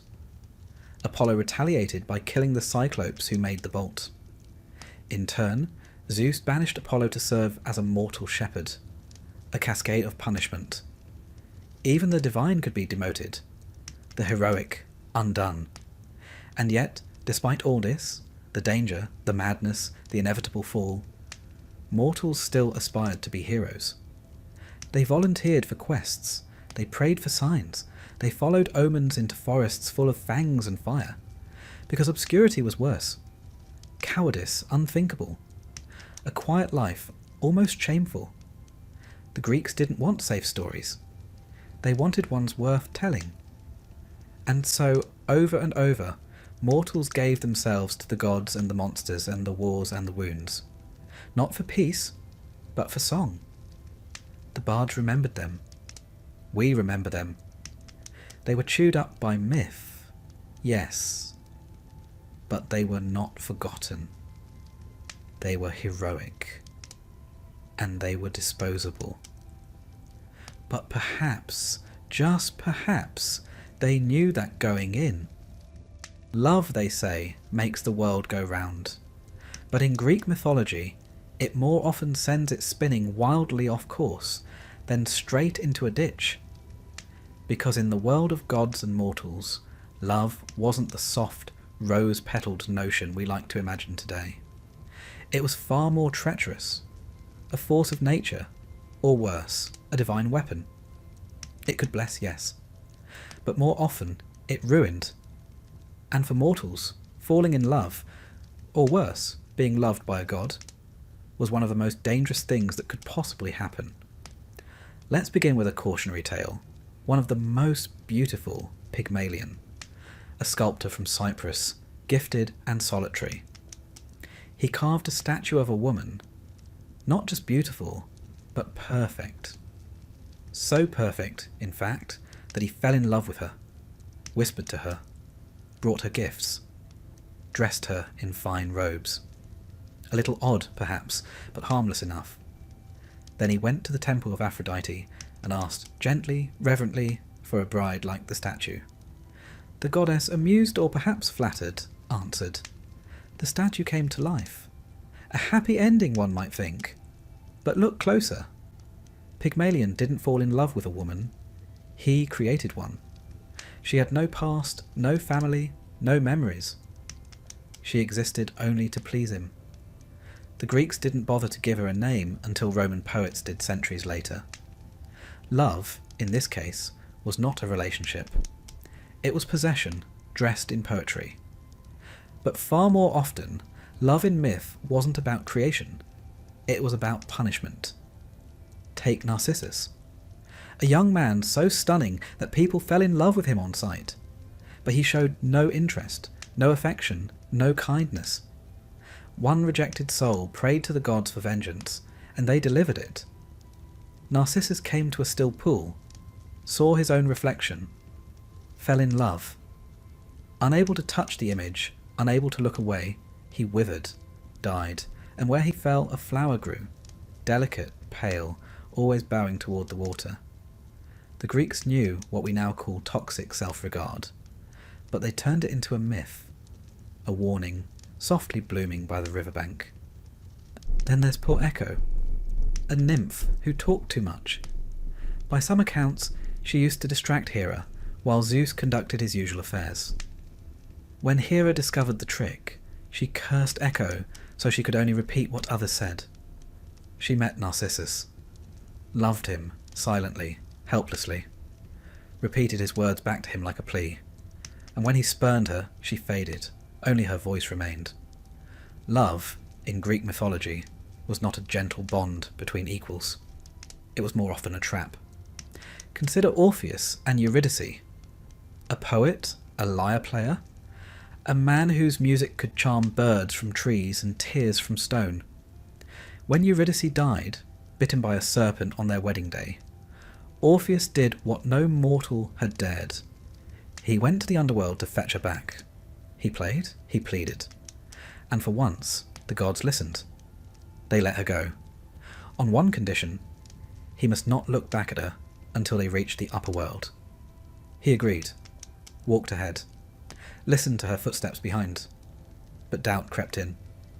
What if she wasn't there? What if they'd tricked him? He turned, and in that instant Eurydice was gone again, this time forever.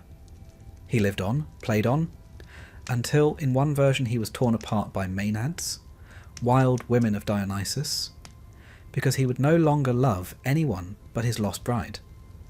Even when the love was mutual, the story rarely ended well. Take Phaedra and Hippolytus. He was handsome, chaste, devoted to Artemis, the goddess of the hunt and of purity. His stepmother, Phaedra, was cursed by Aphrodite to fall in love with him, an impossible, shameful desire.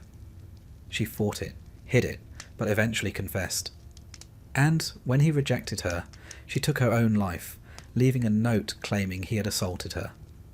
Theseus, his father, cursed him. Poseidon sent a sea monster. Hippolytus died, dragged by his chariot horses along the rocks. Aphrodite and Artemis, the goddesses who stood behind the drama, ended the tale by mourning their respective champions. Love, once again, proved fatal. And of course, there's the story of Paris and Helen. He was a Trojan prince. She, the most beautiful woman in the world, and very much married. Paris awarded a golden apple to Aphrodite in a divine beauty contest, and she gave him Helen in return. It was not a gentle elopement. It was an abduction, or perhaps a seduction, depending on which version you read. But either way, it was enough to launch 1,000 ships. The Trojan War followed. 10 years of slaughter, cities burned, heroes died. All for one woman, and one ill-advised divine bribe. To love, in myth, was to gamble. To be loved, even more so. Especially if the lover was a god. Zeus, of course, was the most infamous. He appeared to mortals as a bull, a swan, a shower of gold, an eagle, a cloud. Romantic, perhaps, if you ignore the implications. His lovers suffered. Semele was incinerated. Io was turned into a cow. Leda bore children who hatched from eggs. Europa was carried across the sea. Danae conceived Perseus in a locked chamber. And Callisto, after being seduced or assaulted, depending on the version, was turned into a bear. Her son nearly killed her. The gods finally placed them in the stars, Ursa Major and Minor. A consolation prize, if ever there was one. Aphrodite herself was no gentler. When she fell in love with the mortal Anchises, she warned him not to tell anyone. He did, bragged about it, and was struck by lightning, or made lame, or blinded. The myths vary, but the moral does not. Even being loved by a goddess could ruin you. There's a strange logic to all of this. Love, in the Greek imagination, wasn't controllable. It wasn't rational. It was divine madness. Eros. Not the soft affection of Odin romance, but a kind of possession. When you were in love, you were no longer yourself. And that, in a society that prized moderation, dignity, and restraint, was deeply unsettling. The god Eros, or Cupid, as the Romans later called him, was not a cherub. He was a force, a spark of chaos. To be struck by his arrows was to lose your will, your reason, your control. And mortals, bound as they were by duty and fate, could not afford to lose control. Even in history this theme persisted. The Greeks saw love as something that could be both civilizing and destructive. Marriage was a social contract, important, yes, sacred even, but passion, eros, was something else.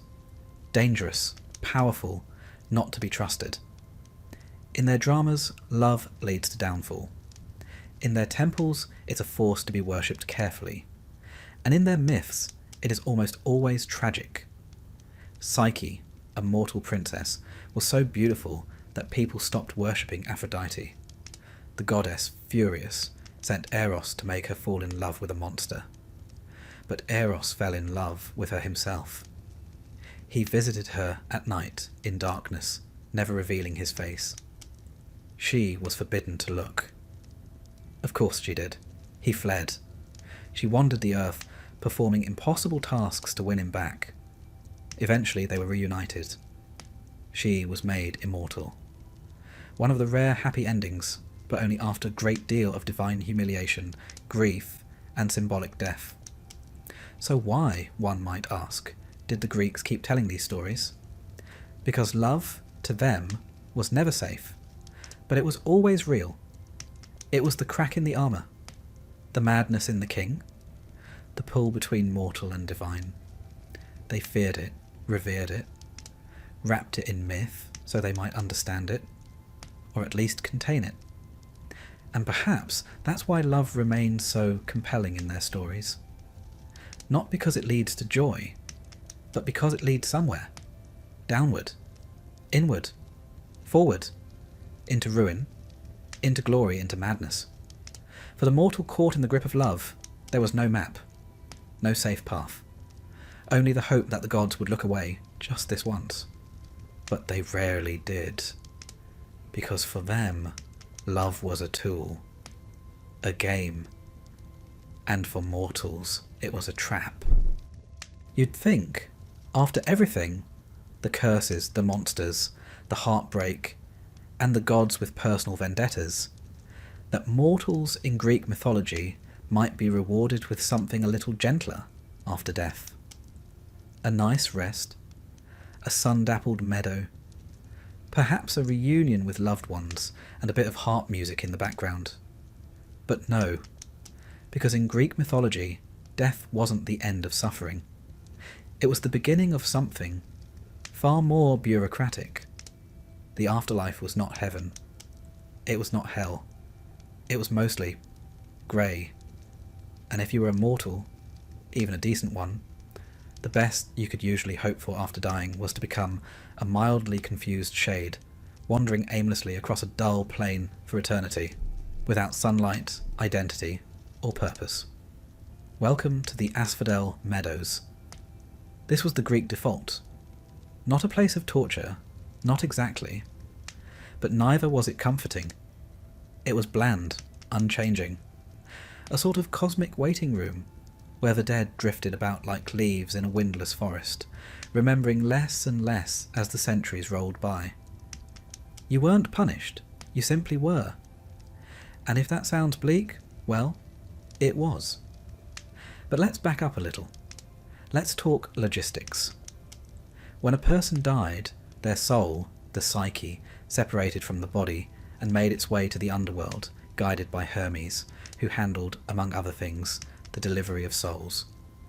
One imagines him like a sort of mythological courier, stylish and swift, if perhaps a bit impersonal. The soul would arrive at the banks of the river Styx, where Charon, the grim-faced ferryman, awaited with his boat. Payment was expected, usually an obol, a coin placed under the tongue or on the eyes of the deceased at burial. Those without proper burial, or without the coin, were doomed to wander the shore for 100 years, voiceless and unable to cross. A chilling thought, really. The journey to the afterlife could be delayed simply by a careless undertaker. Once ferried across the river, assuming everything went smoothly, the soul would enter the realm of Hades. Not the god himself, though he was there too, in a distant, shadowy palace, but the place, the underworld, guarded by Cerberus, the three-headed hound who let you in, but most certainly not out. And here, your fate was decided. But not by gods, not usually. The Greek afterlife had a staff, 3 judges, Minos, Rhadamanthus, and Aeacus. Mortals once, but now the eternal arbiters of the dead. They examined your life, your deeds, your crimes, your sacrifices. And based on this celestial audit, you were sorted. If you were truly vile, a betrayer, a murderer, a blasphemer of extraordinary talent, you might be sent to Tartarus.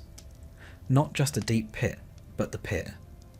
A vast abyss of torment, located even below Hades itself.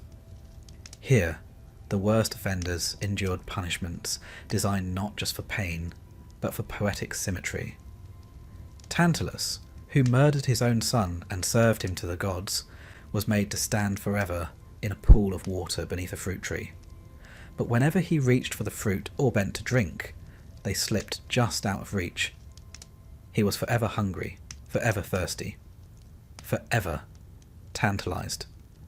Sisyphus, who cheated death twice, once by tricking Thanatos, the spirit of death, and once by convincing his wife not to bury him, was condemned to roll a boulder uphill for all eternity.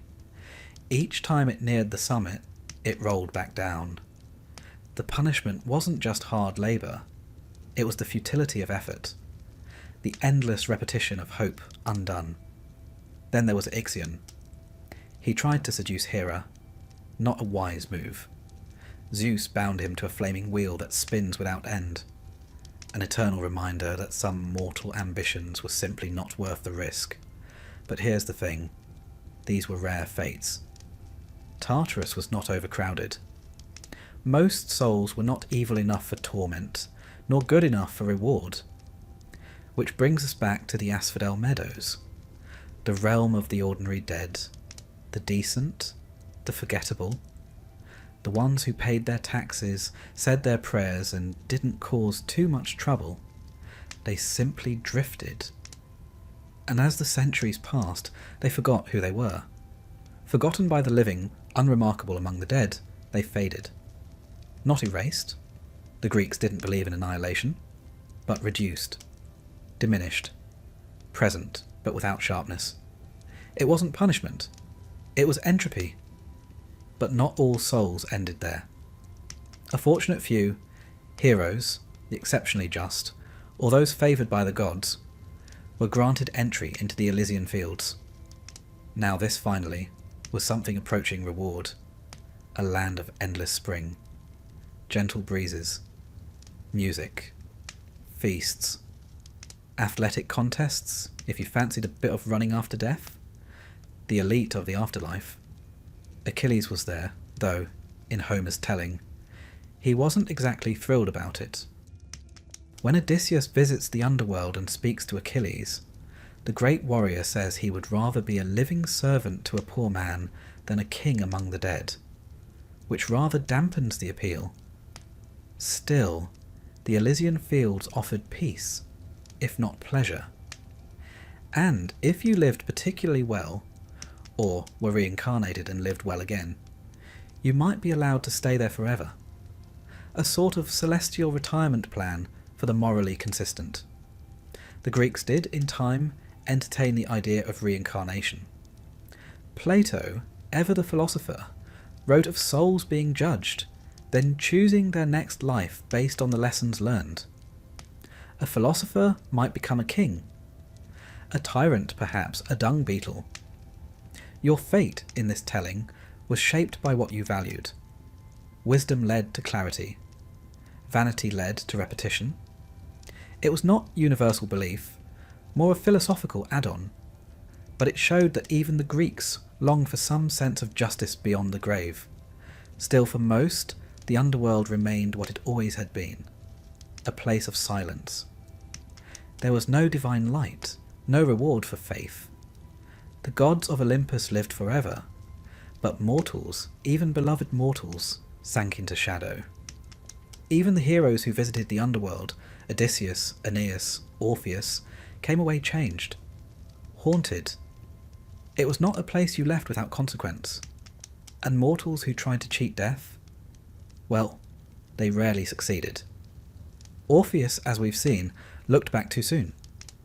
Persephone, stolen by Hades, ate 6 seeds of a pomegranate and was bound to return each year. Even Heracles, who went to fetch Cerberus as one of his labours, barely escaped unscathed. Death, in Greek thought, was not evil. It was inevitable, unavoidable. It did not judge or weep or rage. It simply came. Thanatos, the spirit of death, was not cruel. He was quiet, pale, winged. He did not chase, he arrived.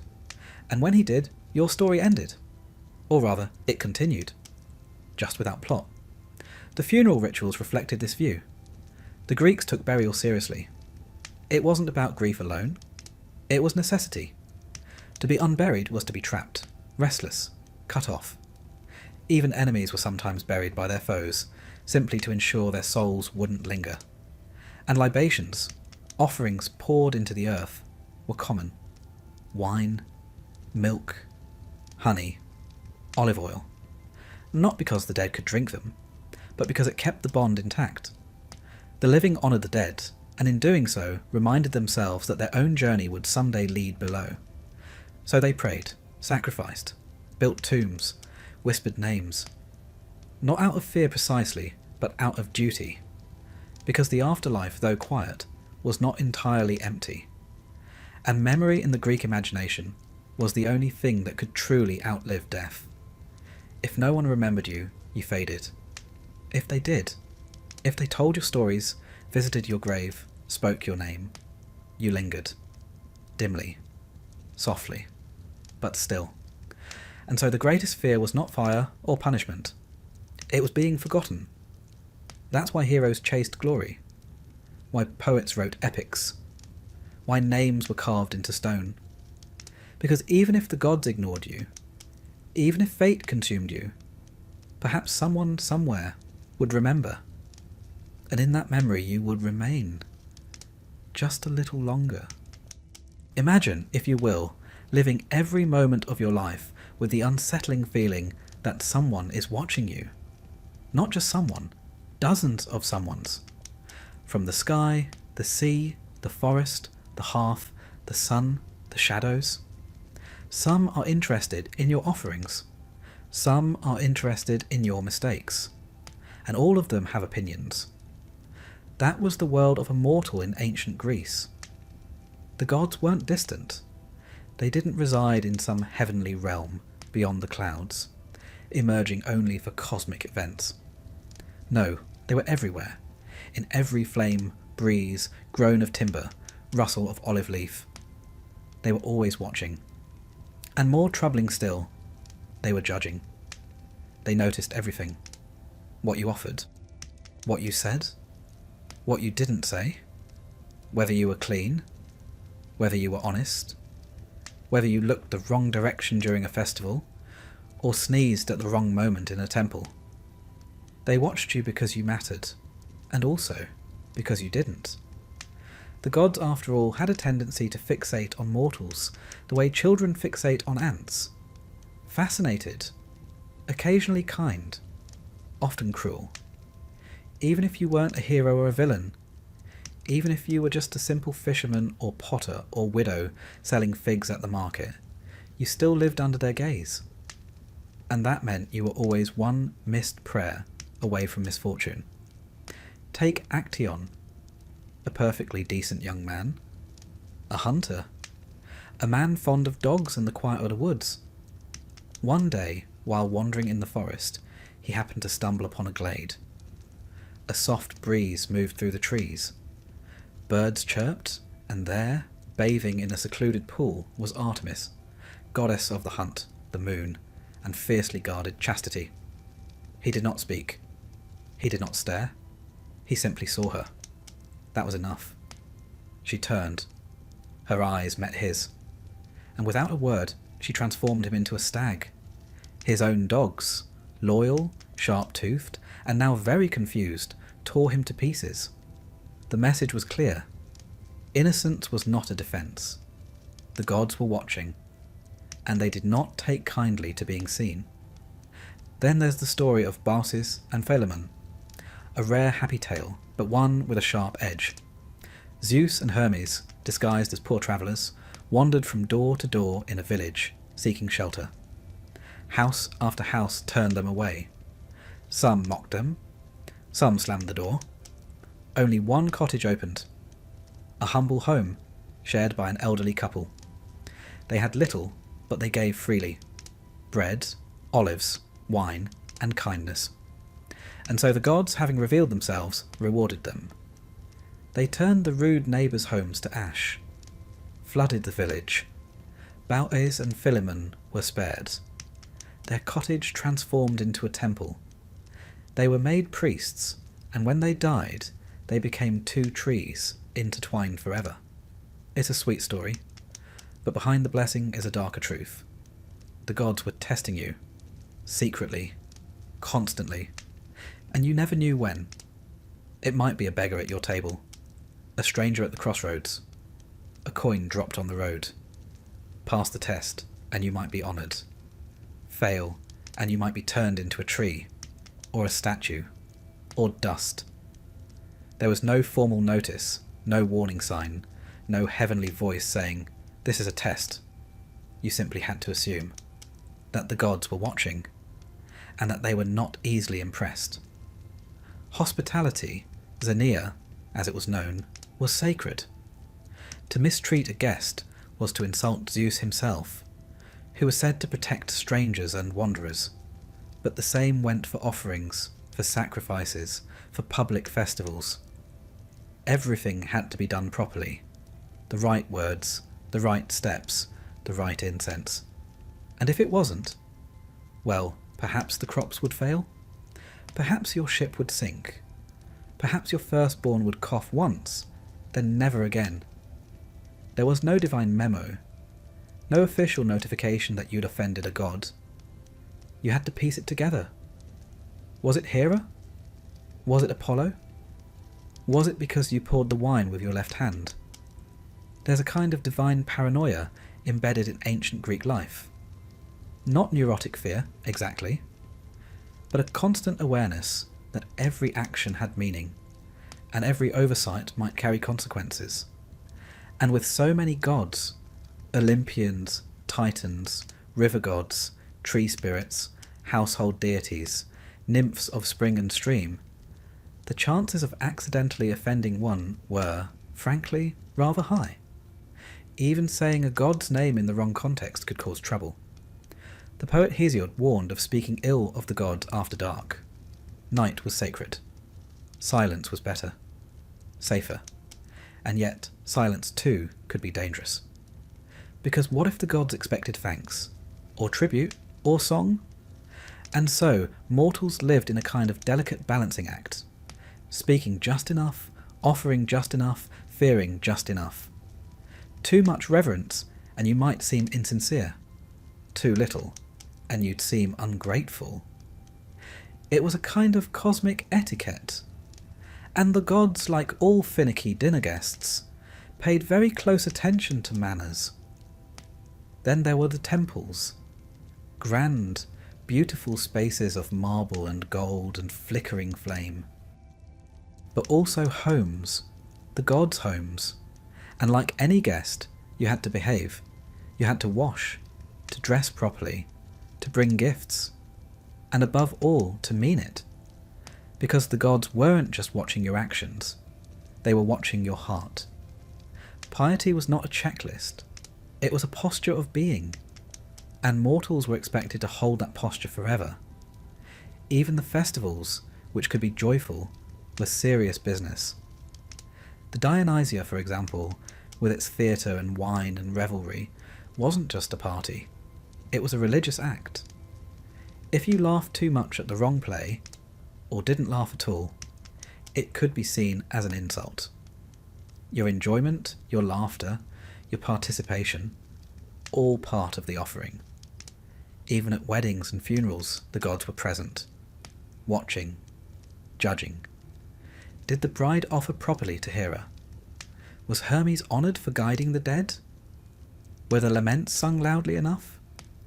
Did the family remember to purify the house afterwards? Every detail mattered, because in Greek mythology, the gods did not need your affection, but they demanded your respect, and they were always ready to correct you. Sometimes the judgment came quietly. A sudden illness, a failed harvest, a fishless season. Other times it came dramatically. A storm at sea, a madness in the family, a voice in the night, and once in a while it came with lightning, because Zeus did love a good thunderbolt. Even historians of the time, like Herodotus, recorded events with divine judgment in mind. A king fell? Clearly he'd offended the gods. A city burned? Someone must have grown too proud. There was always a moral to the misfortune, always a finger pointing skyward, and so people told stories, remembered missteps, warned children, left small offerings on windowsills, whispered apologies to trees, sprinkled libations into the earth, just in case. Because when the gods were angry, they might destroy you. But when they were merely curious, that could be worse. Curiosity led to tests, to games, to strange dreams and stranger omens, to impossible choices with no right answer, and still mortals played along. They told their myths, built their temples, painted their pots with stories of judgment and justice and divine caprice, not because they loved their gods, but because they understood them.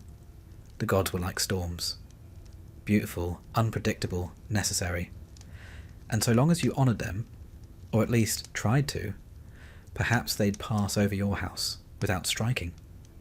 Perhaps, but there were no guarantees, because the gods were watching, and they were always judging. There is a unique kind of cruelty in knowing your fate, and being utterly powerless to change it. That, in essence, was the Greek prophecy. Not a warning to be avoided, not a guide to be followed, but a sentence spoken aloud. In mythology, prophecies weren't meant to help you. They were meant to trap you. They didn't just tell the future. They ensured it would happen. Even the act of trying to escape a prophecy was, more often than not, the very thing that fulfilled it. For mortals, this was particularly agonizing, because the gods might tell you what was coming, but they would never, under any circumstance, explain how to survive it. Take, for example, the most famous case of all, Oedipus, a prince born in Thebes. A child prophesied to kill his father and marry his mother. His parents, understandably horrified, tried to kill him, a standard reaction in mythology. They pierced his ankles, tied him up, and left him on a mountain to die. But fate is rather good at navigating mountains. A shepherd found him, raised him far away in Corinth, unaware of his true origins. And one day, when Oedipus himself heard the prophecy, he did what seemed logical. He ran, fled Corinth, determined never to return, so he might avoid killing his father. On the road, he quarrelled with a stranger, the kind of heated, masculine misunderstanding one expects at a crossroads. He killed a man. Later he arrived in Thebes, saved the city from the Sphinx, married the queen, and slowly, terribly, the truth emerged. The man he'd killed, his real father, the queen, his mother. The prophecy had come true, not because he ignored it, but because he tried to stop it. That, you see, is how Greek prophecy works. It does not lie, but it never helps. It tells you what, never how, and certainly never why. Even heroes were not exempt. Take Perseus. The prophecy said he would kill his grandfather, Acrisius. So Acrisius, naturally, locked his daughter, Danae, in a bronze chamber to prevent her from ever having children. Zeus, always up for a challenge, entered the chamber anyway, as a shower of gold. Mythology is full of these sorts of unorthodox relationships.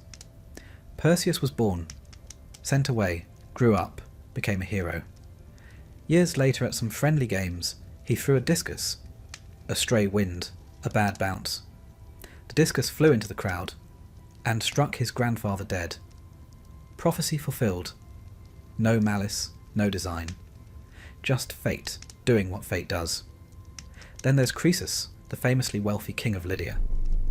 Before waging war against the Persians, he consulted the oracle at Delphi, as one did. The oracle told him, if you cross the river, a great empire will fall. Croesus, confident, charged into battle, and he lost. The empire that fell was his own. The message was accurate, just not in the way he'd hoped. The Greeks understood this paradox. They didn't see fate as a riddle to be solved, but as a thread to be followed, whether you liked it or not. The Moirai, the Fates, were 3 ancient goddesses who governed every mortal's life. Clotho spun the thread. Lachesis measured it. Atropos cut it. Even the gods respected them. Even Zeus. Because fate was older than Olympus, older than time. And the oracles, those haunted priestesses who spoke the will of Apollo, were not inventing their words, they were merely translating. The most famous oracle, of course, was the Pythia at Delphi. She sat on a tripod over a chasm in the temple floor, inhaling vapours, probably from naturally occurring gases, and spoke in riddles. Kings consulted her before wars, generals before campaigns, farmers before planting, and she would answer, but always vaguely. Always with just enough ambiguity to keep things interesting. Ask how long you'll live, and she might say, when the eagle leaves its nest, so too shall your flame go out. Ask if your son will return from battle, and she might reply, he will bring glory to your name, though not your house. Technically true, practically useless. It wasn't that the gods enjoyed confusing mortals. Well, actually, they did enjoy it a little, but prophecy for them was more like theatre, a carefully written script where mortals played their roles, and no one, not even the protagonist, could skip a line. This made life rather tense for those who were prophesied about. Take Paris of Troy. At his birth, a prophecy warned he would bring about the destruction of his city, so he was abandoned on a hillside, a recurring theme. But of course he survived, grew up, became handsome, charming, rather fond of judging divine beauty contests. One golden apple, one seduction of Helen, one 10-year war later, prophecy fulfilled. Troy burned, all because a baby was fated to cause ruin, and because mortals, in trying to prevent it, made it inevitable. It's tempting to think of prophecy as a trap, but the Greeks didn't quite see it that way. They saw it as Moira, your portion, your lot. Something not to be escaped, but to be understood. In fact, the truly tragic characters weren't the ones who tried to defy fate. They were the ones who never learned what it was. Take Agamemnon. He returned home from Troy, victorious, proud, utterly unaware that his wife Clytemnestra planned to murder him in his bath. There was no prophecy warning him, no divine whisper, just the slow march of consequences. For a war he started, a daughter he sacrificed, a kingdom he neglected. In a way, the silence was worse than the omen. At least when the gods speak, you know what's coming. But prophecy wasn't just a tool of tragedy. Sometimes it was a mechanism for power. Kings claimed divine approval through oracles. Founders of colonies sought signs. Even Socrates, the philosopher, was famously told by the oracle at Delphi that no man was wiser than he. He spent the rest of his life trying to prove it wrong, and, in doing so, proved it right. That was the great irony of Greek prophecy. It revealed truth not by clarifying, but by challenging. You understood it only after it happened. Only after the bodies were counted. The temples burned, the throne vacant. Only then did someone somewhere say, "Ah, so that's what it meant." And so mortals learned to live with uncertainty. They consulted oracles, yes, but they also built contingency plans. They made sacrifices, read omens in bird flight, burned bones and studied the cracks. A priestess might interpret the bleating of a goat. A general might base a military decision on the way a chicken pecked at grain. If that sounds ridiculous, remember, they weren't looking for certainty. They were looking for alignment, a sense that their actions fit the will of fate. Because if the gods approved, or seemed to, perhaps things would go well. And if they didn't, at least the disaster would be dignified. Even mythology's cleverest mortals, Odysseus for instance, never outwitted prophecy. They navigated it, delayed it, danced around its edges. But the thread was always waiting to be cut, and no one, not even the tricksters, escaped in the end. There is something terribly human in this. To long for knowledge, to receive it in part, and to realise that knowledge alone does not grant control. To know that the future is written, and still to hope that maybe, just maybe, it isn't written in ink. Some mortals went mad from prophecy. Cassandra, of course, saw everything, and could change nothing. Others, like Laius and Jocasta, acted decisively, boldly, and made things worse. And a few simply walked forward, like Achilles. He knew his fate, knew he would die young, knew his name would live on, while his life would be cut short.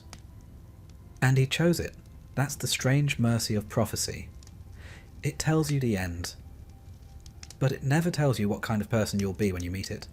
And so, in the space between the knowing and the arriving, mortals lived, loved, fought, failed, sang, died, and somewhere, far above or deep within, the gods watched and smiled. Because prophecy, after all, was not just a sentence. It was a story. And mortals? They played their parts beautifully. If you were a mortal in ancient Greece, you likely accepted a few basic truths. The gods were powerful. Fate was inevitable. Monsters existed. And somewhere, somehow, the end of the world was coming. Or at least, the end of your world. Because in Greek mythology, when things went wrong, truly wrong, it was never the gods who paid the price. It was the mortals. They suffered first, and they suffered most. You could be a farmer planting barley, or a sailor watching the coast fade, or a mother brushing olive oil onto her child's hair. And, without warning, the gods could decide that your city, your field, your life was finished. Not from malice necessarily. Sometimes from boredom. Sometimes as a warning to others. Sometimes as the side effect of a squabble between two immortals about who forgot the libation last festival. The reasons didn't matter much. The consequences always did. Let's begin then with the flood. Not Noah's, but Deucalion's. The Greek version. You see, once upon a time, humans had become, in Zeus's eyes, a bit unruly, loud, ungrateful. Too many festivals gone unobserved. Too many sacrifices skimped. The gods had given them fire, taught them farming, let them name the stars. And how did they repay it? By being irritating. So Zeus, rather characteristically, decided to wipe them out. He unleashed a great flood, a deluge that covered the earth. Temples sank, herds drowned, cities vanished beneath the waves. Only two mortals survived, Deucalion and his wife, Pyrrha. Not because they were particularly strong, or cunning, or rich, but because they were pious. Zeus gave them a warning. They built a chest, not a grand ship, just a watertight box. They floated as the world drowned, and when the waters receded, They stepped onto a barren, empty world. Alone, alive, exhausted. To repopulate the earth, they were told to throw the bones of their mother behind them. A riddle, naturally. They realised this meant the stones of Gaia, the earth. As they threw the stones, they transformed into people. The new human race. Stoneborn. Hardy. No longer made of gold or silver or bronze, as earlier mythic races had been, but of rock, tough, durable, slightly miserable. The flood myth wasn't unique to Greece, but its moral was telling. When the world ends, the gods start over. But the mortals, they have to rebuild. From nothing. With no help. Then there's the tale of Pandora. Ah, Pandora. The first woman, crafted by Hephaestus. Blessed by the gods with beauty, grace and curiosity. And gifted a jar. Or, as it's more famously mistranslated, a box. She was told not to open it. Naturally she did. And from it poured every sorrow known to humankind. Disease, famine, war, grief, madness, aging. All the things the golden race had never known. Hope fluttered out last. Whether as comfort or cruel joke depends on how you read it. But the point is clear. The gods gave mortals the tools of suffering, sometimes directly, sometimes wrapped in something lovely. Pandora wasn't evil. She wasn't even malicious. She was simply human. And the punishment, as always, fell on everyone else. Even Prometheus, who loved mortals and gave them fire, was punished. Chained to a rock, liver devoured daily by an eagle. Not because he had destroyed anything, but because he had helped. Helping mortals, it seemed, was a serious offence. And yet mortals kept living, kept working, worshipping, hoping. Perhaps because hope had slipped out of the jar too. But the gods didn't need an apocalypse to end the world. Sometimes they simply turned away.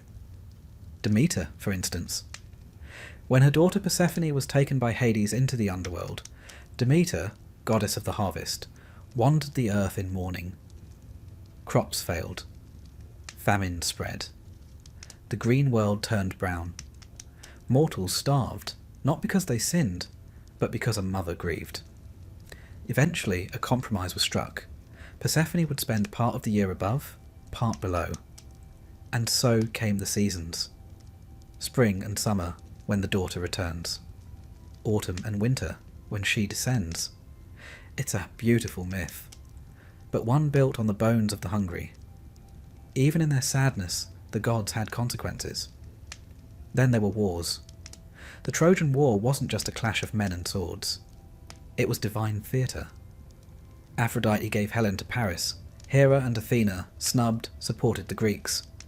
Zeus watched, occasionally amused, occasionally bored, and as the gods chose sides, mortals died. Achilles, Hector, Patroclus, Ajax, thousands unnamed. A city fell. A king lost his homecoming. A queen plotted her revenge. And why? Because a mortal judged a divine beauty contest. One poor choice, one golden apple, one compliment tossed to the wrong immortal. And the world burned. The gods, in their way, were always reenacting creation and destruction. Every war was a mini-apocalypse. Every slight a chance to unravel everything. Mortals weren't consulted. They were simply caught in the blast radius. Even love could end the world. Ask Semele. She was a mortal woman, seduced by Zeus. Hera, jealous, tricked her into asking Zeus to reveal his true form. He did. She was vaporized by divine radiance. Her unborn child, Dionysus, was saved, sewn into Zeus's thigh, because myths are rarely tidy. Semele's death wasn't malicious. It was technical. She wasn't built to see a god bear his power. Mortals never are. Then there's the madness. The gods could break a mortal mind as easily as snapping a reed. Take Heracles, the greatest hero, strongest of men. Driven mad by Hera, he slaughtered his wife and children. The world ended in that moment for him. And though he atoned, though he performed 12 impossible labours and was eventually made a god himself, the cost was unbearable. For the mortals in his story there was no redemption arc, only blood, only silence. The Greek worldview was not without hope, but it was shaped by resignation. Mortals lived in a world that was not built for them. They lived on borrowed land, under borrowed sky, at the mercy of beings who did not always know or care what their actions cost. And when the gods lost interest, well, then things got truly dangerous. A neglected ritual, a missed omen, a slighted shrine. Any of these could lead to plagues, storms, madness, crop failure. The gods didn't need to rage. They simply had to stop listening. The end of a mortal world wasn't a fiery conclusion. It was silence from Olympus. And still, they prayed. To Athena for wisdom, to Apollo for healing, to Artemis for safety in childbirth. They sang the hymns, burned the fat, poured the wine. Not because they were certain it would help, but because they feared what happened when no one did. Mortals learned to live with endings. Small ones, personal ones, city walls collapsing, loved ones turning to shadows, heroes vanishing into smoke. They accepted that time was not kind, that history was not fair, that the gods had other priorities. But they told their stories, preserved the myths, painted the jars, built the temples, because telling the story in the end was all the power they had, to name the suffering, to place it in context, to turn the chaos into something resembling sense. So when the world ended, as it often did, in pieces, at least it could be remembered, sung, shared.